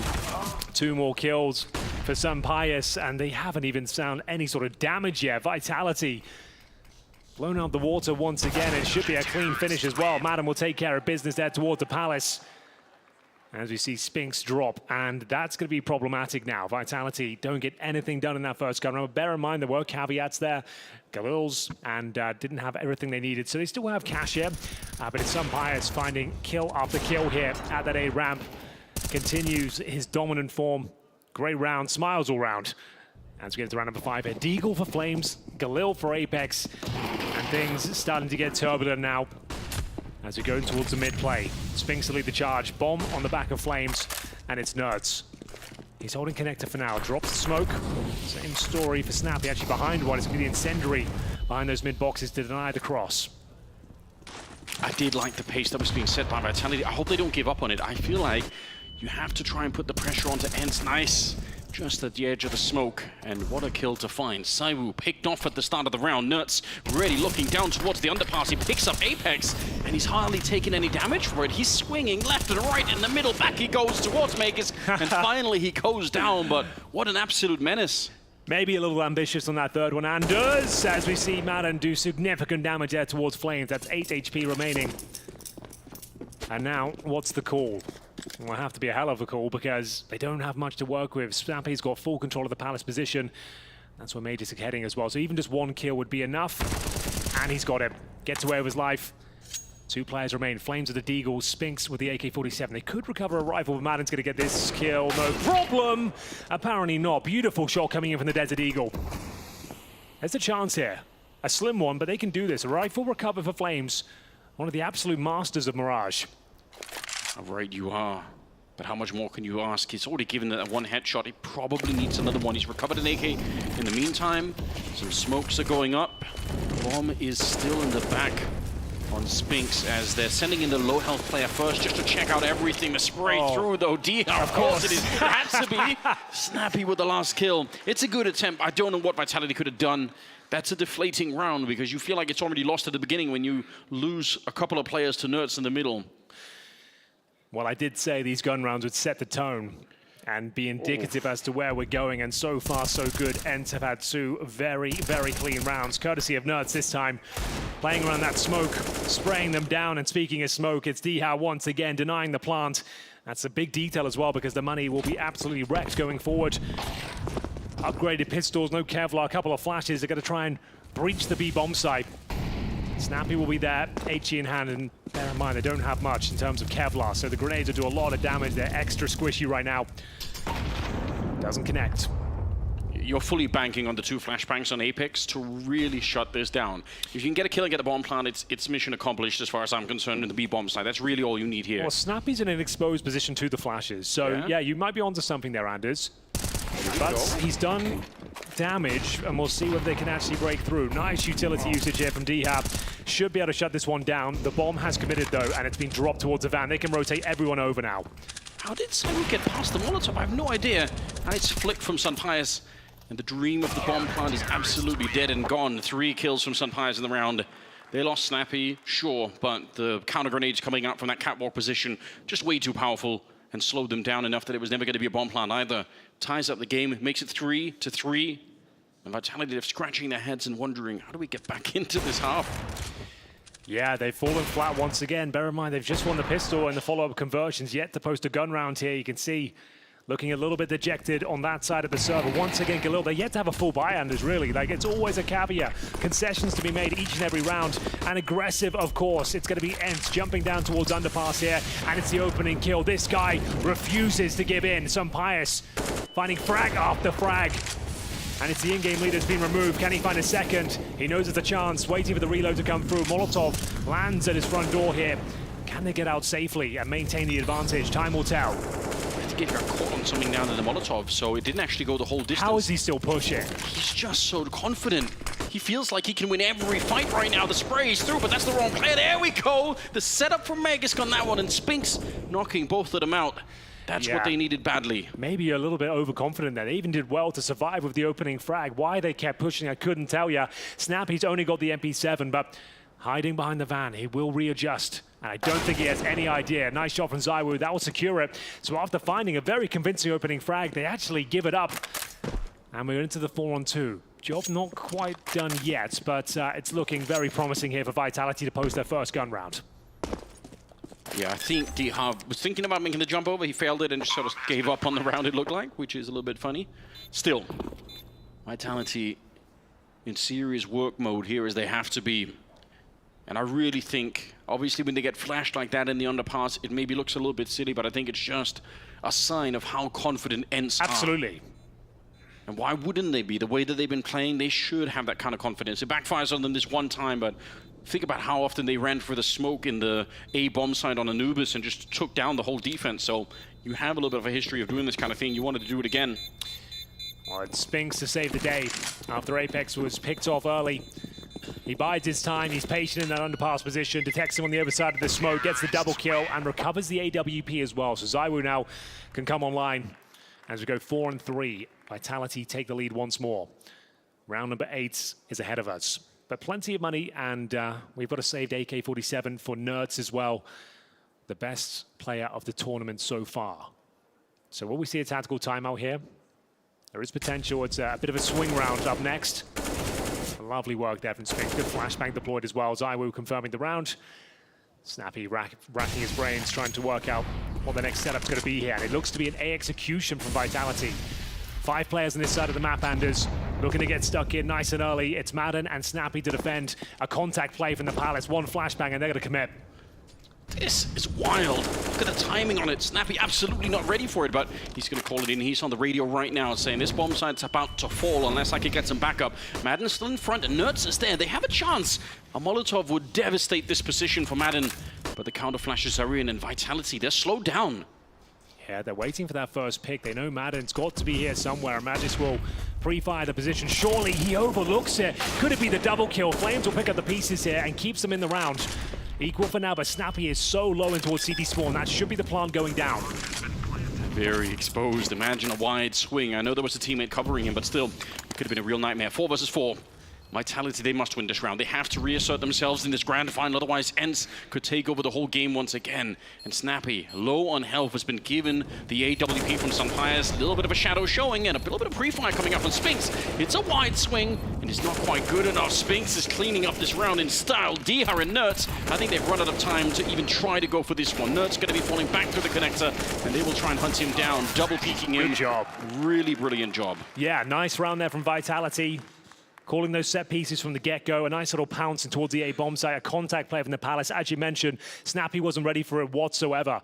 Call of his nades out, taking down to 8 points of health. They had to juggle around the weaponry, give him the AWP, and they just couldn't hold on. Even with Magisk overlooking the bomb site, giving away that initial frag, they managed to recover, smoke off the key choke points, bomb planted, and there wasn't really a look in there for Ents. Round number 9 has been quite a fast-paced game so far, getting to the mid-stages here of the first half, and it's a decision to be made for Ents. Do they want to buy up with a couple of players with very low money indeed, and Spinks finally showing us some of that world-class form we know he has inside him. Yeah, we needed it on Anubis, but better late than never.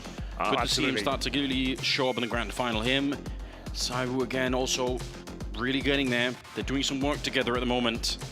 So it's going to be a Sunpious glass cannon, and that means he's purchased the AWP with no Kevlar. Means he's very vulnerable to grenades, and if he gets shot at all, he'll have aim punch. It'll make it very difficult to operate with. But a Mirage, it's certainly viable to give this a go. And a player of his caliber, I'm sure he can make it work. Narrowly misses out on the kill through the smoke. Madden, nice movement. While flashed to confirm the short jump, and Diha, he knows he has to work a little bit harder here while they're on the back foot. It's Snappy with the MP9, so trying to find that opening frag if possible. Full mid control, guarded though for Team Vitality as they work their way towards connector. Molotov towards the window, but a front stance from Madden. He's going to be playing towards short here. He wants to find that initial kill and see if he can find them as they walk around the corner here. He is very committed, to say the least. This double setup at the catwalk's hard to deal with. The jump past Cyber with no rifle in his hand is going to go down. 2 versus 3 at this corner catwalk. And now they run right into the Spanish AWP at the back of the bomb site. Brings down Magisk and the bomb is dropped. Did he notice that Spinks has gone by? I'm not sure if Senpai has realized. This could be a real nightmare. If he keeps going, Spinks, he might have the kill. And Dia's just hiding at the edge of the smoke in the middle. Oh, it's on a knife's edge now. Great flank from Nerds. Lots of information garnered here. And we'll see whether he can actually convert to a frag towards Apex, who's aware of the potential of Diha. Great shot here. Back to a 2-on-2. And bear in mind, it's the MP9 that has to flank, so Sunpius now isolated in the B bomb site. One more step, Spinks. You've almost got the kill. You've almost got the opening, but they might have waited too long. Ooh, he throws down the rifle. That's going to give the game away. And now he saw Spinks, so he can call it in. Good. Oh, you're right. He ran out, but he could call it into his teammate. At least the communication is going to be there. Some highs, he might have been dead otherwise. 20 seconds on the clock, Henry. They're starting to get close in this 2-on-2. He's just waiting for the plan. He's going to try and deny. Oh, great awareness from Sunpius. He probably goes down here. We're down to a 1 versus 1. There is time to plan. Spinks has no idea what the final player is, and it will be Nerd striking. It was a difficult buy. What a relocation from Nerds. That's what wins him the round. There's no reason he should have got that quickly. This whole round is wild. The double setup towards Catwalk meant only Nerds was holding the A bomb site. And Vitality, think of how often they've gone A. If they did it this round again, it's basically a 5 versus 1 at this bomb site. But it was such a great tactical call here. They absolutely picked it apart, and Vitality played right into it. Yeah, I could understand the frustration. 5-4 is the scoreline. It did cost ENCE almost everything. Oh, absolutely. It wasn't a clean round by any stretch of the imagination. They are going to be feeling the financial burn going forward. A couple of SMGs here for Madden and Snappy, a FAMAS for Diha, but an AWP for Sunpius, M4 for Nerds. They need the coach right now. Like, what's the play? Do you try and go for another excursion towards the underpass? Do you push the Palace? Pushing towards B apartments is viable as well, but they need an opening kill here. They need an early advantage to really stand a chance in this round. They have got a distinct lack of firepower in round number 10. As we get to the closing stages of this first half now, we're neck and neck, 5-4. Vitality are mapped down. ENCE looking for the dream run in this tournament, haven't given up a single map yet, and no one towards A whatsoever. So could be the B split on the menu coming up next. There's Nerds so powerful in this connector. What is that? What a shot! As Flames gets absolutely eviscerated top of middle. Just a shadow showing of him. Flames ducking down behind the hay cart at the top of middle, and he just gets blown up. Starting the round 4 or 5. He's so confident. Every shot he takes, he just seems to know it's a confirmed frag. Perfectly timed, and that's the opening kill we are talking about. That's what they needed to make this round work. Advantage ENCE. There's some players hold the ticket booth here. They're still operating towards shore. It's going to be Diha with the FAMAS, as mentioned. Needs at least one. Snappy's up in those apartments. Yeah, just the 1 kill. I think you're right. That might just do it. Magisk walking into the shot. Snappy, he's close enough. Might be a little bit of an advantage there with the MP9, but not this time. Nerd showing up. He's everywhere in the middle, and now over at the B bomb site. 2 versus 3, and he just has to stay alive here. Doesn't have to be too active. Are they hunting him, though? He's inside of the smoke. How is he just dodging all of this? Finally, Cyber in the connection, and it makes it a 2 versus 2. How much time did Nerds buy? Is it enough for the rest of them to get there? Madden's right on the other side of the smoke. And Sunpius is in the market, just waiting for it. Madden, one more step forward. Yeah, just has to turn around, but it's Cyber instead. His spidey senses tingling. He somehow realized 3rd kill of the round for him. And Sunpius in trouble now. Just a 1 versus 2. He knows where one of them is. Might even guess the other one, but how do you do it? The timing is so good. And what a victory for Vitality. My God, did they need it. They absolutely did. A back and forth round there. Came right down to the minutiae. If he just looked to the right, he gets a free kill with that MP9 towards Zywoo. But it doesn't happen, and they send ENCE packing. Vitality on their feet now on the T side of Mirage. 6-4 up. This was a vital kill as well. Snappy was in a prime position to take that kill, but couldn't quite connect. It's dropped. Same story there for Madden as well.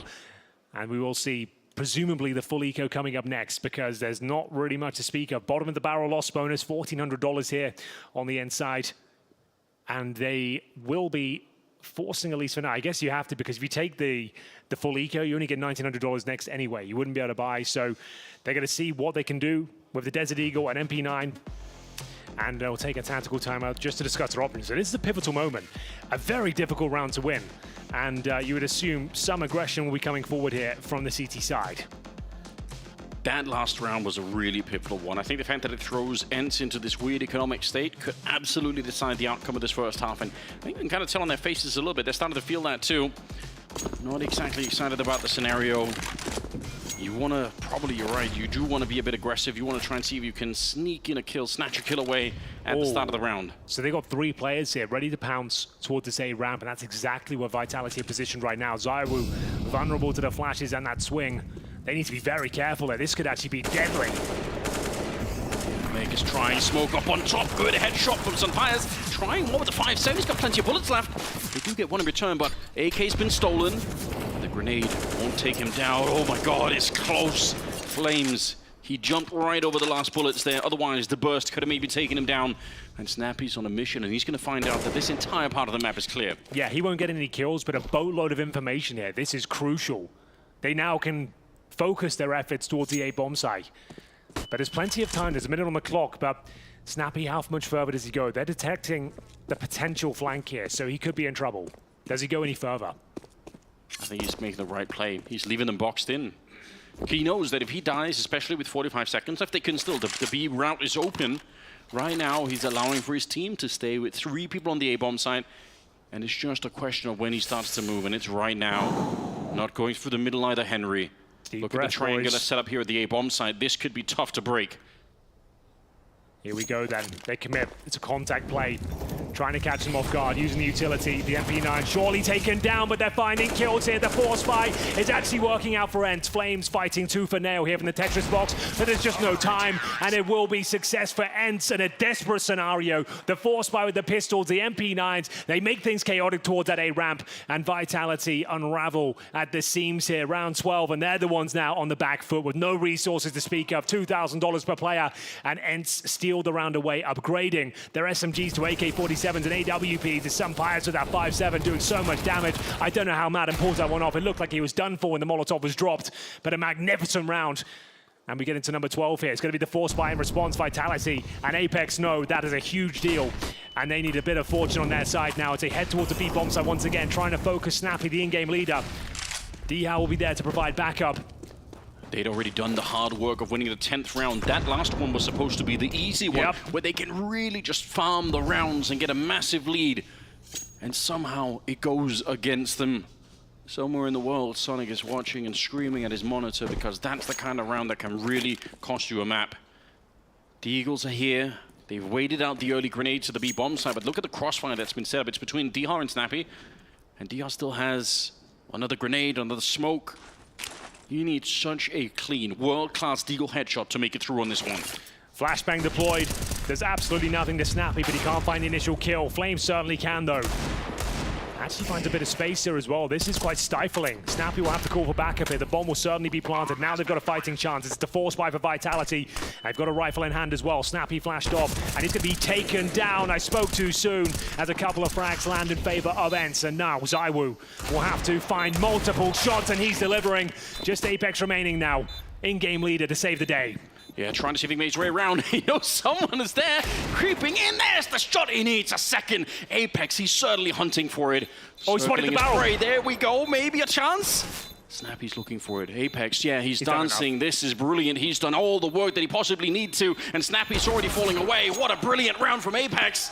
He won due to pure skill alone, just knowing the game, understanding his position, and playing every card perfectly. Yeah, leading from the front, Apex showcases why he's the alpha of this pack.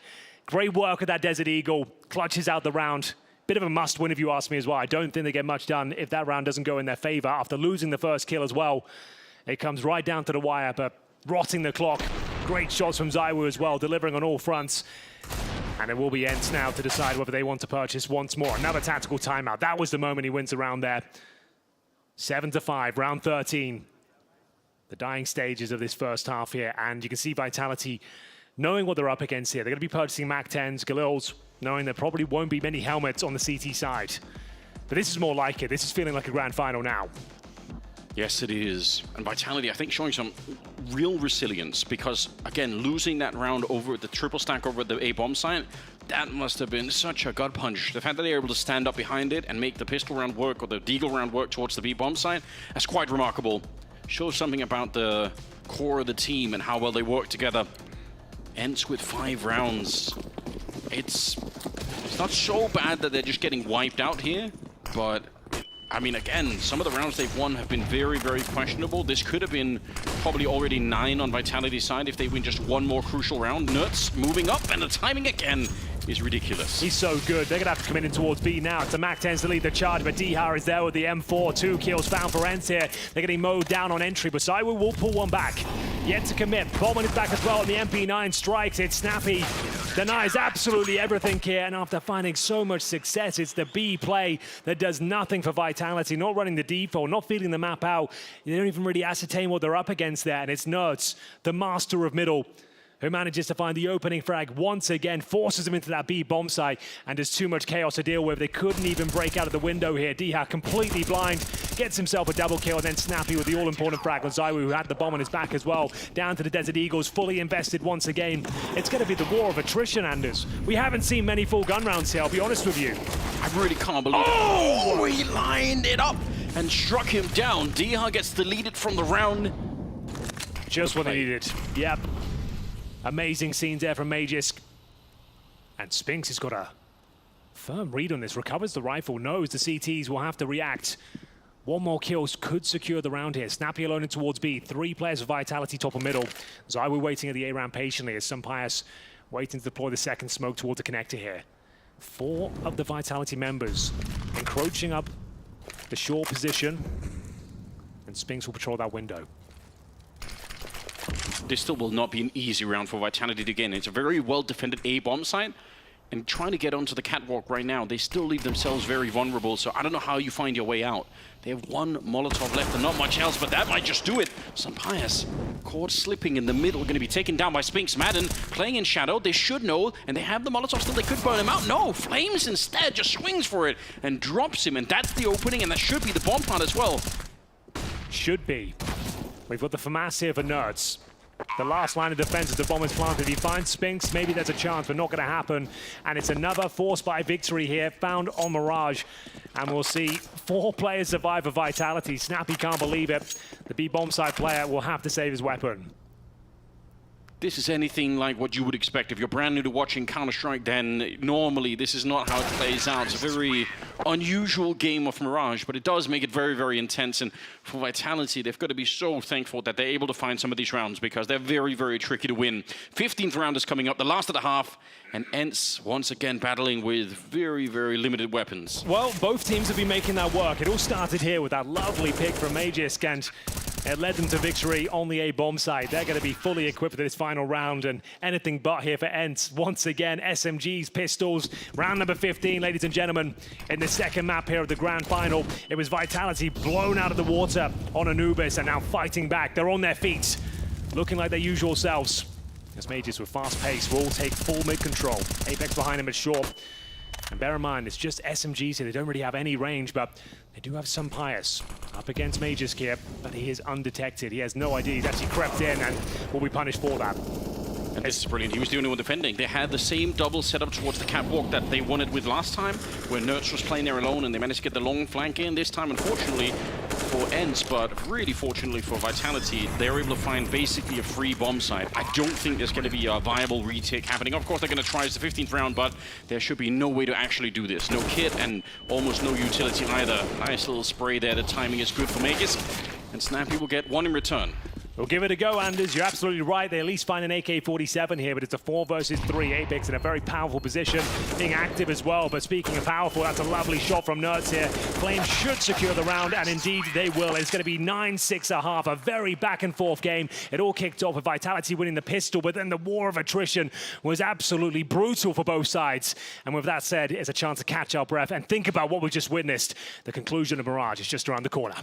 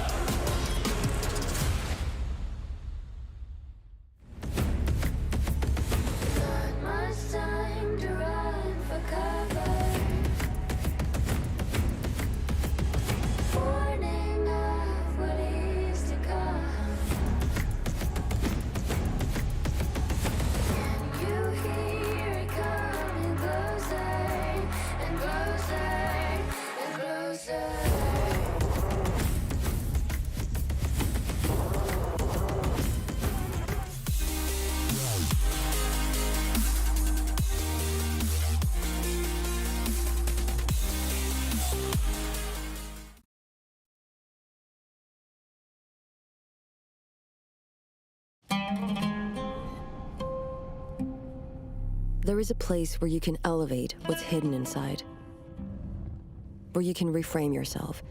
Tsunomi means the new you. The you can step into. Because when we know who we really are, we become unstoppable. Enter new dimensions of you. Tsunomi.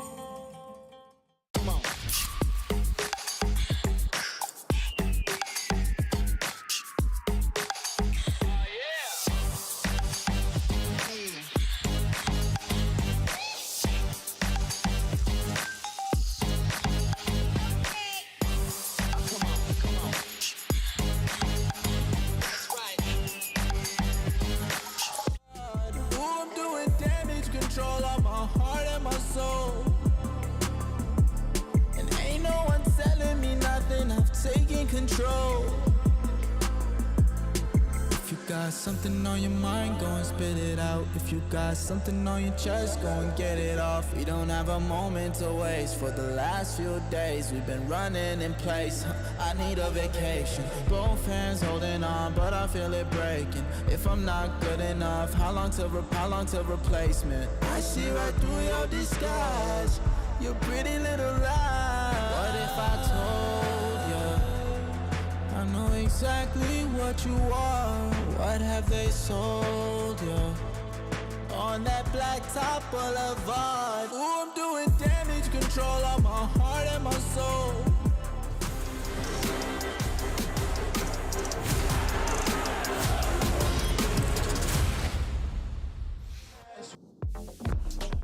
What's up, ladies and gentlemen? You are locked into the grand final here at Gamers8 2023. $1 million prize pool, and we've got two teams fighting in the second map here of Mirage. Team Vitality taking on ENCE, and it's Vitality back on their feet, Anders, but I have to say, wasn't the prettiest half of Counter-Strike we've ever witnessed. We didn't see really any beautiful executions or clutches come through. Lots of scrappy deagle rounds, and it coming down to 1v1s, but still, a closer game, much more competitive than the first map. And if you're Vitality, you probably don't care about how it looks. You just care about the result. The fact that you got 9 rounds on the opening half, you're going to be celebrating that. I'm very curious to see if they're going to be able to continue this into the second half. They better be, because if they slip up here, then ENCE, they look powerful enough. They've yet to drop a single map in the entire tournament. And if you give them a chance right now, they'll take this one too and end up winning the whole thing. That's certainly what's on their mind at the moment. Vitality, they need to keep the focus all throughout the second half. Yeah, I just feel like Vitality just look a little bit off. Even though, yeah, they've won the half here, they really had to work for it. They were scraping the bottom of the barrel there, winning force buy after force buy. Kind of similar story for ENCE as well, but they had some great gun rounds in the mix. 6 might be enough as they switch over to their T-side campaign. We have a slight technical issue here. All 5 members are off the server right now for whatever reason, so we might not be get going straight away as the headsets come off as well. But if you haven't watched the tournament so far, if you're not aware of the formats, let's just get into it. It was a single elimination bracket starting with just best of 3s across the board here. And if you lose one game, you were out the tournament, right? Done. It was Vitality opening things up against MIBR 2-0, taking on Na'Vi 2-0. They did have a great game yesterday against G2 as well. That was 2-1, a real nail biter. What a game in the tournament so far. That was a lot of fun. This one is starting to warm up, yeah, but I'm hoping we get to a third map, which would be Nuke. And that should be an absolute banger. We want to see this one go the distance. We want to see these players get warmed up and show us their world-class talent. But it looks like we are going to have to wait, because all events are off the server right now. The headsets have been removed, and a chance for them to think about that first half, I suppose. Yeah, that really is the international sign in Counter-Strike that, you know, something's gone wrong. Once the headsets come off, we all know it. Yeah, I mean, I don't disagree with what you're saying. It was a very sloppy first half, really, on all sides. Again, the fact that it get up to 9 rounds, it should be good enough. It makes you a little bit more confident if you're a Vitality fan that maybe you are going to get to see a third map here. And for ENCE, it'll be the first map that they lose in the whole tournament. That's some real shocking upsets, I would say. It was surprising to me that Cloud9 didn't do better than they did. That's a good point, right? Because everyone said after Roster Mania, I got to interview pretty much every player at Blast about Roster Mania, and everyone said, yeah, the kind of blockbuster move is Cloud9. On paper, this is the best team in the world right now. And sure, at Cologne, they had to play with Buster for a bit, I think. So, yeah, we were waiting for them to come online, but this was definitely a disappointing showing. Like, sure, we only got to see a couple of games of them, but against ENCE, they got absolutely rocked. They didn't even show up to the game. They did, and unfortunately as well, FaZe were out in the first outing. They didn't get a chance to play either. So we had some really top-level teams that just never really could make it through, unfortunately. And for whatever reason, I mean, you'd love to see it. Obviously, Na'Vi, I think also with probably a disappointing, even if it's early and it's a massive roster change that they made, you still want to see them perform at a high level, and they just weren't able to this time. Yeah, they went down to Vitality. I suppose, understandably so. They're a team that's rebuilding, right? I think their expectations are very high, but they need to be realistic. And what they can do with such a brand new roster and such significant changes, right? Changing language and bringing in some rookies, I guess you could say. But yeah, that was definitely a disappointing result for them. Heroic as well didn't really show up against ENCE either. Like, that was where the second map of Overpass was supposed to be theirs. Cadian couldn't really get off the mark whatsoever. Another semi-final. Another semi-final. That is going to be... It's haunting them. They can't escape it, unfortunately. Yeah, you're dead on. That was really quite woeful by their standards, and a lot of speculation now what the future for that team holds, right? Because it keeps happening. And sure, a lot of people will be like, well, they're getting semi-finals every single tournament. That's pretty good. You're up there in the top 5 each and every time. But those guys want to win trophies. They want to be the world's best. Yeah, they're not satisfied with that, I can guarantee it. We're getting players back on the server here. The desk were suspicious of the idea that Vitality could pick it up after that first performance on Anubis and where it would be able to win the second map. But I mean, I bet if you asked them right now, the hopes must have raised a little bit. Surely, Henry, you would agree. It looks like Vitality could take this map. Absolutely, they could. But ENCE, the way they've been playing this tournament, they are tenacious to say the very least. Difficult to shut down, difficult to put to bed. And it looks like everyone's back on the server. The headsets are back on. Thank you for bearing with us, ladies and gentlemen. This is the grand final of Gamers8 2023. One map to the good. ENCE looked so strong on Anubis, and now we're on the map pick of Vitality, where they are bouncing back. 9 rounds to their name, and a very, very important pistol round is upon us here. Vitality on their CT forces have already confirmed the purchases here, but ENCE just getting back on the server. I'll break it down in just a second. I think we've got 2 more minutes just to make sure that everything's good. It looked like it was just a network issue, and hopefully we'll be underway momentarily. Are you thinking ENCE put this to bed 2-0 though, Anders? That's the question. I wasn't even sure they were going to do that at the start of it, but now I'm even more sure that Vitality will find a way to find a third map. I really want them to. So I'm on the count of Vitality. I think at least they can get us onto the third one. I'm very interested to see how ENCE are going to be playing this pistol round. Though for Vitality, it was a very direct approach, hitting the A bomb side, sending ZywOo out through the palace to just shoot people in the face, and it worked really well. A little bit of a crunch, I think one player coming through the middle, but it was a 4-1 split to the A bomb side of the pistol round for Vitality when they were on the T side. So curious to see what ENCE will come up with, if they are going to have the same direct approach, or if they are going to be, they were very sneaky on Anubis. On their T side, they love to walk back and forth between the bomb sites. They were quite tricky. Well, yeah, there are rules to this game, Anders. A long tradition stretching over 20 years, and they are breaking every single one of them. Pushing through those smokes, kind of catching their opposition off guard every time with their pants around their ankles. It was really entertaining to watch. We haven't really seen that level of gameplay here on Mirage. Like we said, there's lots of force buys. I think we only got, like, what, a couple of full gun rounds, which doesn't lead to the most exciting CS, because and then it's just back and forth, deagle kill, slow it down, wait for someone to react, take them down, get another trade. It's not the greatest spectacle to witness in a grand final. So we're hoping it heats up here in the second half. We actually get some full buys going forward, and we see the AWPers of ZywOo and, of course, Senpai's clash. That's the battle everyone came to see here today. 2 of the world's best snipers in CSGO. Yeah, there's no doubt about that. I think the truth is, just because of the economic situation the way that it was in the first half, this could have been a 9-6 in favor of ENCE instead. Like, you could have mirrored the scoreline here. That's how weird if you bear in mind was. that kind of apex round in the B bomb side, probably his best showing in the grand final so far. He had to work so hard to win that round there. It was looking good for ENCE, but Apex delivering the goods, a captain's performance with the Desert Eagle. As we just wait for the thumbs up here, they want to make sure that everything's good to go. Yeah, I mean, now is the time to do it in the break between the first and second half. So no damage been taken, obviously, and they are all back on the server. So I'm imagining it's only going to be a matter of a couple of seconds here before we really get live and into it. I'm expecting to see at least one P250. Mirage is a map where on the T side you can obviously Glock rush the B bomb side, but man, it's risky. Well, Anders, I'm afraid to burst your bubble, but we are just going to throw it to a break just to make sure everything's good to go. So we're going to leave you a video and we'll be right back. Welcome to Gamers8. We're down here in Riyadh. It's real hot outside, so we thought maybe we'd turn the heat up inside as well, which is why we brought Vitality along for a round of Recall the Call. What you see on the screen is what you get. And yes, you can ask for hints, and yes, we can pause it and stop it at any given time. So I suppose we get started, Magisk? Is that... It's okay. We can start now. I'm ready. And good luck. Tell me what you see. Describe to me what you see right here. They're going out of spawn. Okay, we're on to something. This is good. This is Mirage. Playing Retake from the beginning. It's a mid default. Just a completely normal default. They're hosting fast BRs. They're doing... Oh, this could be heroic since they're doing this booster part in B house. Yeah. After he's faking B or what? Oh, it's split. It's the world's longest cat take, I think. Yeah. I think this is G2 on CT and Heroic on T side, and I think this must be one of their grand finals. When did they play again final against each other? Katowice, no? Oh yeah. Yeah, that was the last time. Is this your final answer? I think I'm gonna say G2 and CT, and that's my personal call. CT, G2, T Heroic, but I'm not sure. Honestly. Yeah, I'll go with you. I don't care. So as it turns out, that was round 24. It was Blasphemous Fall Groups 2023. Okay. Navi as a T and Heroic as a CT. And now we move on to the next case. Yeah. At this point, we're going to round 30 on Ancient. Very you don't play the map, so... No, but I think it's true. I think it has to be phase against ENCE. I don't think they will take another clip than that.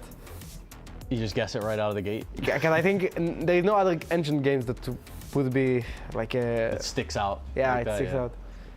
Yeah, they run two. Yeah, and they flash. Yeah, it's this round. Yeah, for sure. They flash Temple. Then Rops kills him. Oh, then they kill the city guy, and then Rain picks him and kills him Donut. Yeah, it's this one. It's 15-14. Yeah. You were exactly correct. Yeah. It was probably one of the longest games I've been on. Well, I think that's all of them. Yep, ends. Check that out. So, gentlemen, thank you very much. And moreover, this has been Recall the Call with Vitality. You're watching Gamers8.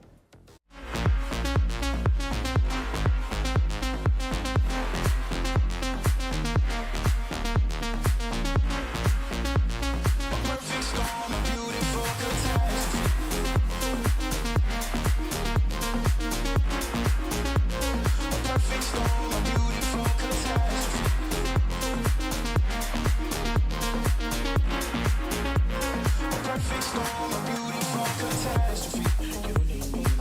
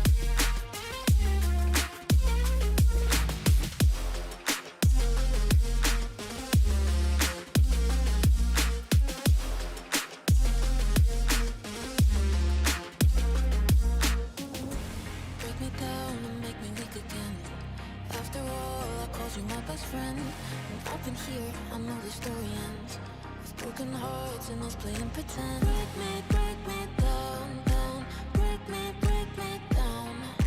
Break me down, down. Break me down.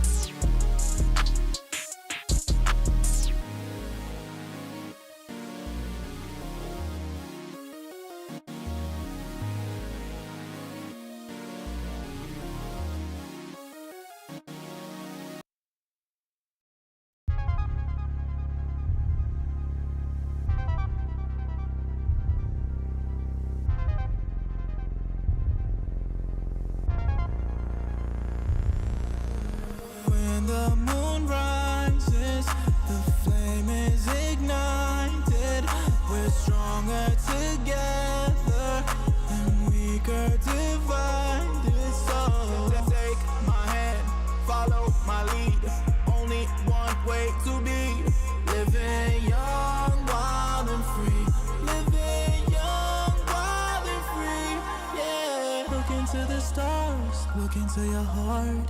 Tell me what it is you seek. Jupiter and Mars fall into my arms. I got everything you need. Oh, don't wait too long. We don't have much time to spare. This could all be done tomorrow. So all I need right now is your love. Taking me home, taking me home. So when the moon rises and the flame is ignited, we're stronger together and weaker divided, yeah. Take my hand, follow my lead. Only one way to be. Living young, wild and free. Living young, wild and free, yeah. We don't want too much. We've just had enough. Let me live in love. Let us live in love. We don't ask for much. We've just had enough. The only thing I want for us, pure love. We can go higher. We can go higher. So when the moon rises and the flame is ignited, we're stronger together and weaker divided, yeah. Take my hand, follow my lead. Only one way to be. Living young, wild and free. Living young, wild and free. Can you hear the sound of thunder? Not much time to run for cover. Warning of what is to come. Can you hear it coming closer and closer and closer?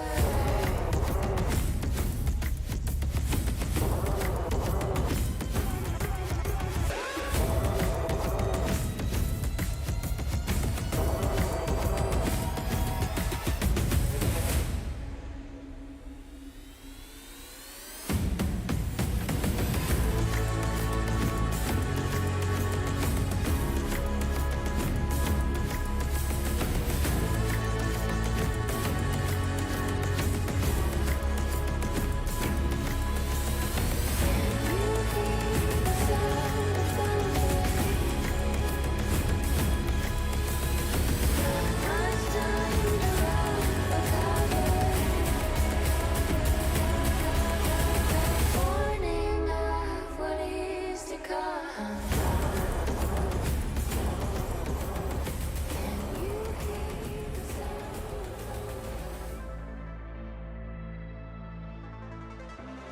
What if I told ya I know exactly what you are? What have they sold ya on that red hot boulevard? Ooh, I'm doing damage control on my heart and my soul.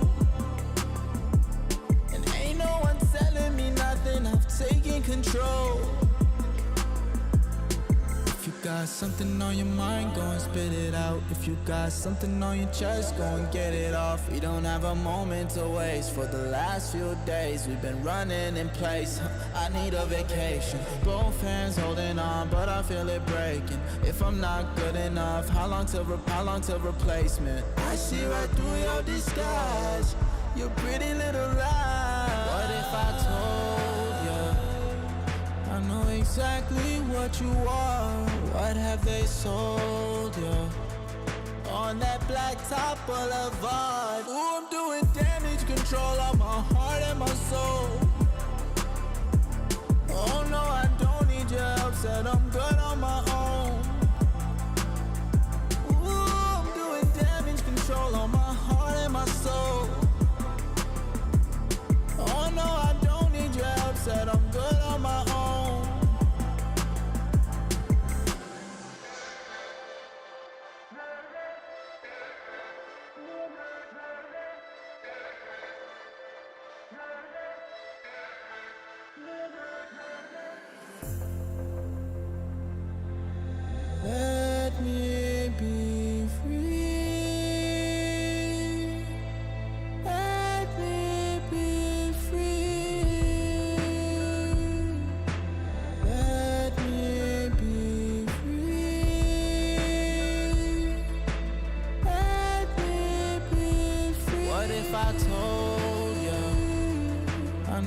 exactly what you are.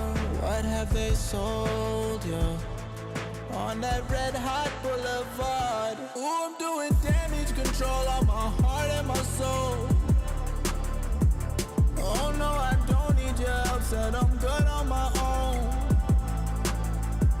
Ooh, I'm doing damage control on my heart and my soul.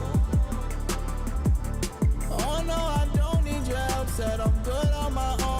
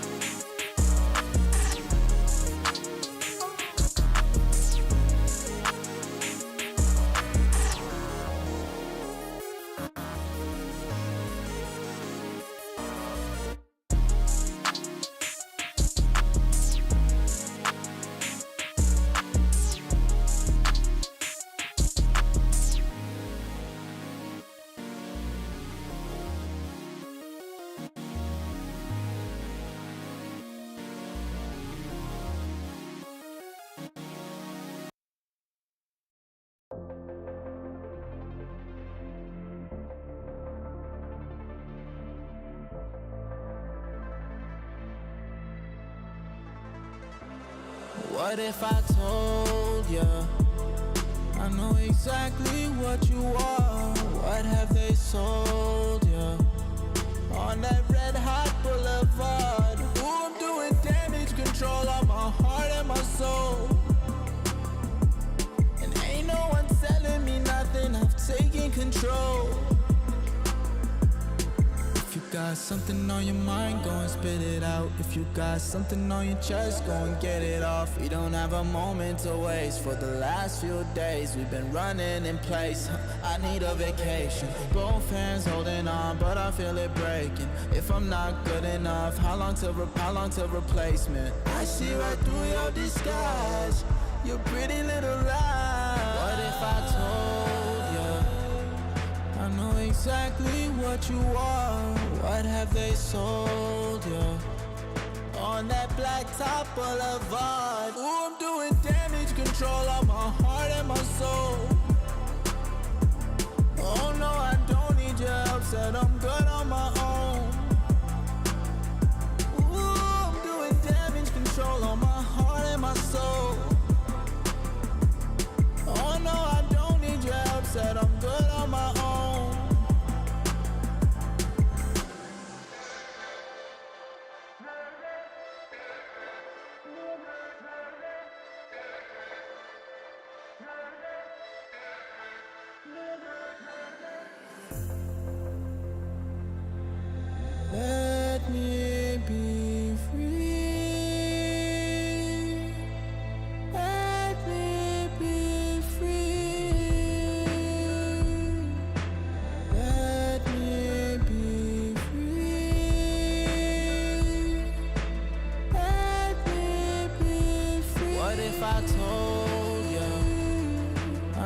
exactly what you are. What have they sold you? On that red hot boulevard. Ooh, I'm doing damage control on my heart and my soul. Oh no, I don't need your help, said I'm good on my own. Ooh, I'm doing damage control on my heart and my soul. Oh no, I don't need your help, said I'm good on my own.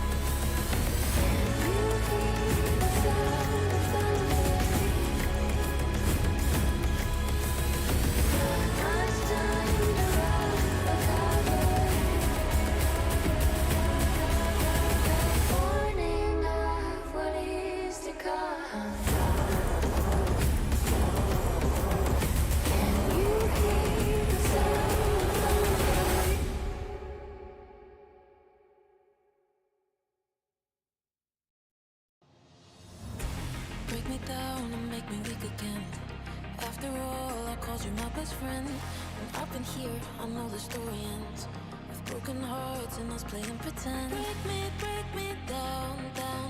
Break me down. Break me down, down. Break me down.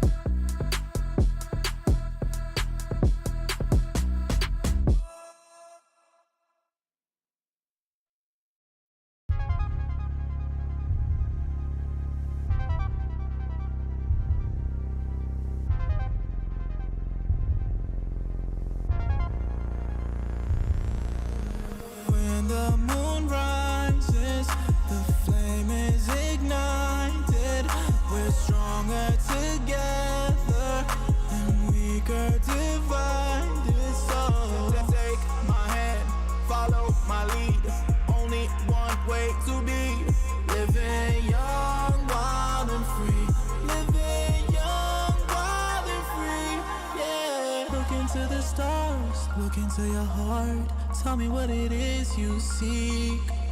Jupiter and Mars fall into my arms. I got everything you need. Oh, don't wait too long. We don't have much time to spare.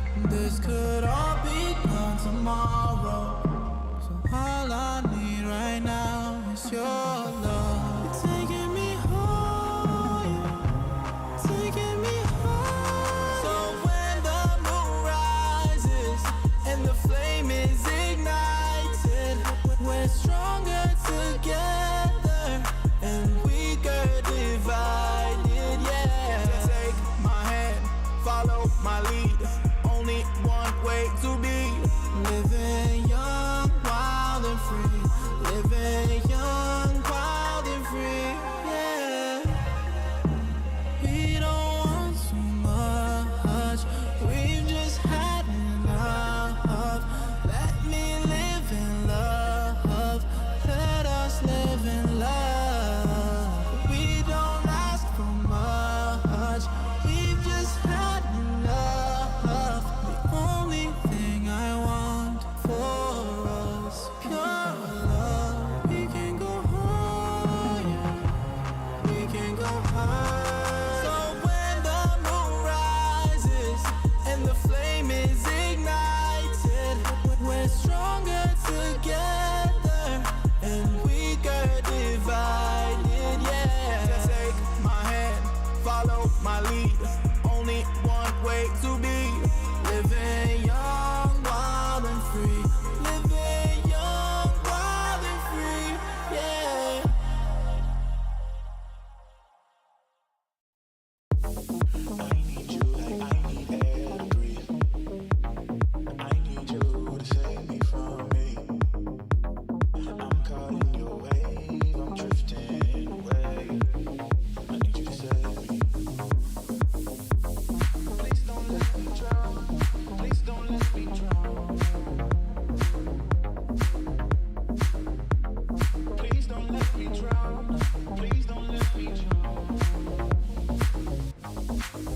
Give me all of your lies, 'cause you're my demon in disguise. I learned to love the cage you keep me in, but the walls keep closing in. And I don't wanna die, but your poison feels so right. But do I want you in your bed for me? A perfect storm, a beautiful catastrophe.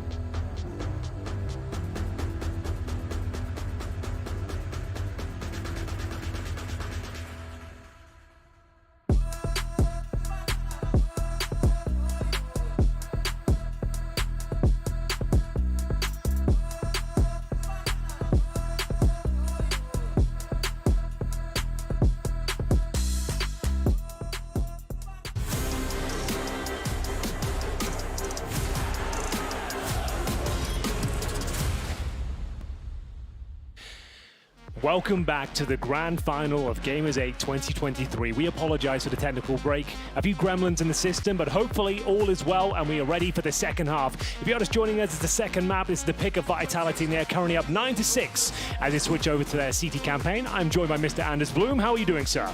I'm doing real well, Henry. We've still got counterstrike. I've still got you by my side. Oh, yes. And I mean, there's a good little recap there. You know, Vitality, they did play pretty well. Some real messy counterstrike, really, on both sides of the Mirage. It was weird to watch. We didn't really have like a single full gun round, right? It was back and forth. No one could post consecutive rounds. Not the most beautiful CS, but that can all change right here, right now. Ladies and gentlemen, thank you for bearing with us. The grand final is back underway, and we're going to see 5 sets of Kevlar for Vitality. A bit of DM coming forward here, and just one smoke, a couple of flashes, and a full B play coming in, as we'll see ENCE try and crack things open here against Flames.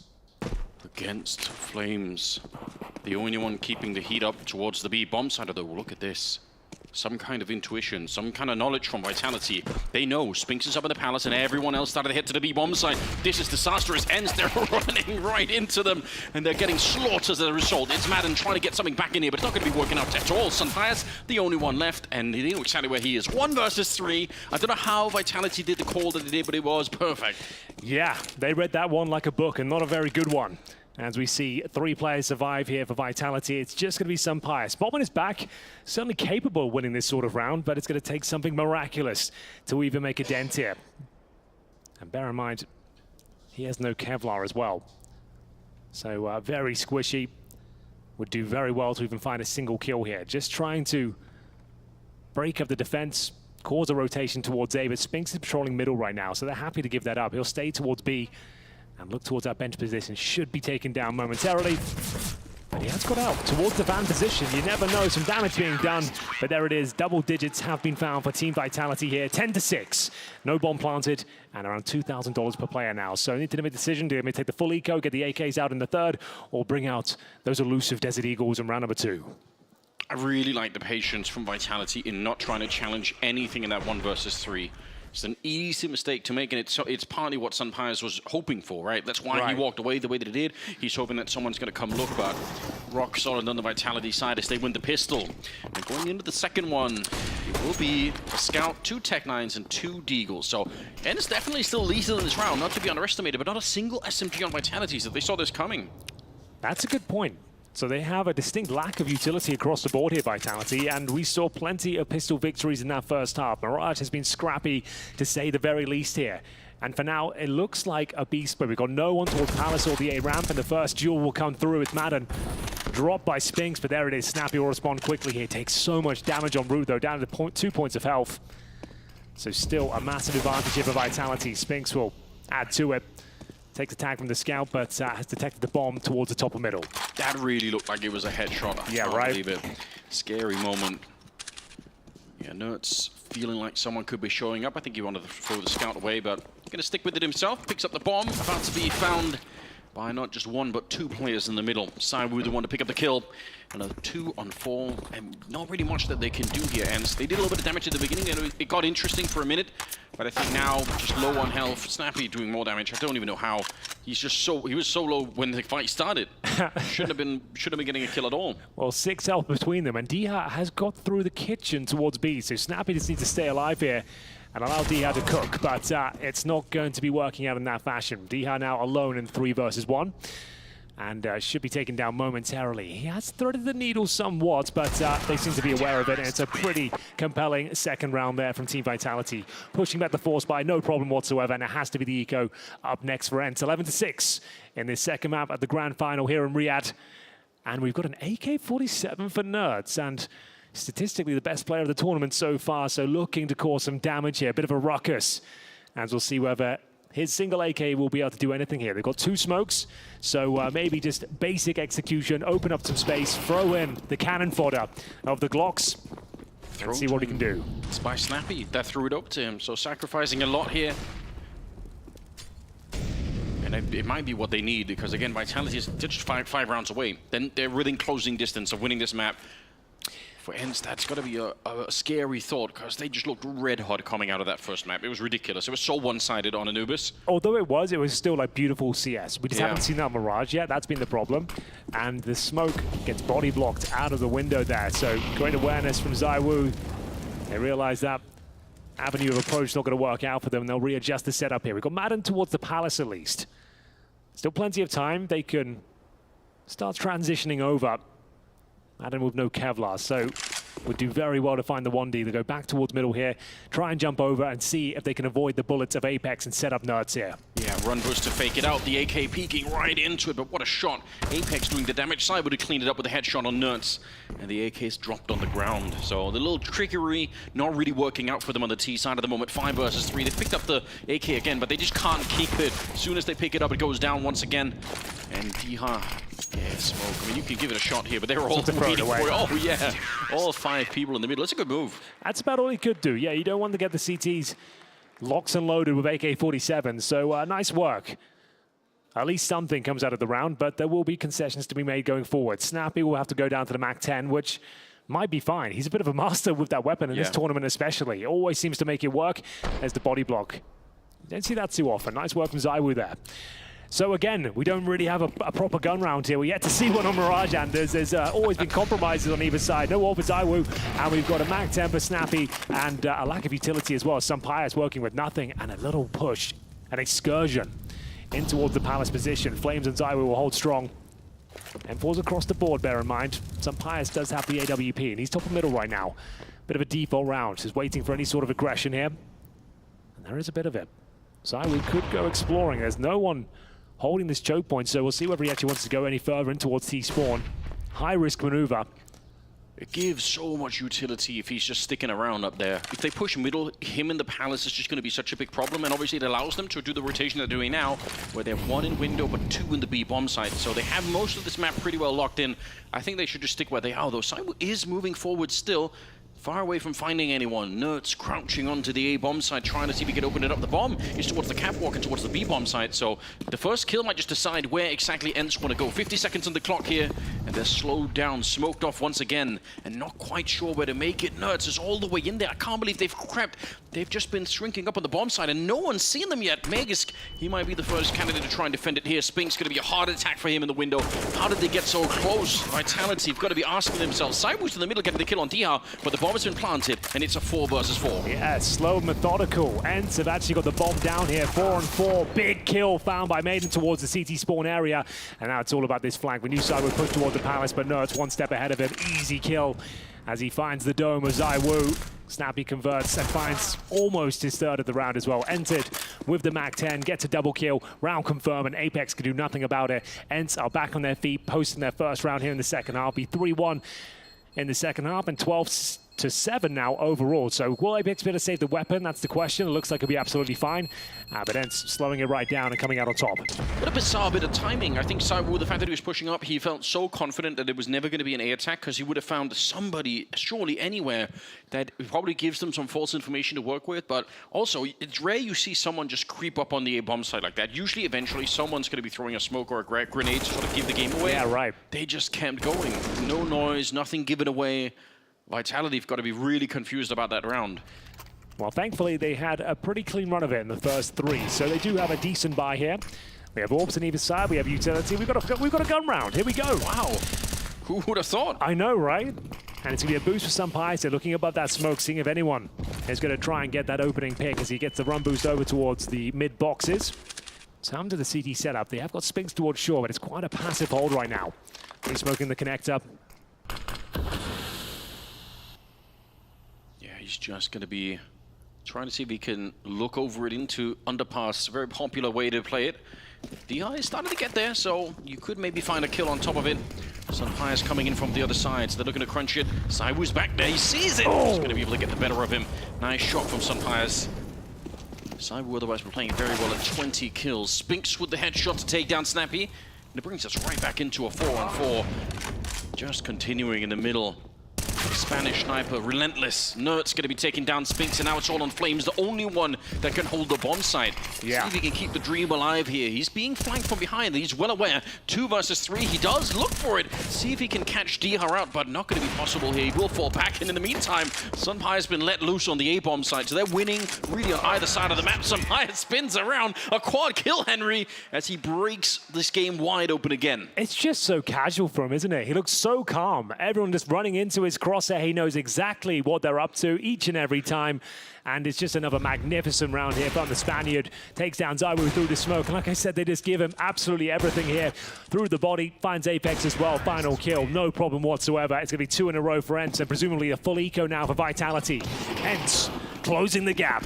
Looking for a clean round here. Snappy back on his trademark MAC-10. Looking to farm some cash here if possible. And it's pretty much a full eco here. I think we have 1 P250 in the hands of Apex. That is about it. USPs otherwise, of course.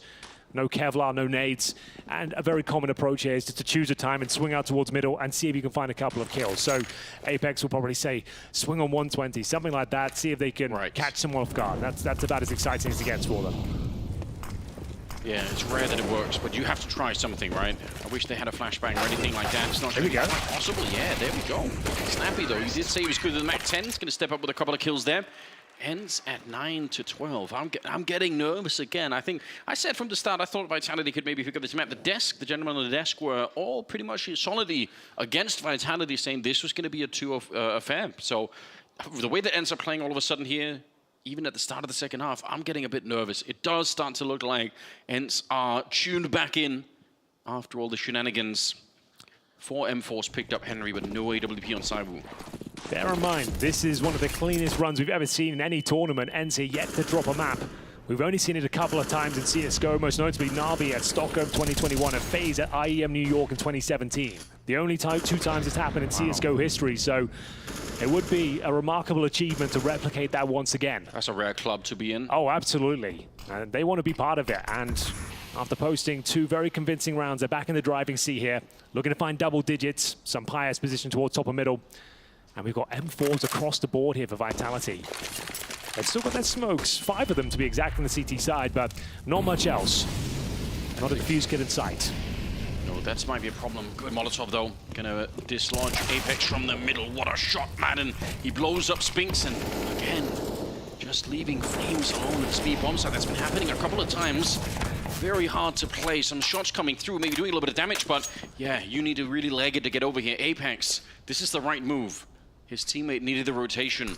And ends up called for a freeze. They're still putting pressure on the A-bomb site and putting pressure on Vitality. Snappy just looking for the opening. Magisk is calling it in, realizing they're losing Nerds in the meantime. Still a 4-on-4 here, and the bomb is making its way back. They feel like it's open. I feel like Magisk could be in a prime position to win this round. Oh, what a shot from ZywOo, though. Pulling back the man advantage out of nowhere. Oh, he saves the round. Snappy was found in CT spawn as well. Now it is just down to some bias. Bombarded by bullets, he'll be taken down from the ramp as well. No plan for him. A round that's recovered, resuscitated by Team Vitality, and most notably ZywOo, who is playing a blinder here on Mirage. He's currently 23-14. As we get into round number 23 here, plenty of cash for Ents, but after that opening frag, you'd think they'd do a lot more with the round, especially with Snappy making his way towards CT spawn. But here he is, the chosen one, managing to show us how good he is with the M4. He's not just a one-trick pony by any stretch of the imagination. Definitely not. In fact, I think more of his kills these days are really coming with the rifles than with the AWP even. He's just such a versatile player. But yeah, that round, I think having Magisk as the linchpin over by the A-ramp, obviously a huge deal.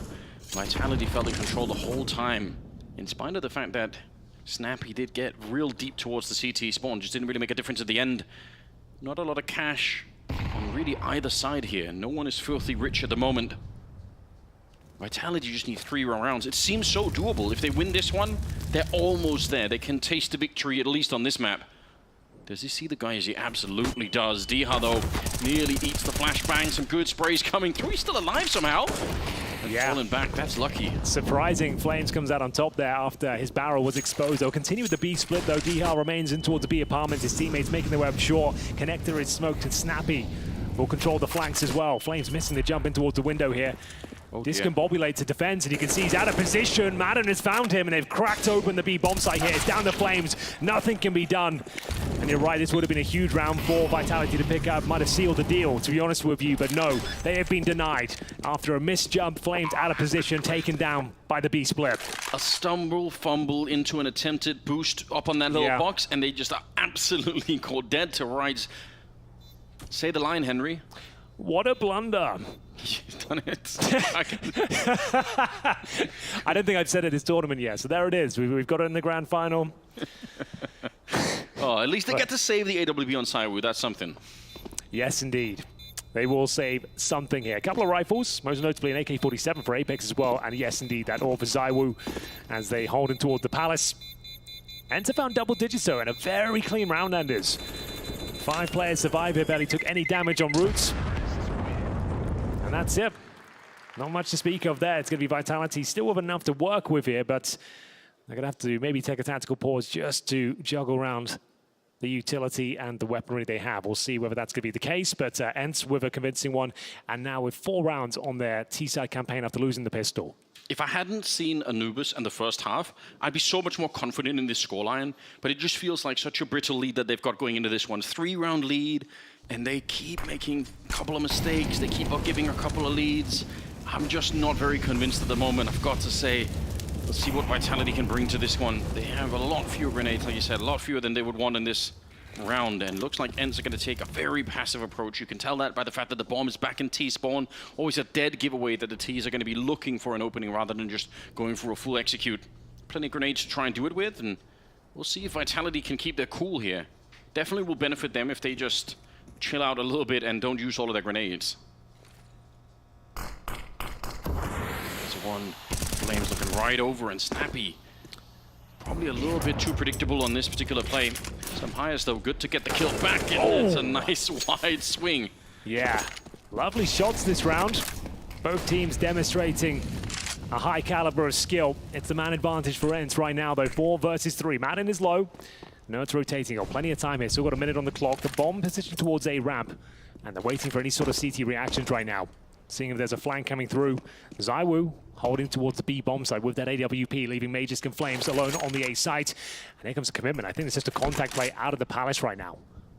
Yeah, I thought Madden was going to make some noise, but he's been smoked off. I think they want to try and sell that idea, but yeah, no selling left. They're going to go straight for it. Magus down. They're all the way around him. He has to go huge. Oh, what a shot. Pius with the drop down. Takes out Magus, and a follow-up headshot. The round is done. Saiwu never even getting close enough to the bomb side here. He's going to get the kill, but on a 1 versus 4, and the weight of this one rifle, it's so expensive. If he gives it up, he can't rebuy it for at least a couple of rounds, and he's going to walk with his back turned right into Madden. Will take him down. Another brilliant round coming out from Ents. Yeah, nice and slow, methodical, working those picks, pincering bomb sites, catching players out of position. It's a wonderful sight.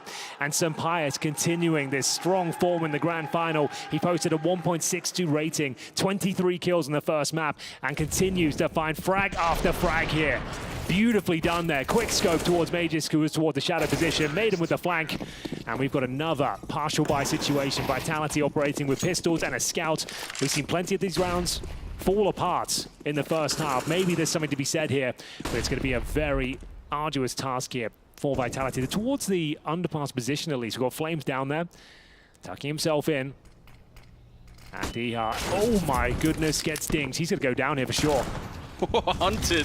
That is a sick pop flash. Now let's see what they can do to bring it back. Snappy, at least good in the middle to bring down Saiwu, and they know that there was going to be someone in the window for the pop flash, so they had a bit of information, but that AK has been stolen on over, and they don't know about the scout that's in play yet. This is real tricky. A 4-on-4, the pressure is on. There's the first scout tag. They're instantly going to fall away. They don't want to fight it, and I think this is the smart move. They just have to make it past Apex. And he's got that P250. Probably gets a bit more than you expected there. That will absolutely do. Unfortunately for Flames, though, he's been extinguished. And that might be it. 3 versus 2. They know exactly where Magus is. He'll be dropped, and now Spinks with the scouts. Might be able to get this kill, but clambering away from the situation. He will survive on 9 points of health. That's Madden. Spinks now just hoping he can find one, but not going to happen. 13-12. Could they do it? The dream run. Picking up the trophy and the championship without dropping a single map. Now it's a reality. 13-12. That was the partial buy for Team Vitality, so we're back into the gun rounds here, but resource is still low. ZywOo couldn't afford the AWP. He's back down to the M4 here, but he's been performing very well with the rifles, and they are kind of leaning towards that. I think this is a trademark snappy execution off the get-go. They do love their set pieces, their fast-paced gameplay, and we're focused down towards middle. This might be the perfect call here. It'll be very difficult to retake with the smokes down towards Connector. Speaking of which, Major's trying to block off the A site. He is the only player on this side of the map right now, and they're starting to realize this could be coming in. Transitioning from the Connector. They are arriving the scene of the crime, and here it comes. Full commitment now. You painted the picture for us, Henry. You're right. They're struggling to get back to the site. They want to help out Megas. He's alone here. Flashbang dives down and hits straight in his eyes, but he's good for the first one. The spray, magnificent. The follow-up headshot. He's done so much work to keep the dream alive here. Snappy will finally spray him down through the wall, and Sunfires, that's a suspicious gap. Apex goes down, but the Spaniard's going to get out-dueled. It's ZywOo on the other side. It's still a 2-on-3, and the bomb plant not even close to happening here. Vitality, they've all shown up. They're ready to try and see if they can bring this home. Nerds up from the Palace will be able to take down Spinks, and it leaves it in a 2 versus 2 with 55 seconds, and they're not going to wait. I love this. Instead of allowing them to relocate, they shut it down. They find Snappy, and it leaves Nerds. 45 seconds, Henry. Do you believe? I don't. Not right now. But Nerds, he might have something else in mind here. He's going to be going towards top and middle. Half HP, no utility, and they've got the bomb within their grasp here. So what's the play? Do you just try and get a backstab going? First port of call is going to bring this down to a 1-on-1 if he can possibly do so. 30 seconds now, and I think he's going to be spotted, and it's going to be a pretty convincing round there for Team Vitality. Touching distance now, picking up the second map. Their pick of Mirage, 14-12 overall, but loads of money available for ENCE after posting 3 rounds in a row, and pretty clean ones at that. So Vitality, a must-win round there, and managing to keep everything stable for now. Can they justify an AWP, though? Yeah, that's a really big question for them. I doubt it. Sunfires has picked up one. They've got so much money on that. They managed to grab it from the previous round. It's on the floor, so an AWP is available for ZywOo. That's good news. That is good news. He's on 26 kills right now. He's had a turbulent tournament, I would say. Yesterday, you thought like they were down and out against G2. It looked like they were done, but then in the last 7 rounds, he went absolutely berserk on them. So starting to show some of that world-class form in regulation at least, and it might be enough to get them over the finish line of Mirage and take us to Nuke. ENCE will have another buy available here, and a FAMAS for Apex. So not of the woods just yet. 3 players go for the murder hole, and maybe looking to challenge the top of middle, where Sunfires is waiting for him. Oh, he's jumping right on top. It's a scary play. Could have cost him his life, and it will. He can't escape. Madden was there, but he didn't want to swing to try and help him out. Sunfires is out of the round.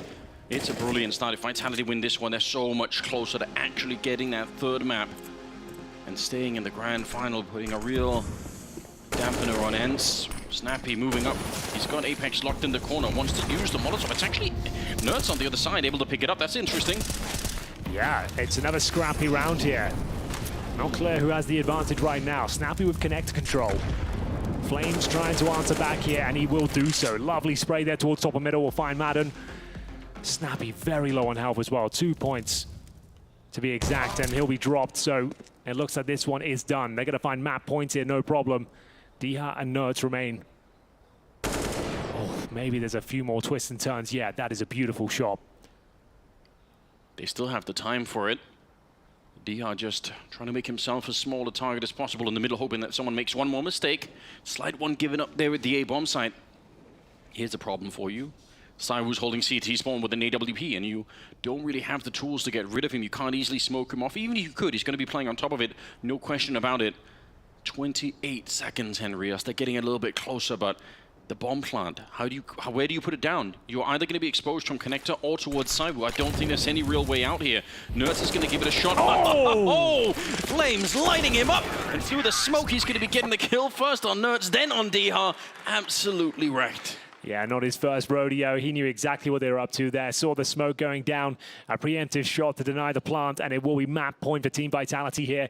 15-12, ends 23 rounds in a row to take us to overtime, and it all started with this beautiful spray down towards top of middle. Flames managing to find frag after frag. Great awareness here. A quad kill in total, and it will be just one more round required for Vitality to take us to Nuke. Well, hopefully we can restart the hype. I feel like the technical timeout slowed things down a little bit. probably did for the teams as well. Yeah, I think we need a bit of a reset here. So I'm more than happy that we're going to be going to a third potentially. Let's see if ENCE can't do anything with this particular round. They have 4 AKs and a D-Hub. Truth is, with the Vitality economy, if ENCE win this round, overtime is still a real conversation to be had. I would love it though. Nuke is my favorite map, so I am into it if we get there. Apex with a deep Molotov. He's not gonna get any kind of a peek coming out from Sunpires, but look at Nerds walking right underneath. It might be almost a free kill here. They're gonna get maddened before that happens, but at least they can trade it. Sunpires goes down, and Nerds, where's the communication? Apex surely would have known there was someone in the middle. I'm a little bit confused. 3 on 3 and a good flick from Saihu. Smites Snappy coming out of the palace and is ready for more. Diha low on health, and he's relentless now. Saihu wants the kills. They're coming close. They're hunting him down. Spinks to save his teammate. It's unbelievable. Just Diha left in a 1 versus 3. The spray and the Molotov and a swift turn to the 1 versus 1. The Flames is on the other side. He's got every chance of this. Diha faking it once, throwing up the Molotov and the smoke, and he almost had the headshot. It's not enough. Flames will take him down. Well, there we have it, ladies and gentlemen. Nuke is confirmed. ZywOo wakes up in the grand final, posting 29 frags in total. An excellent performance. And it is ENCE that give up their first map of the tournament. Maybe a sign of things to come as we have Nuke coming up next.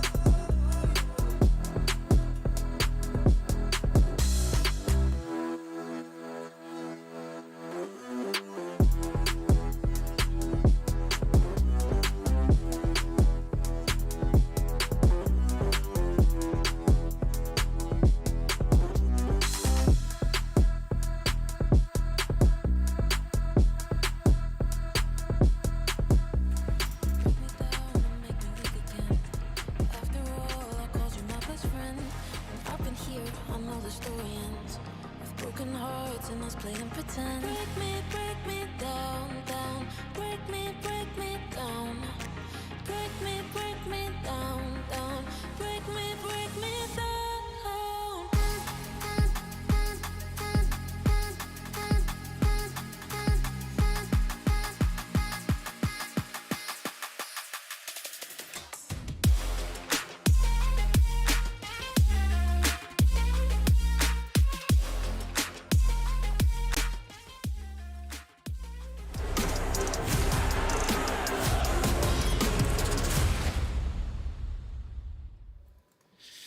Well, it might have taken a while, but we did come to a conclusion in Mirage. We do appreciate your patience. My name is Trace. I'm the host. We got Maniac, we got Moses, and we do have Y and K down on the end trying to lock in Mirage between Vitality and Nensis over here in the grand finals of G8. And boys, hey, how did welcome that one back. feel? Yeah, welcome back. You know, how did you really go about that that whole pause and then here we are? Yes, I think for the sake of this the narrative here and the viewers at home, we should probably separate things. Pre-catastrophe, post-catastrophe. Let's try and like organize our thoughts for a little bit. I think the first half of the game was very high in octane, super back and forth, no team being really able to control what the hell was happening, force buys left and right. There were a stretch of 7 rounds, which were back and forth between the two teams. And at that game, I think Vitality showed a bit more teeth than what they had done in the first map. Yeah, and the teeth start with us sinking in right here at the SDC analysis. Just to go ahead, do that again, Jason, that sounded cool. Okay, maybe not as cool as I thought. So, yeah, let's pick it right back up where you left off, Maniac. Go ahead. I mean, there's other people that I can talk to. Yeah, well, I would just point out, you know, there was a lot of force buy wins from Vitality there. Nice 2 to 3, I think, low buy wins in that first half, and that stuff. Look, Sampias was still out here doing his thing against Vitality that he always does. It was fantastic to see ZywOo on the other side outproducing him as well, which was fantastic. I mean, he was the driving force of this Vitality victory, Yanko. Yeah, I think for Vitality, this was a scrappy win, right? Which is how they have to make it if they're going to win against ENCE. We talked about how ENCE is the superior team at this moment in time, and that was Mirage, you know, Vitality winning both pistols and converting, and then in the first half, those back and forth with force buy where ENCE just couldn't win rounds in a consecutive manner. I feel like if they were able to do that, they might have been able to close it out 2-0. And we know those back and forth exchanges, they always favor the T side, right? Much harder to kind of sustain that for long periods as the CT side, and obviously painful when you can just never gain momentum. Yeah, and you know, just to kind of go along with that, I think what we coined this is Apex is the equalizer. The equalizer. Whether you like it or not. ENCE. Yeah, it'd be equalizing it one way or the other. Like either bringing it down or bringing it I mean, Yanko's down. talking about Vitality obviously having to be a little bit in your face and not playing conventional Counter-Strike. I wish Apex would tone it down just a tad. You know, there is going for information, there's being brave, and there's a line that you cross, which at some point, just enjoy the 5v4. Just have a good time. Yeah, sit Let back, it go. breathe a little bit. Man, he's always looking for info. Look, well, part of the reason why they got kind of... He's getting it. Guys, there's 3 middle. Part of the reason Guys, there's a one-way smoke here. Part of the reason why their Mirage improved is Apex even mentioned they switched him to Connector because they needed a little bit of crazy in that part of the map. So take with the good with the bad. And to that line as well, I think Flames being on the B side was not that great, not a good idea in first, but actually I think Flames delivering. Like in the CT side, he was solid as well. He had a couple of moments where he lost his little buddy, Spinks, towards short, and he had to handle that sort of like two-pronged attack, which is horrifying to be when you're on the B side, when you know short is compromised, B-apps is compromised. I thought he did a good job at handling this. So good for Flames, but this is one of the examples that we talked about, Trish. Some of these rounds that went either ways. Flames with the entry as well here, beautiful deagle shot. And once you get in there, it gets real messy. Then of course here sometimes Magic just has to strike, double headshot, and Apex closes it with a... God, this guy always shows up in important moments. I know. Apex, some calm, patient, composed play from him, wins out the clutch. Hey, this is probably the first time. It's the first time I see Apex winning a clutch, not fighting. That's great. Not peeking? No, he's just playing the time. It's beautiful. They say Can you imagine if Hooksy had done that, we would have G2 there right now. Yeah, absolutely. A lot in common. Yeah, thanks for bringing that right back. Thanks for bringing that right back. Just take that dagger out of your back real quick. Again, you know, we look at ZywOo doing ZywOo things. You know, we talk about taking a game into your hands. Is that what ZywOo did here? I don't know. I think this is pretty moderate, honestly. Like this whole, like, I don't know. I would like to see more from ZywOo. Like, 20 is really subpar. I haven't had enough trades. Of course that was good enough. What are you talking about? This was a good map for him. Holy hell. Oh my God, are you okay? That was a highlight. That's such a good game. It was a highlight. Him blocking a smoke. Wow. Oh, No, really this was better. A couple of moments with the impact. CT side here. Triple kill with the M4. He stabilized that round. That's 13-12 with that was good from Zite. It was much better than the first map. Let's be clear. Not that it was incredible, but it was much better than map 1. Yeah, he answered the bell and he stepped up in a couple of occasions and he went out and searched at times ways where he could have impact in the game. And this time it worked. And also, I mean, ENCE wasn't beating them so badly across the map where he had no ability to do anything. Right. That was a big change as well. There is an indicator when you watch Sidewoo. The more movement he has mid-round, the better and the more in the zone he is. Either he goes in first, immediately at a very big round, and he survives 7 seconds and dies, or he actually gets to be activated in this mid-round situation where he pushes a little bit, takes some initiatives, and this is when you feel him in the zone. And I think we had a couple of these moments here as well. Yeah, we certainly did. You know, for a series that started and it looked like ENCE might be walking away or maybe feeling really good and confident, no, now they have to fight on Nuke. But before we do that, let's check in with what happened behind the scenes. Hell yeah. Shut up, yeah, what Jason. happened? Jason, shh. Players obviously are used to having to get into that mental state when we have these long tech pauses, so it didn't affect them at all, I don't think, because I was chatting to Saul. He said they weren't too worried. He believes that obviously they lost that map because they were much weaker on the T side. That's what he said. I then asked him what he thought was going to happen on Nuke, and he says he believes that the team is looking far better on the full weapon buys and the full weapon rounds. He's adamant that Nuke will be it, but he's a little bit more subdued than earlier. I don't know if maybe it's a little bit of fatigue, but he said, we'll have to see how it goes. See, I'm getting a very talkative Matt. He doesn't want to give me interviews, but he's happy to talk at these points. He was actually saying, which goes into your point, when it comes to these force rounds, they were happy to take that risk, they're happy to push for it because they feel so much stronger. They said they can rely on their individuals, put a scout in one's hand, throw the deagles out there. He wasn't worried about that at all. He said even after the break, he said for them, okay, they were just laughing, joking, just trying to keep their cool. Now going into Nuke, he said, okay, even though we won it last time, this is still going to be a very hard fight. He said it's going to be kind of going all to the wall the whole time, and what he just needs is his players to really focus up. And he was mentioning around timeouts, right? He was saying for the timeouts and how you use it, obviously this isn't Zonic, but he's saying if the players are asking for it, that's when he's going to give it. He's only jumping in when it's absolutely necessary. So the players got a lot of input here. Nice stuff. So all of G8, all of Gamers8 comes down to this, and it's Nuke. Imagine that. I think hearing how in the background it was Despacito going. Was that what it was? Yeah, I started having like some PTSD, you know, but ENCE is the team that has the Spaniards, so I guess they will come out on top. Yeah, actually, wow, that's impressive. Okay. I like that analysis. Yeah, okay. That was going to be my point as well. Yeah, fair enough. Okay. I'm super shocked, Jason.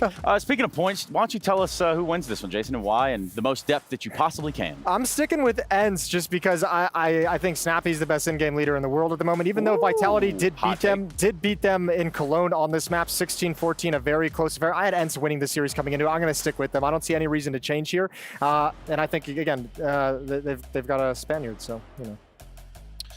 Me, yeah, I'm sticking with ENCE. They were 14-3 with this roster on this map. 2 losses have been to Vitality, but both have been 16-14, and I don't think they're going to beat them third time around. I didn't think Nuke would be the third map. Come on, Maniac. I thought it would be Let's a do much it, harder Maniac. map. Come on, Maniac. So Give it now to that us, we're baby. Here, and now that everybody's You're got feeling it it? waiting for me, hell yeah, I'm switching my prediction. Oh, of course. Y'all got The hell. Swiss neutral changeover. we just love like that. Done it. Like flipping a strudel over. I'm going to be Absolutely. so ruined. I will be ruined, you know what? Be 66 That's the only way for I ENCE. finish these games. But he's gonna go down with love in his heart. That's Hey, all you can say. Listen, for the romanticism of it, Jay, you were talking about Nerds and how MVP-like he's playing right now. Yeah. Nuke, famously a complicated map for him. When they faced in Cologne, he was down in the dumps, so it's a moment for him. He can just rise from the ashes and take control of that Nuke map, write his legacy. He Yeah, gets well, an when MVP. they played on this map in Cologne, Sun Pius was also just quad But he had killing like him down 70 ramp. kills. He was just bashing him out. So I know. You know, take from that what you will. No, Senpai terrifies me. Yeah. I'm scared. As you terrify should. everyone. But you still changed your pick. So I guess at that day, it wasn't as scary Damn if enough. I do, Janko. damn if I don't know don't. what your friend here is doing, but are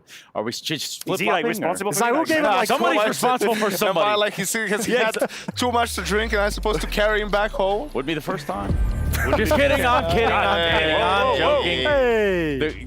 The Mountain I'm Dew walking is in. really flowing around here at this hour. But yeah, 10 seconds. So any more flip-floppers? Looking at you, Jason, on how you You are. already had a lot of predictions. No, I'm sticking with ENCE all day long. Fair enough. They have All the right. Spaniards, so. Yeah, they have the Spaniard. Well, let's do Let's it. go. And with any luck, maybe Anders Bloom can make his flight. Anders B. Loom. Haha, Anders, haha.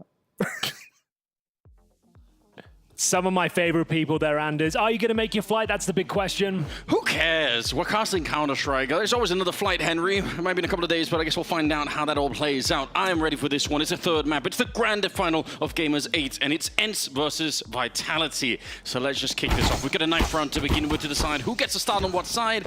And you want to make any change? I think you picked ENCE as well. I'm sticking with ENCE the whole way through, baby. Okay. They're my favorite team to watch right now. I think that the full package, they're exciting to watch as well, and they're chaotic on Nuke. Fortunately, they're starting the CT side, so it should be a little bit more subdued. But when they get on that T side, Anders, you're going to see lots of rushes, high adrenaline, high octane Counter-Strike. It'll get the blood pumping through the body, and that's exactly what we need to kick off the third map here in the grand final. ENCE taking on Vitality for the lion's share of $1 million here in Riyadh. It all starts now with ENCE on the CT side. We'll have a look at the buys. You would expect the Julies, and they'll be in the hands of Nerds. And in terms of utility on the T side, not much to report. Oh, there it is. We've got one smoke and a Molotov. Smoke for Spinks and Apex with the Molotov, presumably for the hut roof here. So maybe those Julies will be tested. We're off to the races. Ladies and gentlemen, let's get it on! The fact that it was 16-14 both the last time they played this map is just a tantalizing prospect. It means it's almost impossible to guess how this is going to be playing out. But what we know is it should be a close map here. You said there is that one Molotov in play, typically thrown for the hut. There is a player there. Oh, that's not far off from Diha. He's early on trying to get the smokes. Look at this, they're going to be bouncing down into Mini. Diha overrun, and the duelie is trying to stand tall, but Nerds, he's only good for the one kill. Sunpius and Snappy trying to see if they can hold it alive, but it won't. They get absolutely slaughtered at the start of Nuke. What a great round. Didn't really put a step out of line there. Team Vitality with the upper split. Every bullet connecting. ENCE have nothing to say about it. They're going to have to force buy on the second round here on Nuke, and that's going to be a mixture of pistols and scouts, you might imagine. Dropping down from main entrance, hitting their shots. ZywOo, Spinks, everyone contributing here. And Apex holding the flanks there. Perfectly executed. It doesn't get much better than that, Anders. But they have got to get past the force buy, which can be problematic. Sunpius, an absolute demon with the scouts, and they're going to be going fast-paced here. Mages not messing around as he comes out of the hub with the Mac 10. I love it, jumping through. Once he actually clears the corner, the round is almost certainly over, even if he doesn't get a kill, because he's going to be creating all the space. They're going to be fanning out behind the initial player. So if you have a dream of holding that A-bomb site, you have to get that kill on the first player jumping in, and no one was even around to really see it. So that's a good round, solid work. I mean, the risk is you could run into a stack, but I like Vitality throwing away some of those concerns here and just trying to play a little bit more aggressively. They've been looking very uncomfortable in the grand final so far, so nice to see them just try and flow a little bit with the game. Yeah, that's a good point. That first map, they didn't really arrive. I'm not sure if it was them not really warmed up, not really ready for the final, or just a magnificent performance from ENCE. Maybe a mixture of the two, to be honest with you. But Mirage, a scrappy map, but they got it over the line, and an emphatic start here on Nuke. They've got the 2-0. They push back that force buy, and there will be two players remaining here, Sunpius and Snappy, trying to hold on to the little they have. That's going to be the Scout and the Desert Eagle. So won't be a full eco, I suppose, going to the following round, but pretty much a locked-in victory for Vitality, looking for that 3-0. Yeah, they're feeling comfortable. Well, we're seeing there's something here. There's not going to be... Go on. I've got 2 HE grenades for you, Anders. That's about it. So you can nade outside at the start. Maybe you can nade silo. That's quite common these days as well. But maybe you find an opening frag and you combine that with some Pious tag. Who knows? Maybe that's something. 3 grenades. Yes. Okay, now it's starting to heat up. This is what the people came to see. It's so rare that it works. They've already put out one of them, a second one. Yeah, it's not really running into anything. Instead, it's the counter grenades. Apex and Meg is combining for the kill on Nerds. Not bad from Maiden. The fact he even picks up a kill there. I'll take that all day long. Significant damage here from Magisk. Got a few tricks up his sleeve, it seems, as he'll confirm that second kill. Scout connects, but so does ZywOo. Straight to the dome of Madden, and we've got a 2-player situation here for ENCE because they don't really have a whole lot to work with. Bear in mind, Snappy saved this Desert Eagle and Kevlar combo. But Flames, perfect position, and ZywOo will beat him to the punch. It's a very clean one here, and they're going to have a ton of money going forward. Classic situation in Counter-Strike. Just as you're moving is when they peek. Yep. Bit of a shame. I think otherwise he probably just has that kill straight up Snappy, but not this time. Diha, P250 in hand, locked out of any of the fun at the moment. See if he can go and recover something more interesting than the P250. I mean, that would be a way to get this started, but they might have tried to take whatever they can with them. I don't know if there's an SMG on the ground there, but it's not a very exciting prospect. Yeah, just the Mac 10. It's something, but you probably would rather just have the rifle in the next round. So Vitality, quick in the previous round. This one, a little bit more slowed up, and they still make it work. Oh, they certainly do. Just poor old DI. Yep. Mac 10, if he gets one kill, that's $600 at least. The money's going to be tight going forward considering the force fight, so maybe he picks it up, but no, Apex denies it all. He's starting to show some form here as well in the grand final. 3-0, tantalizing start for Vitality. Doesn't get much better than that, as they kept massive numbers up in each and every round as well. So they've got $7,000 on 2 players. Make it 3 players. 8K for Apex. So yeah, they've got... Oh, that's how the grenade kill came in. We've seen that a lot this tournament, haven't we? It's become very popular to the point where we're even discussing is people need to avoid that on the CT like side. is it even viable to even sit on the silo anymore? Because it seems to come in more often than not. But first gun round, ladies and gents, and concessions to be made. A couple of players without helmets, and there's a Galil in the midst as well, so that could be problematic. We'll see if they want to present any aggression on the CT side. We have got the Sun Pius AWP, and he's currently positioned back towards heaven, I think. Yeah, so not going to be challenging outside, expecting maybe a vent drop. But for now, Vitality just deploying the initial utility, the wall of smokes, take that vision away. Trying to block the path towards Secret. Yeah, very far back. AWP on Sun Pius. Let's see if we can find anything. It's Dia up close, just on top of the smoke, and he's able to find flames. That's not bad. Every kill he gets will pretty much be through the smoke. That's the problem with this guy, and it will be Magus with a massive kill there towards the ramp, burning Sun Pius. Down to 36 points of health. He was hoping he could steal one away before he was burnt to a crisp, but now Nerds needs to deliver. He's got to stand a chance in this round. He needs at least a kill. 4-on-4 for now, and that's an opportunity, but Zywoo, he has looked so sharp with these rifles. Hasn't needed the AWP at all. And that should really seal the round. Madden, he's going to be good for the one headshot. The problem is, look at how low they are in health. Even if it's a 3-on-3, the rest of them are so far away. Yeah, fair enough. I normally try and push back whenever you say that, but you might be onto something, yeah. I mean, you want to see them fight for it, but man, it's so risky. It's a good job on Madden, don't get me wrong, but he has to get so far away from the bomb as well. Even on Nuke, where the blast zone is tiny, you still obviously don't want to just be standing inside of it here.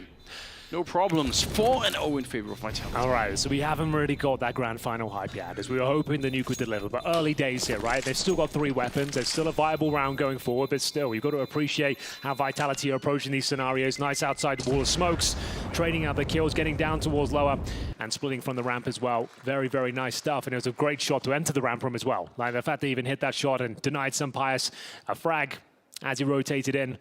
They're playing it by the book, and it's going very well. 4-0. I think something to be excited about, though, is the fact that Zywoo's really started to show up here. I mean, towards the end of the second map and into the third one, he's really doing a lot of work, which was a problem for them, obviously, in the semi-final, that he was a little bit less exciting than you would have wanted. Certainly was a problem on the opening map of Anubis. So I think got to be a couple of fans out there that are happy to see Woo showing up. Yeah, he top fragged on Anubis, although they didn't really get going. It was 16 frags there on Mirage, 28 in 17, a 1.35 rating. That's more like it. We haven't even blown away because his ceiling is so high. We expect so many miraculous rounds from him, like ridiculous clutches. And I guess that's a testament to how good this guy is, the chosen one. Delivering in the grand final, so far so good. Things going swimmingly for Vitality on their T side of Nuke. And are in a tricky spot now because once again, they don't have helmets on 2 players. There's an M4 for Apex, and the momentum is firmly on the side of Vitality, who are picking at the pace here by the looks of things. Dihad a spray towards the squeaky door. Real damage inflicted, and wow. Apex just helps himself to the first frag, just running out with the M4.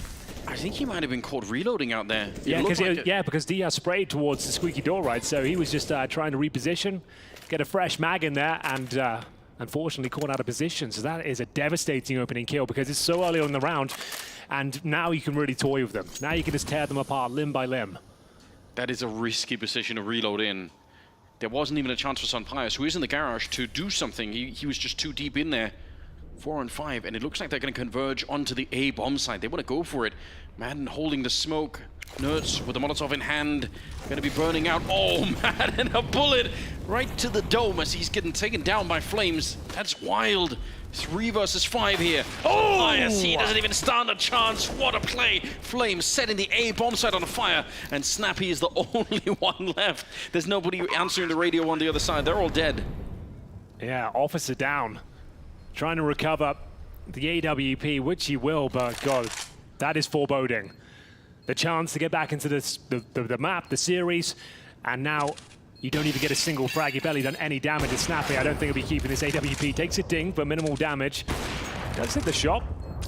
Has he got anything left in the tank? Well, he did hit that second as well, but more than worth it to take him down. Yes. Even with the maximum loss bonus, it's going to be a struggle going to round number 6, and it's 5-0 for Vitality now in the third and final map here at Gamers8. The timing for Madden was so ridiculous because as he gives up on holding Squeak Door, he wants to jump up at the hub, but as he gets there, there's a Molotov that's going to just connect with him, and it's in the air while Flames gets this kill. So either way, he probably would have been in a fair bit of trouble. ZywOo able to get the last shot in, 5-0 in favor of Vitality. They're on the T side, and they've put so much pressure on this ENCE economy. I have no idea how they're going to get back into this one. Yeah, get your defibrillator out if you've got one. This team needs to be resuscitated. ENCE on the back foot here on the CT side, and now operating with SMGs and the AWP. It's not quite a full all-in, but good ads really, down to around $900 per player on average. And Flames, he's just chomping at the bit. They get stuck in once again. A nice smoke from Adam, but they might disrespect it. They'll at least spray through it. Everyone alive for now here. So they'll just recalibrate and take their attention elsewhere. It's forced out a fair few grenades that ENCE don't even have. So they might not have got a kill, but they've still managed to produce quite a bit so far. Sunpius, one of the few players that will not be needing many grenades in this round, just hoping for a straight-up fight. But they have the wall of smokes. They can completely smoke him off if they want to, and divert back in through Mini, which they've already done once in the pistol round. See if they can do it again. Ooh, that's slow. No wall. That's rare. On Nuke, it happens almost every single round. Yeah, I just don't think they were anticipating the AWP here. Like I said, it was maximum loss bonus, and you're on the CT side, but Sunpius starting to connect all the shots right now. They needed a bit of a miracle in this round, and they might have found it. It's going to be a 4 versus 1. ZywOo remains, but still hitting shots here. Oh my God! A monstrous kill towards the heaven position. And now the counterstrike gods in a 2 versus 1. He's looking for it. He's searching for it, Henry. All the way through Hut, he's managed to walk in. I don't think they realize what that's in the corner. Crosshair in the right position, and he'll be able to shut it down. That was close. I think if Nerds would have been looking just a little bit further towards the Squeak Door, ZywOo has a chance to at least make it a 1 versus 1. You see how dangerous he is, though. That is a horrific moment. Still, it cost them almost everything. They lose 3 players in the round, means that CT side economy is still going to be in a wacky position. Well, Sunpius arrives on Nuke. Those are his first couple of kills there, and he secures in the round, but my God, was it close. ZywOo certainly had the potential to win that one. We go to round number 7 here. A very important round here for ENCE. They are fully invested, and we see ZywOo. He's not slowing down. Full send towards outside, looking for that first pick. The wall of smokes are down. Will he continue in towards the garage or go down towards Secret? Nice shot through the smokes you might expect from Diha. Does do a little bit of damage there towards Flames. As Sunpius, good reaction. We've got a bit of a sniper duel here down towards lower. And Flames, he might want to push this smoke as well. He knows Diha has a trademark position for him. They're going to check this corner for sure. Oh, maybe I misspoke. Apparently they won't, and Diha will strike and find the advantage once again. Yeah, that's scary because the flashbang that's thrown for Flames also becomes a huge signal to Diha for when to peek. So when he isn't checked, he has such a good read on what's happening on the other side, even if he can't actually see anything. 4 versus 5 here. Diha with the timing, couldn't have been better. Apex gets sniped away. It's looking good for this round so far. They're hunting down Sunpius, but they'll have to pay with ZywOo's life to try and see if they could get him. Makes it on the other side. The no-scope, not quite connecting, but it's just Spinks and Megas Glyph. They should have no business getting close to winning a round like this one. I feel like ENCE might finally have a spot to rest a little bit here in the first half. He might be onto something, but with 40 seconds remaining, Major's still alive as well. One of the absolute MVPs of the tournament so far.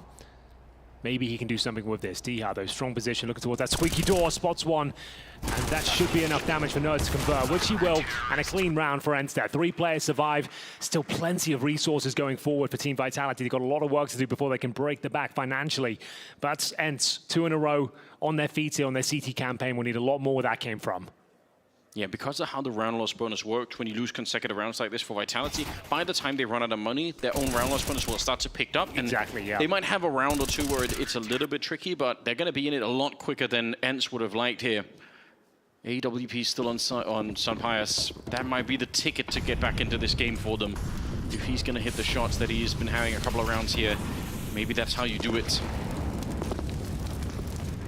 it's really, there are some teams that will throw this wall of smokes in the yard every single time just to screw with the CTs, and Vitality aren't doing it that much. I'm actually surprised by that. Oh, I mean, they might wish that they had. Apex goes down. Nice work. Sampire's bit of a nuke master. Really coming to life here now. Significant damage through the smoke. And that might be enough in this round. Spinks is low, so is Mages. Apex down. Missing their in-game leader. And hence looking very comfortable here. Madden will find the third, or the second frag I should say. And the third, there it is. And the bomb is dropped as well. Round over, it's just down to Cyber and Flames now to see if they can do any sort of damage. You can see they're retreating already, going towards T-Spawn. It's going to be a long old save though, Anders. We've got a minute on the clock here. What's your take on the fact that they're not doing the yard smokes? Because people do them even when they don't ever use them, just because it adds an element of doubt to the CT side. Yeah, normally you're deploying them every single round, and then you have the options, right, to take that vision away. Sometimes you send one player down, sometimes you send 4, sometimes you send 0, and it means they're always going to be anxious to the fact that they're not really sure which kind of approach you've taken. So yeah, it's an interesting point, and maybe they'll start adjusting that now as a few rounds slip away. It's going to be 3 in a row for Ents, and 5 players surviving here as well, and they've recovered AK-47s.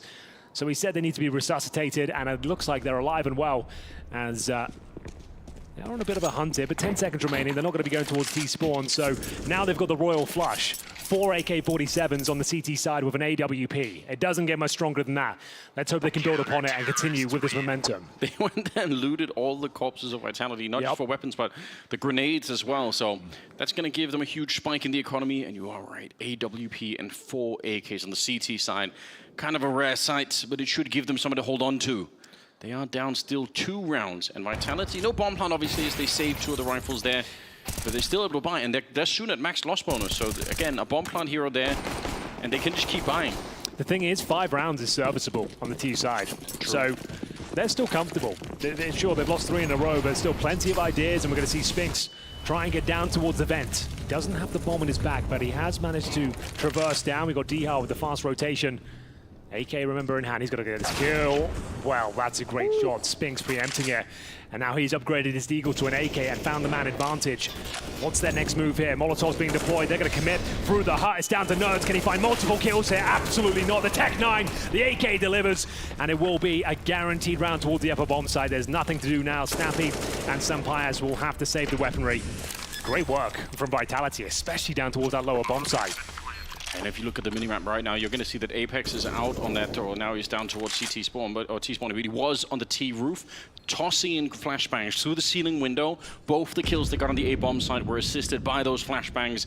Hugely difficult, especially when you're as open as they were. They weren't behind the silo, turning around for the flashes. They were eating them right in their faces, and that's just too much. You can't handle it. Even if they got a kill there, they would have been blind every single time. That's really, really good work. Good execute coming out. And probably very hard for Ents. I mean, they must have been in the middle of conversation, Ents, as well, thinking about what do we do about the fact that Spinks is down below? We have to react to that somehow. Absolutely. And that's what it's all about. That's why the vent drop is so potent. You have to respect it. And you can see Dihar aware of the possibility, but a fantastic shot from Spinks at Desert Eagle. Deadly. As he manages to pretty much confirm the round there. It all fell apart once Dihar was dropped, and that's going to be 6 on the board here on the T side of Nuke. Big round for Vitality to pick up there, and we go into round number 10. Ents will have a buy available. That was the shot, beautiful. Nerds couldn't find the frag. Madden flushed out of his signature position of the CT vent as well, and those AKs no longer available. Snappy still has 1, so let's see if they want to pick up the pace once again. Similar sort of execution. Vitality defined how to enter the upper bomb site in the last year. A lot of teams replicate their sort of approach. Certainly putting pressure on Ents, the fact that they throw all the same grenades, and we'll see. I do like this from Sampires. He's so far outside that he's basically locked Vitality in. It should give some comfort to the rest of his team, just knowing that this is either going to be ramp or the A-bomb side, but there's absolutely no way anyone's sneaking through outside. Grenade around the corner. Not quite doing enough there. Madden still going to be okay. They have more grenades defensively here, especially the Molotovs. If they get the timing down right, if Vitality really want to come through, this defense could be good. The ramp room is held by Snappy, and we've seen We've seen this position before come up really big, and we've seen it completely fail. Yeah, you're normally going to completely flash. You're hoping a teammate can take the aggro for the split second that you need to readjust, and we'll see if it works out for the D-Hard. Lots of damage here, finds the first kill. Will they preempt Snappy's position? He gives himself up, and they know they need to trade him. ZywOo given the task to do so, and Snappy somehow rises to the occasion, maintains the advantage, finding a double kill in a compromised scenario.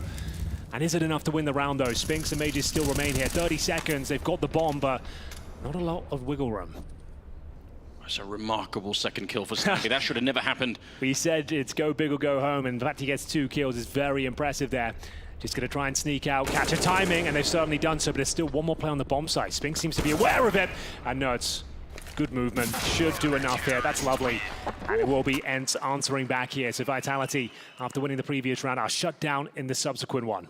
Still money there for a buy at least, but like we said, they've already had a pretty decent T-side campaign already. 6 on the board, but ENCE coming to life now. Yeah, it's looking very fine for them. I'm not really that worried for Vitality, not yet. Need to see ENCE wake up in a way different manner here. If not for Nuts, I really thought they were going to be able to trade him at the very least. He played the angle about as well as you can. And like we said, it's all about that bait and switch towards ramp.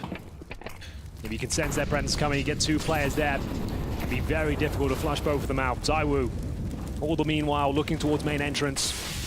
No one there to take down, so we'll have to readjust here. Sampayas flashed off, holds his nerve, doesn't fall back here, willing to fight. D-Hard, though, he's caught sleeping. You could tell he was not ready for it. Leaves Sampayas in a really awkward position. Sure, he get that first kill, but how do you escape? Oh, that's how you escape, Henry! Shutting it down, flames up on the silo, exploded. I can't believe he hit that shot. 3 versus 4 now. Sampayas making his own luck outside. Absolute sicko. What a shot that was. So impressive. And they've got the advantage for now, but ZywOo, he'll steal it right back. Minute on the clock, rotations coming through. Nerds will drop down the vent. Sampayas will follow him as well, sensing this could be a lower attack. In terms of utility, only 1 smoke and a Molotov remain. And Madden, they need information. He knows it as well, trying to tuck himself in towards the hub. Sampayas comes back up the vents, and that's a hell of a kill. It looks like they've done enough here. Zai will be the last remaining player, 40 seconds, and Sampayas. My God, once again, the Spaniard proves that in this Colosseum of Counter-Strike, he is second to none. 4 kills in that round. He should have been dead outside. I thought for sure they were able to combine. They had 2 players, one up on the silo, one down on the low ground, but he got the kill and he got the escape, and then he took 2 more with him. This next shot here is wild. Yeah, what a round. It's always just so calm. It's never frantic. It never looks like he's panicked. No. Or out of position. Very, very nice round indeed, and they're 1 round away from tying things up. Round 12, and money is finally broken for Vitality. Looks like it might even be an eco here. At the very least, a partial buy. Tactical timeout has been called. A chance for Matt to get stuck in here and assist the boys, because they are starting to drop off somewhat. That's now 5 rounds, ENCE picked up out of the last 6. It's starting to look interesting. We might have a bit of a game on our hands here. I hope so. It's a slow warm-up on this 3rd map. It really is, but it's being driven by Sampayas with that AWP. They have a little bit of money in the bank. It is starting to look just a tiny bit better for ENCE.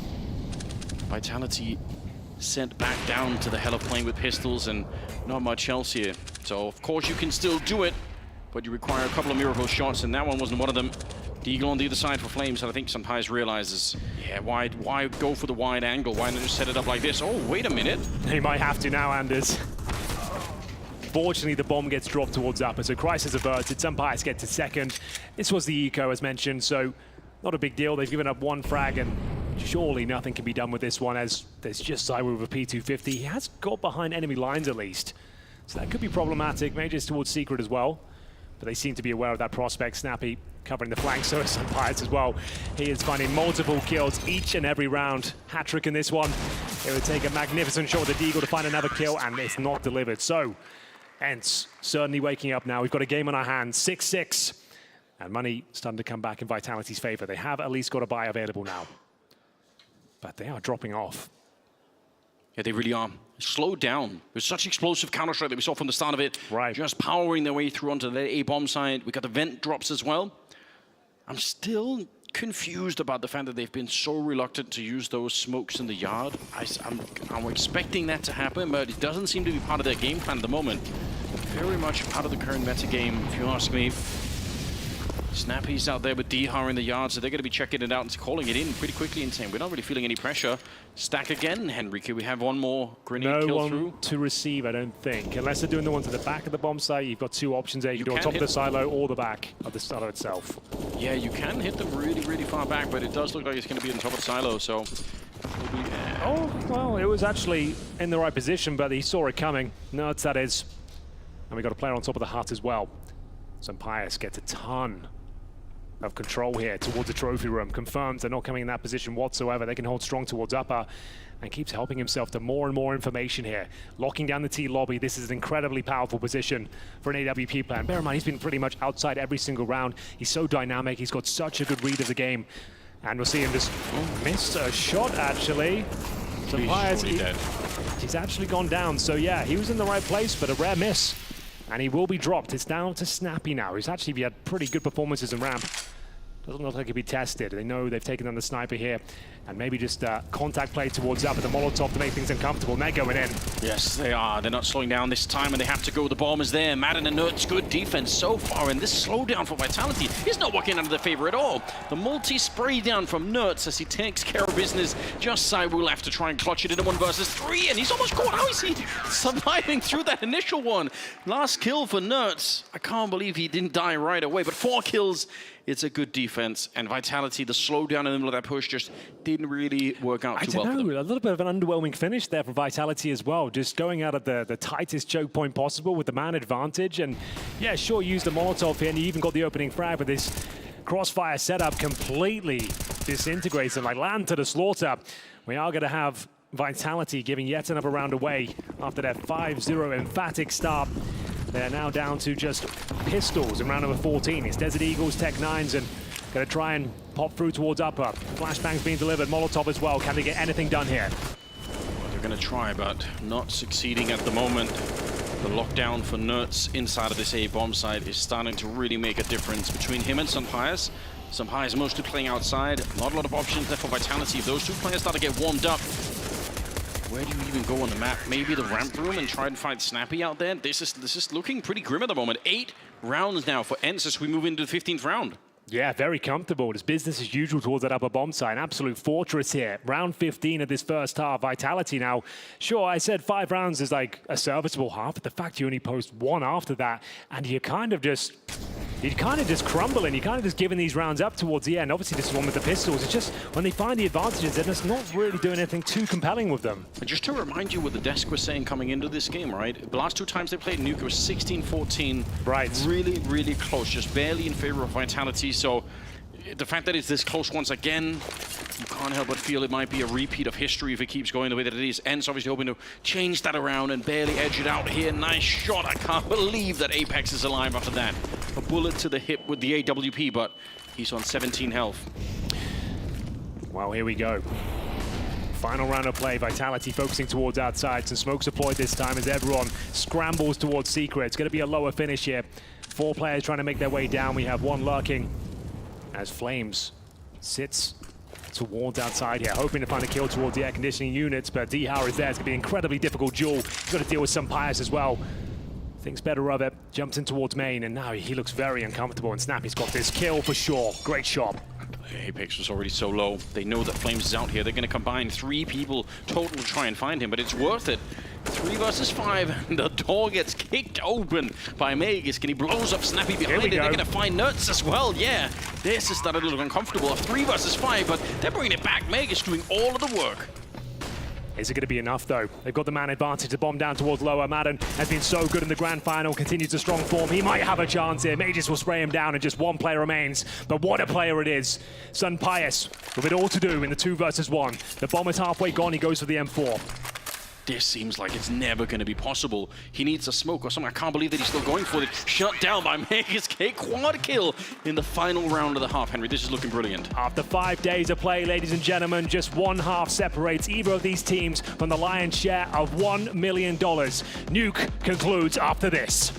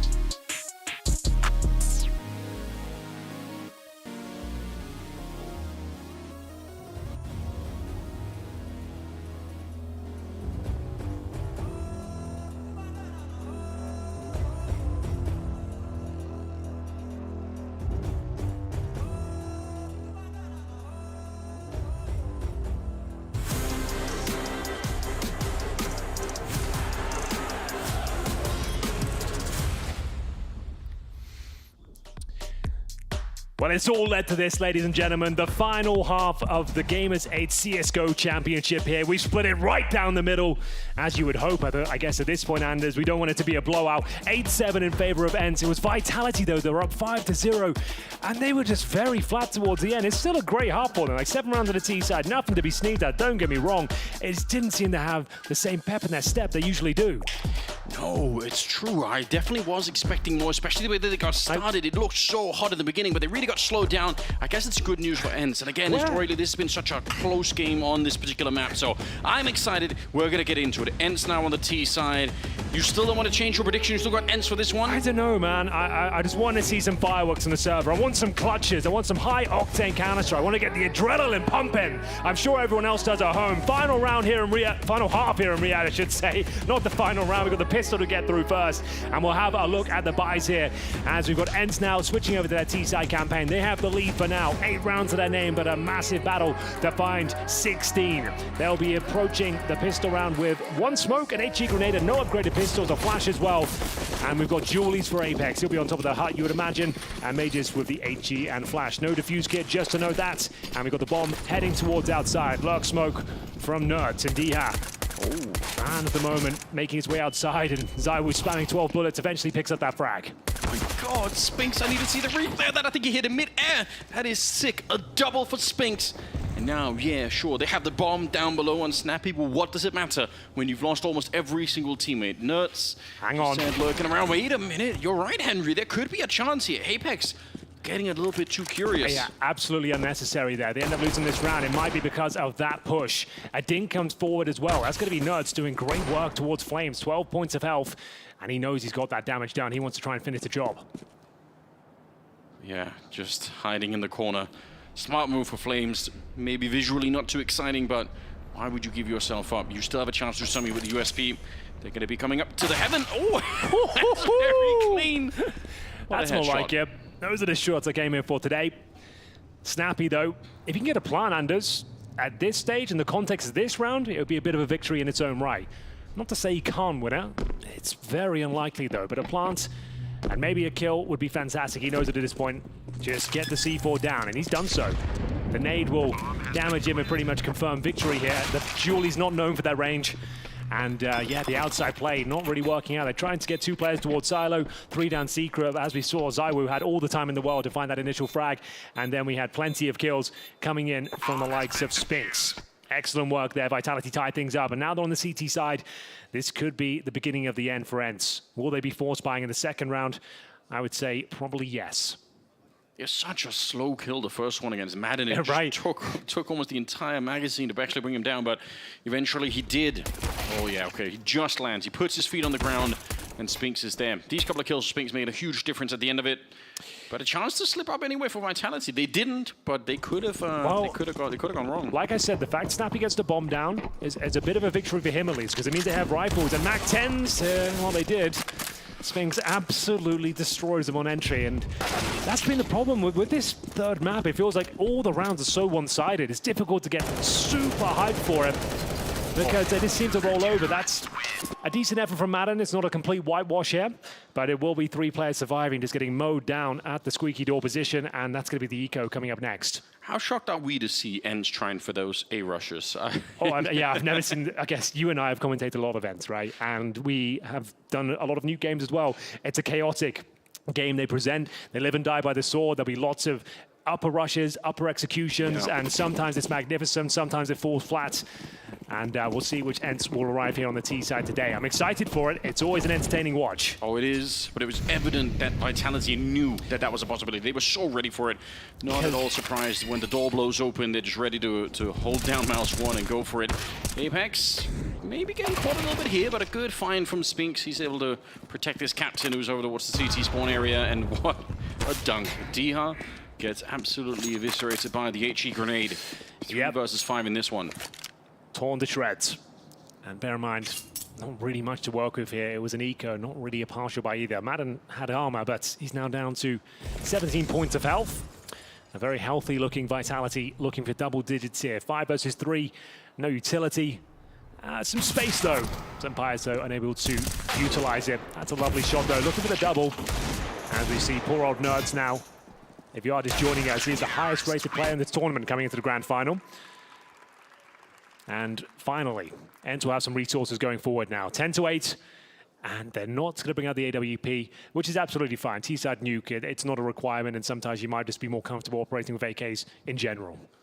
Yeah, I wouldn't be too surprised if they try and... Especially if you're doing lots of upper rushes. Especially if you're doing that. If that's one of your favorite things, then do they do it in the first gun round?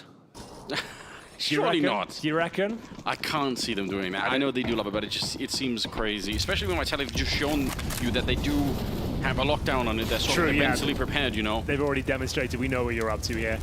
Anyway, the Glaive Molotov lands, and flushes ZywOo out of position. He's gonna hold his ground though. You can see, very aware of the possibilities as they deploy their outside smoke. ZywOo will hold towards T-Red here, and he'll be flashed in. He'll be going for multiple frags at this point. Yeah, Molotov will put the pressure on, and look at how much it's attractive. They're all looking for Apex. Flash. Yeah, here we go, flashed up, and now he's running forward, but they're not flashed at all. Sunfire is able to take him down. Both of them, I think, a little bit too far away for that flash to really have the full effect that they would have wanted. So, an attempted setup between Apex and ZywOo, but it backfires on them. And it's a 4 versus 5. Again, ENCE will take it. Spinks crouching on in, and surely dead. Diha just hiding in the corner, the perfect position. Well recovered. ENCE looked like they were in a lot of trouble there with the ZywOo push, but maybe they still are. Flames with a double kill, Anders, towards the upper bomb site. AK-47 in hand. He neutralizes the battlefield now. And with DR low, he might have found them access here to find yet another round on the CT half. Looking for 11. Tucks himself in the CT vent, and they're going to descend down the T-vent itself. Apex is ready and waiting, though. They've read this well. 30 seconds remaining. Time is of the essence. They should be able to trade Apex, but if somehow they don't, then there is a chance for Makers to get there and maybe help out. We'll see how this plays out. Molotov on the one side. There's the first attempt. Apex good. Let's see if they can get the trade there. A little bit slow, and the headshot. Apex in the corner. This is beautiful work. 10 seconds. Hiding for another 2 might do it. The smoke is up, and Diha's hoping and crossing his fingers, praying he can find him. He's got the kill, but he may not have the time, Henry. 4 seconds. He can't pick up the bomb. He didn't actually get it on the first go. Oh, no. There is no time for it. And in this game of survival, Apex proves time and time again why he's the ultimate predator. Rotting down that clock, holding the key positions, and after finding 2 opening frags, the 5-on-3 is squandered by ENCE. 11-8, and this is where it all began. Flames holding towards the rafters, funneling them down towards low, and Apex just had to buy time, find a couple of kills, drop that bomb. It was not recovered. And the in-game leader has done an awful lot for Team Vitality. They continue the perfect streak here on the CT side of Nuke. Only 1 player survives on the T side. So at least they'll have a gun taking to go forward with. They've got maximum loss bonus as well, but it will be a tactical timeout. Team Vitality in touching distance of the championship now, Anders. Bear in mind, it's the 3rd and final map, second half, 11-8 for Team Vitality. Heartbreak beyond belief. He could have had the bomb, but he just took 1 step too little, and then he had to come back and pick it up, and that he did not have time for. Oh, that's what it means to be under pressure. You're in the final half of a grand final for $1 million tournament, and it just takes 1 little slip up here. 11-8. Let's see how much this will end up costing ENCE. It could be the entire tournament. All right, when you put it like that, Anders, now I'm interested. We're getting that close. 1 little mistake here. You might not need anything else if you're Vitality. You got Magus fired up, you got Spinks there, you got ZywOo, all of them at 15 kills each. That's the tip of the spear right now for Vitality, and that's horrifying to be up against. ENCE suffering from a low economy. They don't have the grenades. Yeah, they're going to put some down out of the yard here, but you would want more to try and get the bomb down eventually if that's what you're going for towards the B bomb side. But Diha is so good on the outside position here. That is true. An absolute demon. Once he gets in position, he always seems to slip the net. And they know it as well. They've left him out there with the AK-47. Let's see what he can do with it as they go for what seems to be a contact play towards upper. Out the squeaky door they go. Nerds leading the charge here. They're getting a lot of real estate. The Spinks, though, good for it. Flames will find Nerds at the very same time. So 2 kills going their way. Diha, there's an opening. You need more. Still a 2 versus 3. And the drop down there for Snappy. He does have the bomb. If he can plant it, then maybe Dihar can find one more kill. I think this is still a very unlikely round. I have no idea how you could even begin to try and win this one. He's got the Khalil. Snappy, though, now that he's dropped, they know Dihar's outside. He's already got a kill, right? So that's a defuse. Yeah. Unfortunately, that's round done. So, I can't really build this one up. I can't start screaming and shouting. It's got the defuse. Will the player still alive? No, it's over. Everyone knows it as well. And one step closer now to the trophy and the lion's share of $1 million here in Riyadh. Vitality putting on a bit of a clinic here in the second half. 5 rounds in a row. They saved an AK, and they got the bomb planted at least, so there will be some cash available to them. But falling flat once again. Bear in mind, they went 0-5 down in the first half as well, Anders. So that's 2 0-5 starts to kick off Nuke here for Ents, and that is not the recipe to take the championship, is it? It's really not. That might be hard, almost unrecoverable, as we can tell here. 12-8 is a significant lead, but it's also the fact that it felt like Vitality at no point throughout this grand final had anything that even looks like momentum, but now it's building, and it should be. Again, they might have technically a new lineup, but they should have the experience inside of this team to be able to accumulate this kind of momentum. And that's what we're seeing at the moment. It's quite scary. Also, Ents normally in this kind of an execute that they just had in the last round, once they're through the squeak door, they could probably throw a smoke or something towards Mini. They could block off Spinks, and that they just didn't have the grenades to do it with, unfortunately. And again, that was a lack of the economy. So they're in a very, very tough spot right now. 4-round gap, and let's see if Ents can pull it back from the brink. Yeah, very clean and convincing rounds for Vitality so far. Haven't really given much away at all, and need something going in their favor. We haven't seen any of their trademark upper rushes just yet. They're going to try their luck towards outside, taking heavy damage on Rue. You can say that again. ZywOo gives Dihar a taste of his own medicine, and boy, is it ever bitter. Straight through the smoke. 5 on 4. And they're going to try and get 3 players down towards Secret. We've got Sunpius, the linchpin of this round, and speaking of which, oh, Nerds, he almost didn't get the kill by jumping up there, but does bring it back, and so does Sunpius. Looking at their first round on the CT side here. Nerds caught out of position and finished off through the smoke, but Sunpius keeps fighting back here. 1 minute 12. Going towards main entrance, and bear in mind, Spinks is positioned behind the CT vent. And they know that he's in here somewhere. They know that normally he's going to be the one playing Mini. So they're going to be doing the math pretty quickly. Instead, looks like they want to go down below. They catch him out in the open. It's a good trade for Madden. That's all you need. It's Spinks looking to go almost right into the crosshair of Sunpius, but Sunpius able to win the fight anyway. A 1 versus 1, a clutch here that could determine the entire grand final. You're right, Henry. Finally, we have one. Let's see if this is going to be playing out this way. Spinks giving up his position. Madden's right there. 1 click, 1 bullet connecting will be all he needs on the other side. And Spinks, he's getting no sign. He has no idea that Madden is right there behind him. It's just, he's going to walk into it. A little bit of something showing, but Madden able to do it. Clutching the round, hiding in the corner, and giving Ents a 9th round. A 1 versus 1. It took everything they had, but Ents get it over the line. Sunpius was fighting tooth and nail in the outside position. Just about finding those frags. It comes right down to the wire, but they get their first T-sided round here. Not all is lost yet. 12-9. And we'll take a tactical timeout here for Team Vitality. They're second on the map so far. They do have enough resources to purchase into this one, and Apex will confirm that. They might want to bring the ZywOo AWP out now, because he hasn't really had to use it so far, but sticks on the rifle, which is absolutely fine. He is world-class at both disciplines, Anders. Yeah, Make is still picking up a scope, but not on the AWP. Okay, we don't see many Orcs these days. Like, I think Karrigan's one of the few players that picks it up, but Magus, like, when it was really OP back in the day with the Krieg and Augmet was around, like Magus was one of the trailblazers of that particular era. Yes. Take from that what you will, but he is well-versed in the weapon, is what I'm saying. He really is. Maybe NBK's out there still playing around. We saw him on Falcons, you know, trying to use the same weapon. They had a good showing this tournament, I thought. They did, much better than I was expecting. Yeah. Well, here we go. Through the flames, into the yard. It's Sunpius hoping to open up this round. It's got tantalizingly close once again. Oh my god, if he would have stuck around, he could have probably had the kill, and he's lucky himself that he doesn't go down. The timing was just against him on that one, unfortunately. So yeah, instead pushing the low ground, only a single player, but what a player it is down here. ZywOo holding the lower part of the map. Who wants to challenge him? Not many people, I can tell you that much. He's down towards lower. Holding, lying in wait. And what a brilliant first shot as well. Sends him packing with the incendiary. They'll counter Molotov, but he knows he's got such a massive advantage. He wouldn't, would he? Oh, he would. Snappy didn't see it coming. Absolutely blown out of the water there. 5 on 3. ZywOo's doing it all. And now ENCE, after picking up their first round, they are on the back foot here. Look how fully invested they are, Anders. So they lose this one, it's 13-9, and they'll have no resources.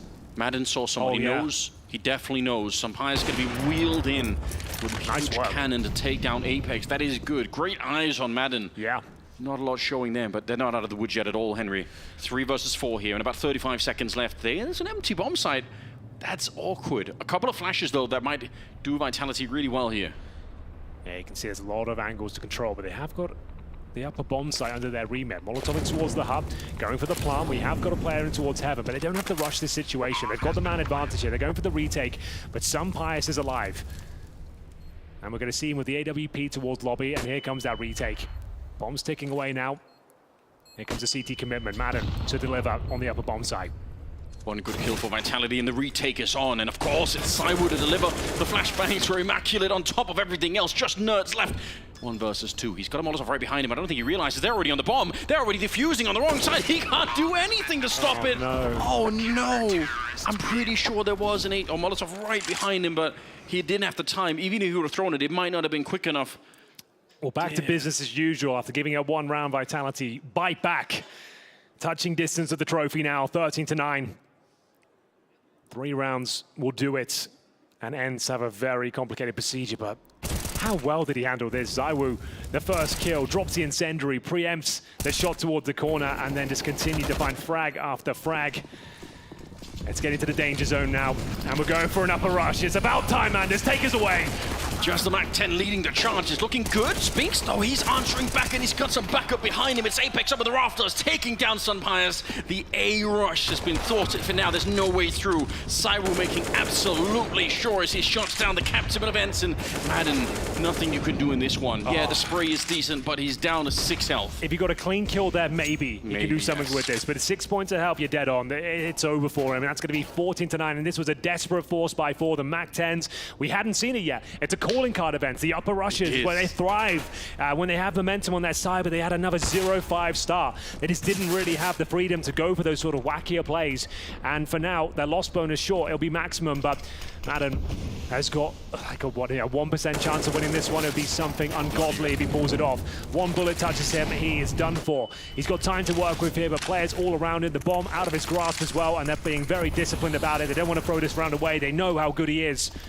Giving him a bit of space here, but Cywu will find the killing blow, the coup de grace, as we'll get into round number 24, 14-9, and like we said, maximum loss bonus. There is a buy, but concessions across the board. You're going to have a distinct lack of utility, and they'll take their final tactical timeout here. ENCE are in a lot of trouble. Imagine what a bizarre situation. Both teams know that this A-rush was coming at some point. Obviously, ENCE in charge of figuring out when to do it, but Vitality must have had the conversation on their side saying, when is it going to happen? Just a question of time. And for ENCE, they must have been trying to feel it out. Can we get some sort of rhythm? Can we get some sort of indication of which rounds they actually want to play more heavy outside, maybe a little bit less inside? Certainly wasn't this one. And the fact that Spinks, yeah, they get the opening kill on the ENCE side, but Spinks getting that double, locking it in the corner, and Apex showing up. That's everything they wanted. Vitality, 14-9. They're 2 rounds away from winning the grand final. Round 24. Mac 10 for Snappy. Sumpius with what could be one of his final AWP purchases here. 1 round from championship point, ladies and gentlemen.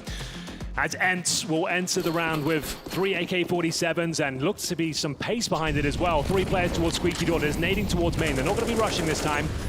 And no one to receive that initial utility. Heavy investment, $900 thrown to main entrance, and it does no damage. Yeah, they were dreaming of seeing an HE kill on the scoreboard there. It's not uncommon for people to be playing very aggressively and mini on the CT side. But not this time. Madden, he had an option to go through. Oh, did you see what happened there? He just put his head in his hand. As soon as the smoke goes down, head in the hand. We know he wears his heart on his sleeve, and he can feel this one slipping away. I think we all can. Vitality in a very comfortable position. This round does decide it all, to be honest with you. And Sumpius, he's done it again. He's got himself in a prime position to at least find a frag, an opening pick, and that should be enough. He's missed it. Man just needs to get out of there. He is lucky to be alive. He's so lucky. Oh no! Oh no! The Sumpius are not. The spray through the smoke on top. It's disastrous. ENCE, they have run out of all the luck in this round. Madden nerds left. What could they do? How did that blow up in their face? They should have had Vegas at the very least outside. It says it all, doesn't it? It just kind of encapsulates the second half for them. Nothing has gone in their favor. A 0-5 start to kick things off in this map. Same thing happens in the second. They didn't have any momentum. They couldn't present their usual flair. They had to play it by the book. And that's where they look they're most uncomfortable. Nuke, to be honest with you. And now they have no option. It's going to be championship point with 2 players having to save their AK-47s. Vitality will have 6 rounds to put this one to bed. And the way they're playing right now, they're probably going to do it in the next round, Anders.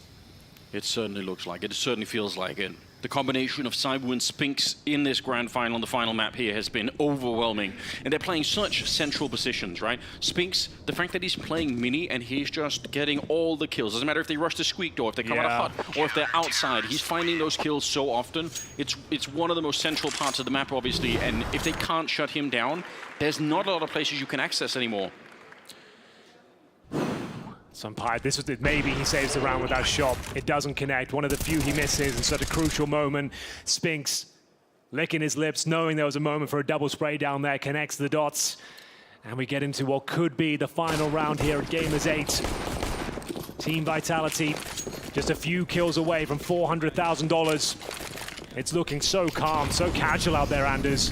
Is this the moment? We've got a Desert Eagle, a couple of Galils, an outside wall of smokes, and Mages to defend. Hence playing the grand final of Cologne just a short while ago, and you're right, that's a big raid. They might be denied again. Sunpius snuffed out of the round, shot straight for the smoke. Magus able to pick it up, and Apex continuing and taking down Nerds. This might well be the beginning of the end. 3 versus 5 here. And what kind of miracle do they have left? They need more than 1 to try and get this round working. Oh, you're dead on, Anders. I don't see a way back into this round, but we'd love to be proven wrong. This has been a very flat T-side by their standards. They know it as well. Just a few kills away from the choke for you now. It's going to be Zywoo looking to close things out, but he's been dropped. A lifeline here provided by Madden. It's a start. They can't really get back up again. The vent headshot from Apex. Second kill as he takes down Madden. Oh, the spin! The save from Magisk in the back line with the York. It's just DR left. 1 versus 4. There's absolutely nothing left. He can't do this one. Ends. They finish second in Cologne and they'll finish second in Riyadh as this Vitality coming up with a massive victory. Look at him on that feet. The man of 1,000 faces, and this one is pure joy. Well, you have to say, an impressive performance there. Calm and calculated across the board there after getting blown out of the water in the first map.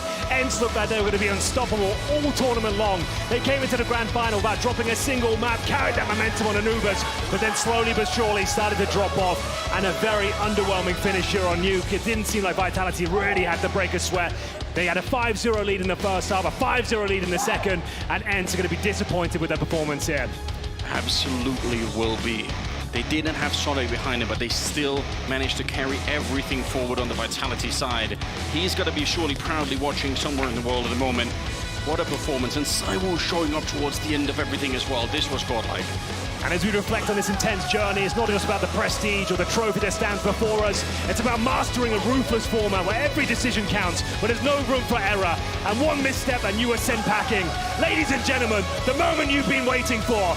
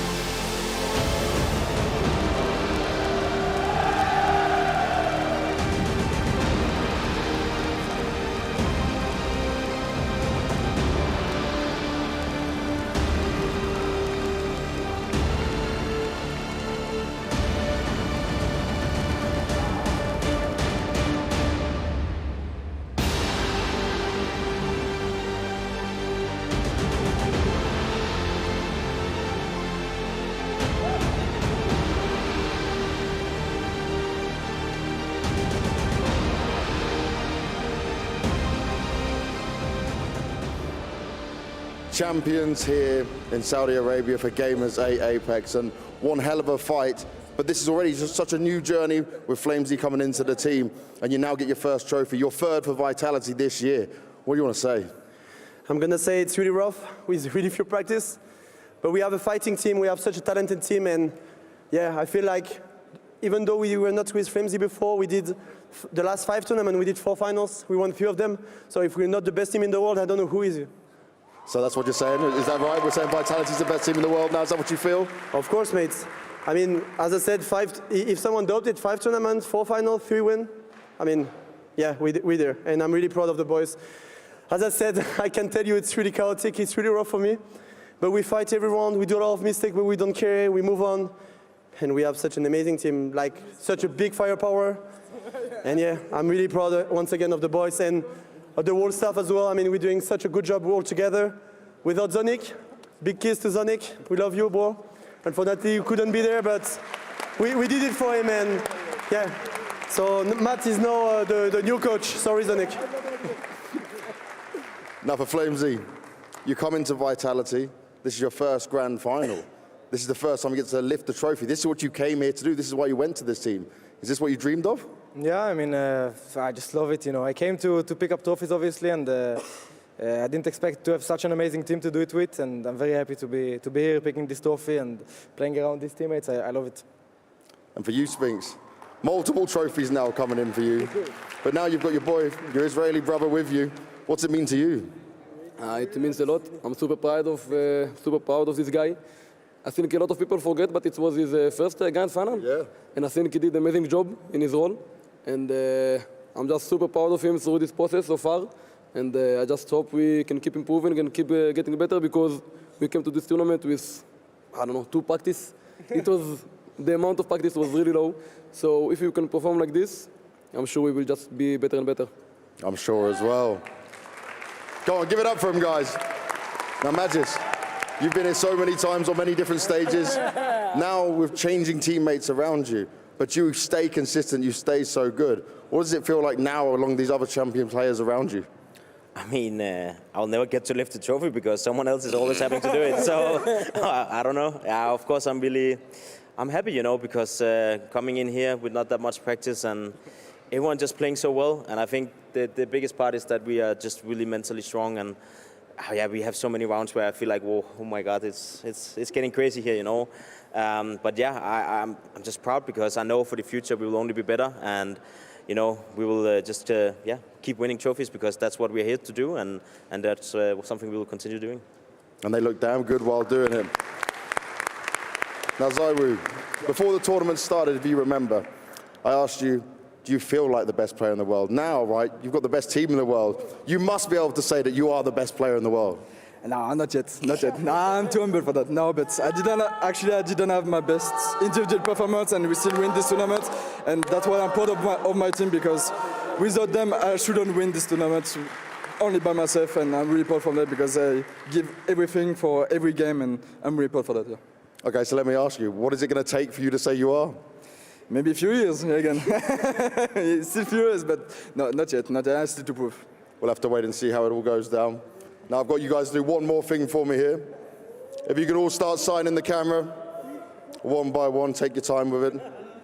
Guys, for one last time, make some noise and give it up for your Gamers8 2023 champions, Team Vitality!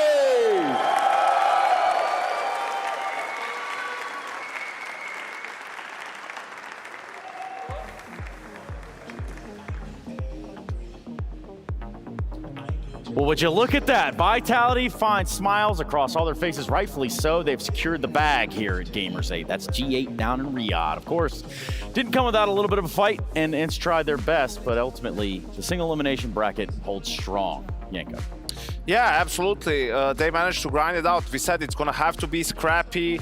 It's going to have to be some of those boxes we always say about underdogs to be able to lift the trophy. And I think you saw that on the last 2 maps. On Nuke as well on the decider, 5-0 in the first half, 5-0 up in the second half. Ents in the end paid the price for those slow starts.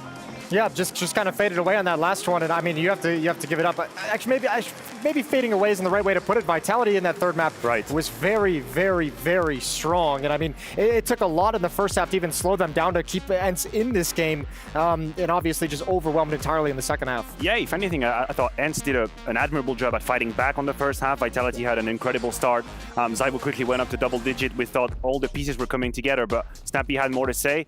Now, when you move on to the defense, obviously, we're going to talk about Zybo, that's for sure, but he was not alone at all. I think Spinx's defense was absolutely stellar. He had a couple of moments where he stepped up outside.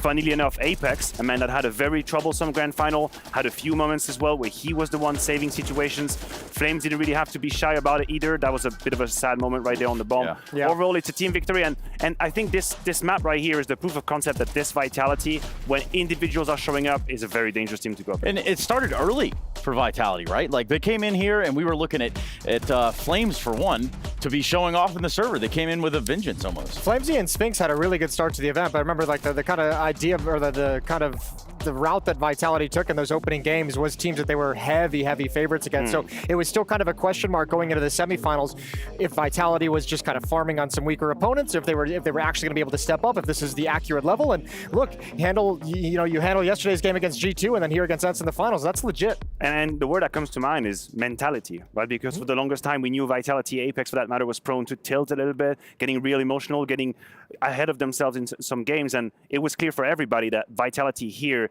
in this event were not going to have a perfect counterstrike. That was pretty much clear. There were going to be holes here and there for maps, but I think a test of mentality, a proof of concept of their strong resilience going into that game versus G2. It's a huge, tiring, exhausting overtime. They move here, they lose the first map, they get bashed on the first map against ENCE, and they bounce back and they battle like men. And for that, I think you tip of the hat. This is a Vitality that shows championship quality. And for that, we also welcome you to our SEC analysis. Hey, everybody, welcome back for one final time. We're going to try to break things down here and maybe not break each other. I don't really know. We'll try. Yeah, we'll try very much. Yanko, I'm looking at this and I'm thinking, yes, ENCE, commiserations. You know, they did make it all the way to the grand final. Yes, there's a lot of promise in this squad. What's your take? I think it's important to say, though, ENCE did not choke this final.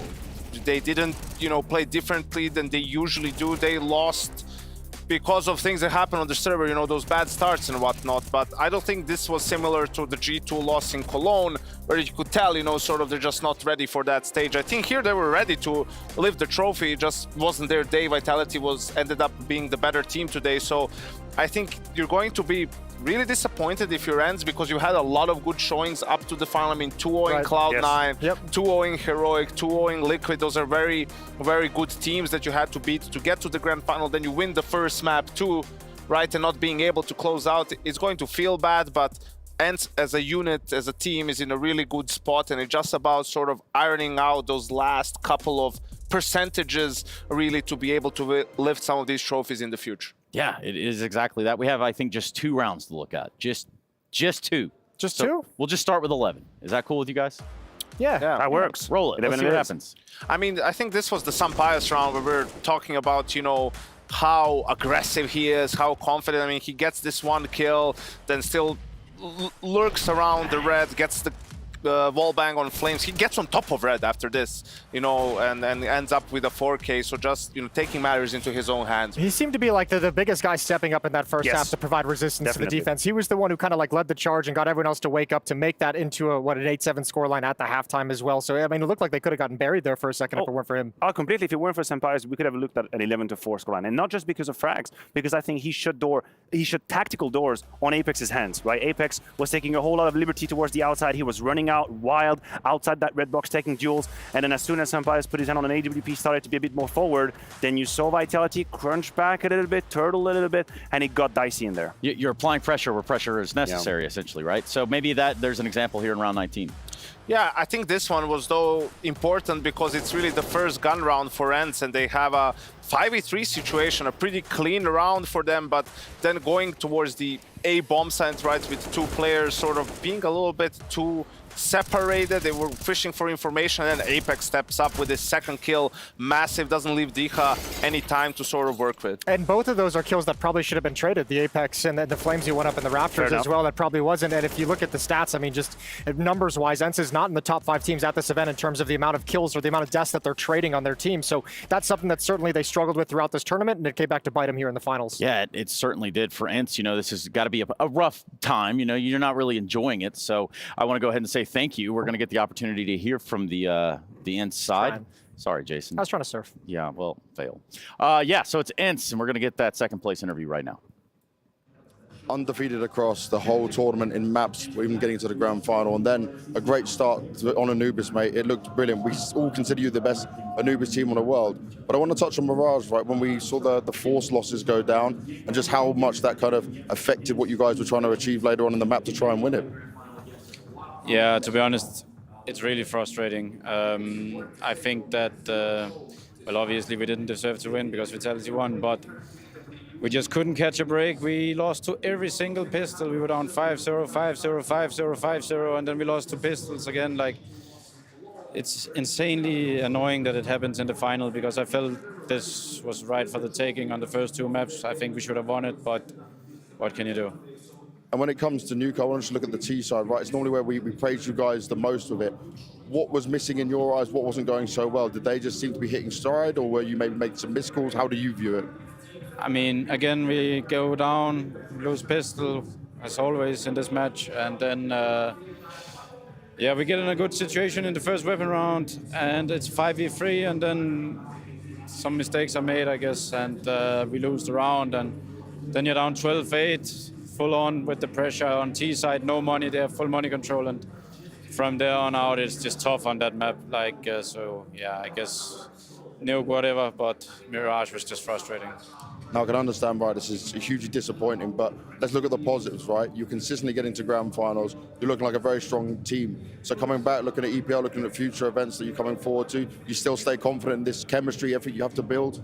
Yeah, I'm obviously confident, but it's just like at Cologne, it didn't hurt as much because I felt like G2 were the better team, but here, Vitality was obviously better, they won, but I feel like we had a real shot here, and that's why it hurts a bit.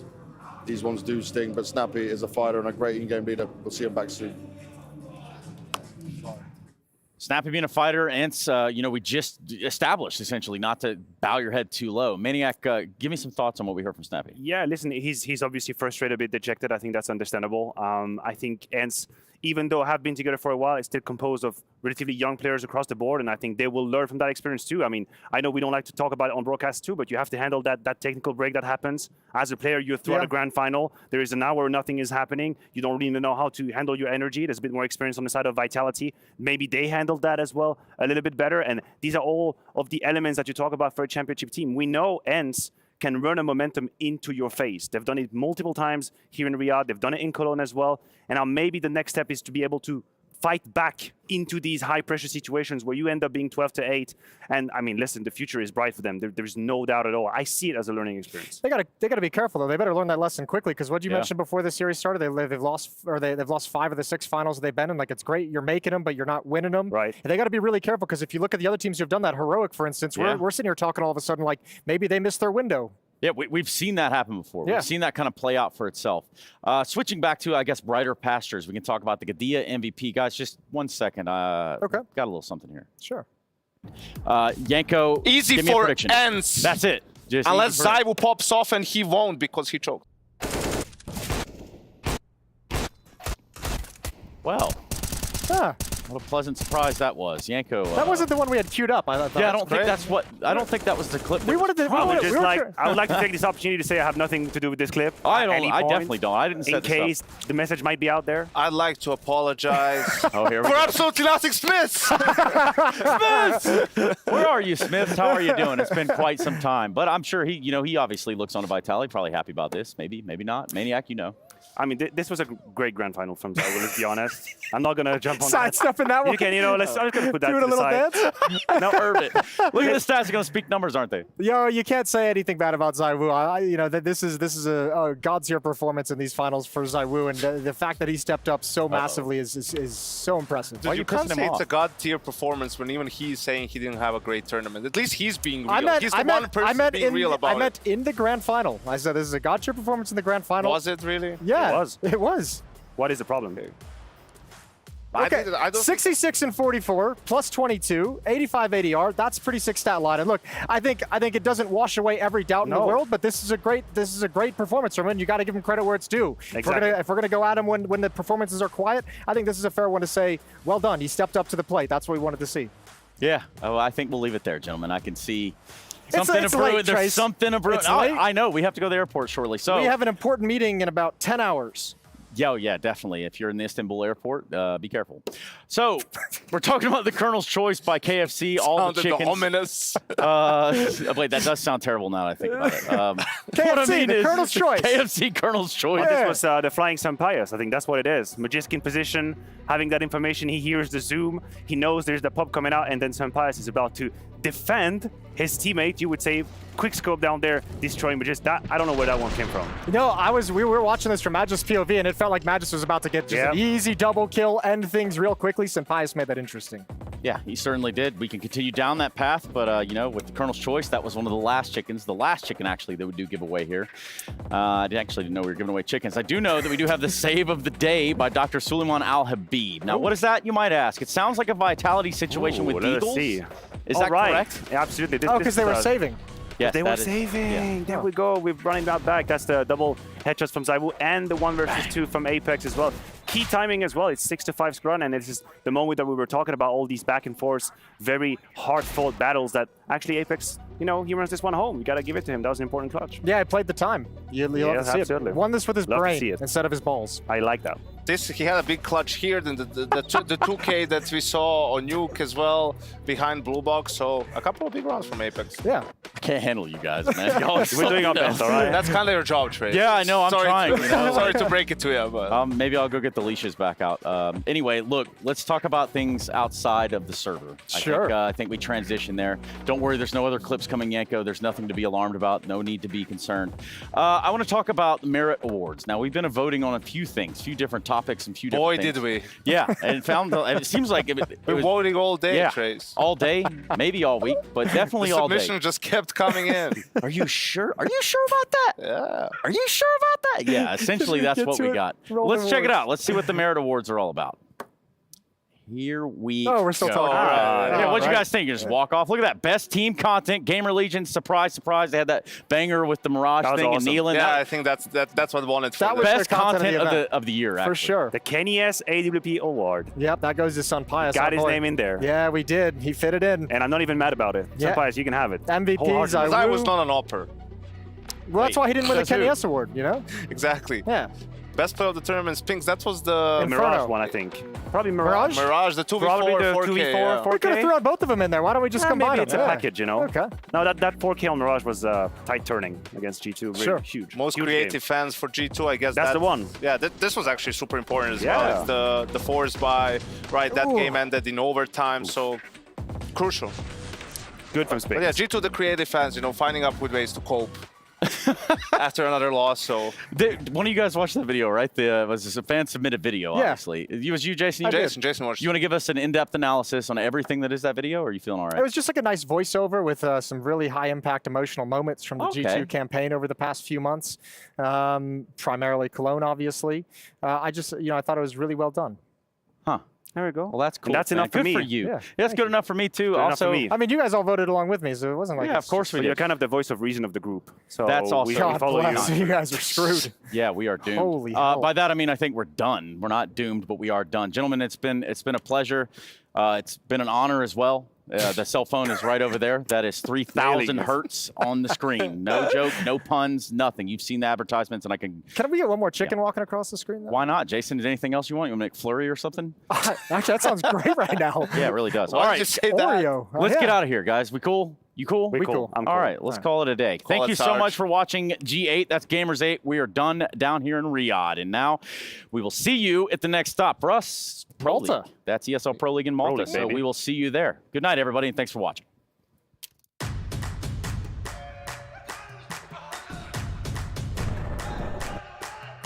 Dragging us down, face on the ground, but still we so proud. Just look at the crowd, making some noise, making some sound. You had a choice, they're hearing us now.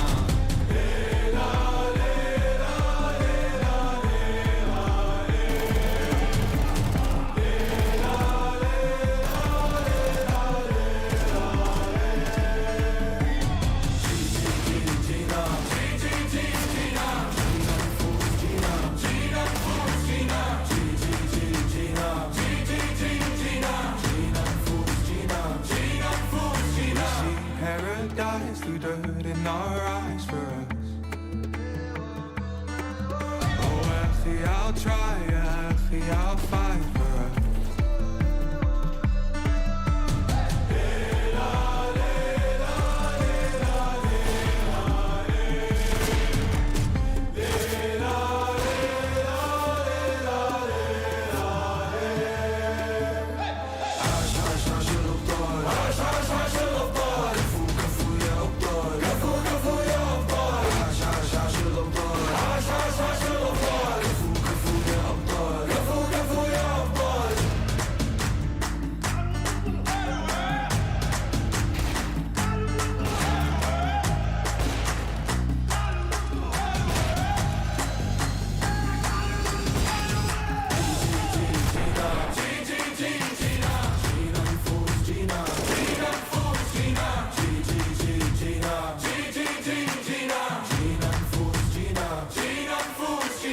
Paradise through dirt in our eyes for us.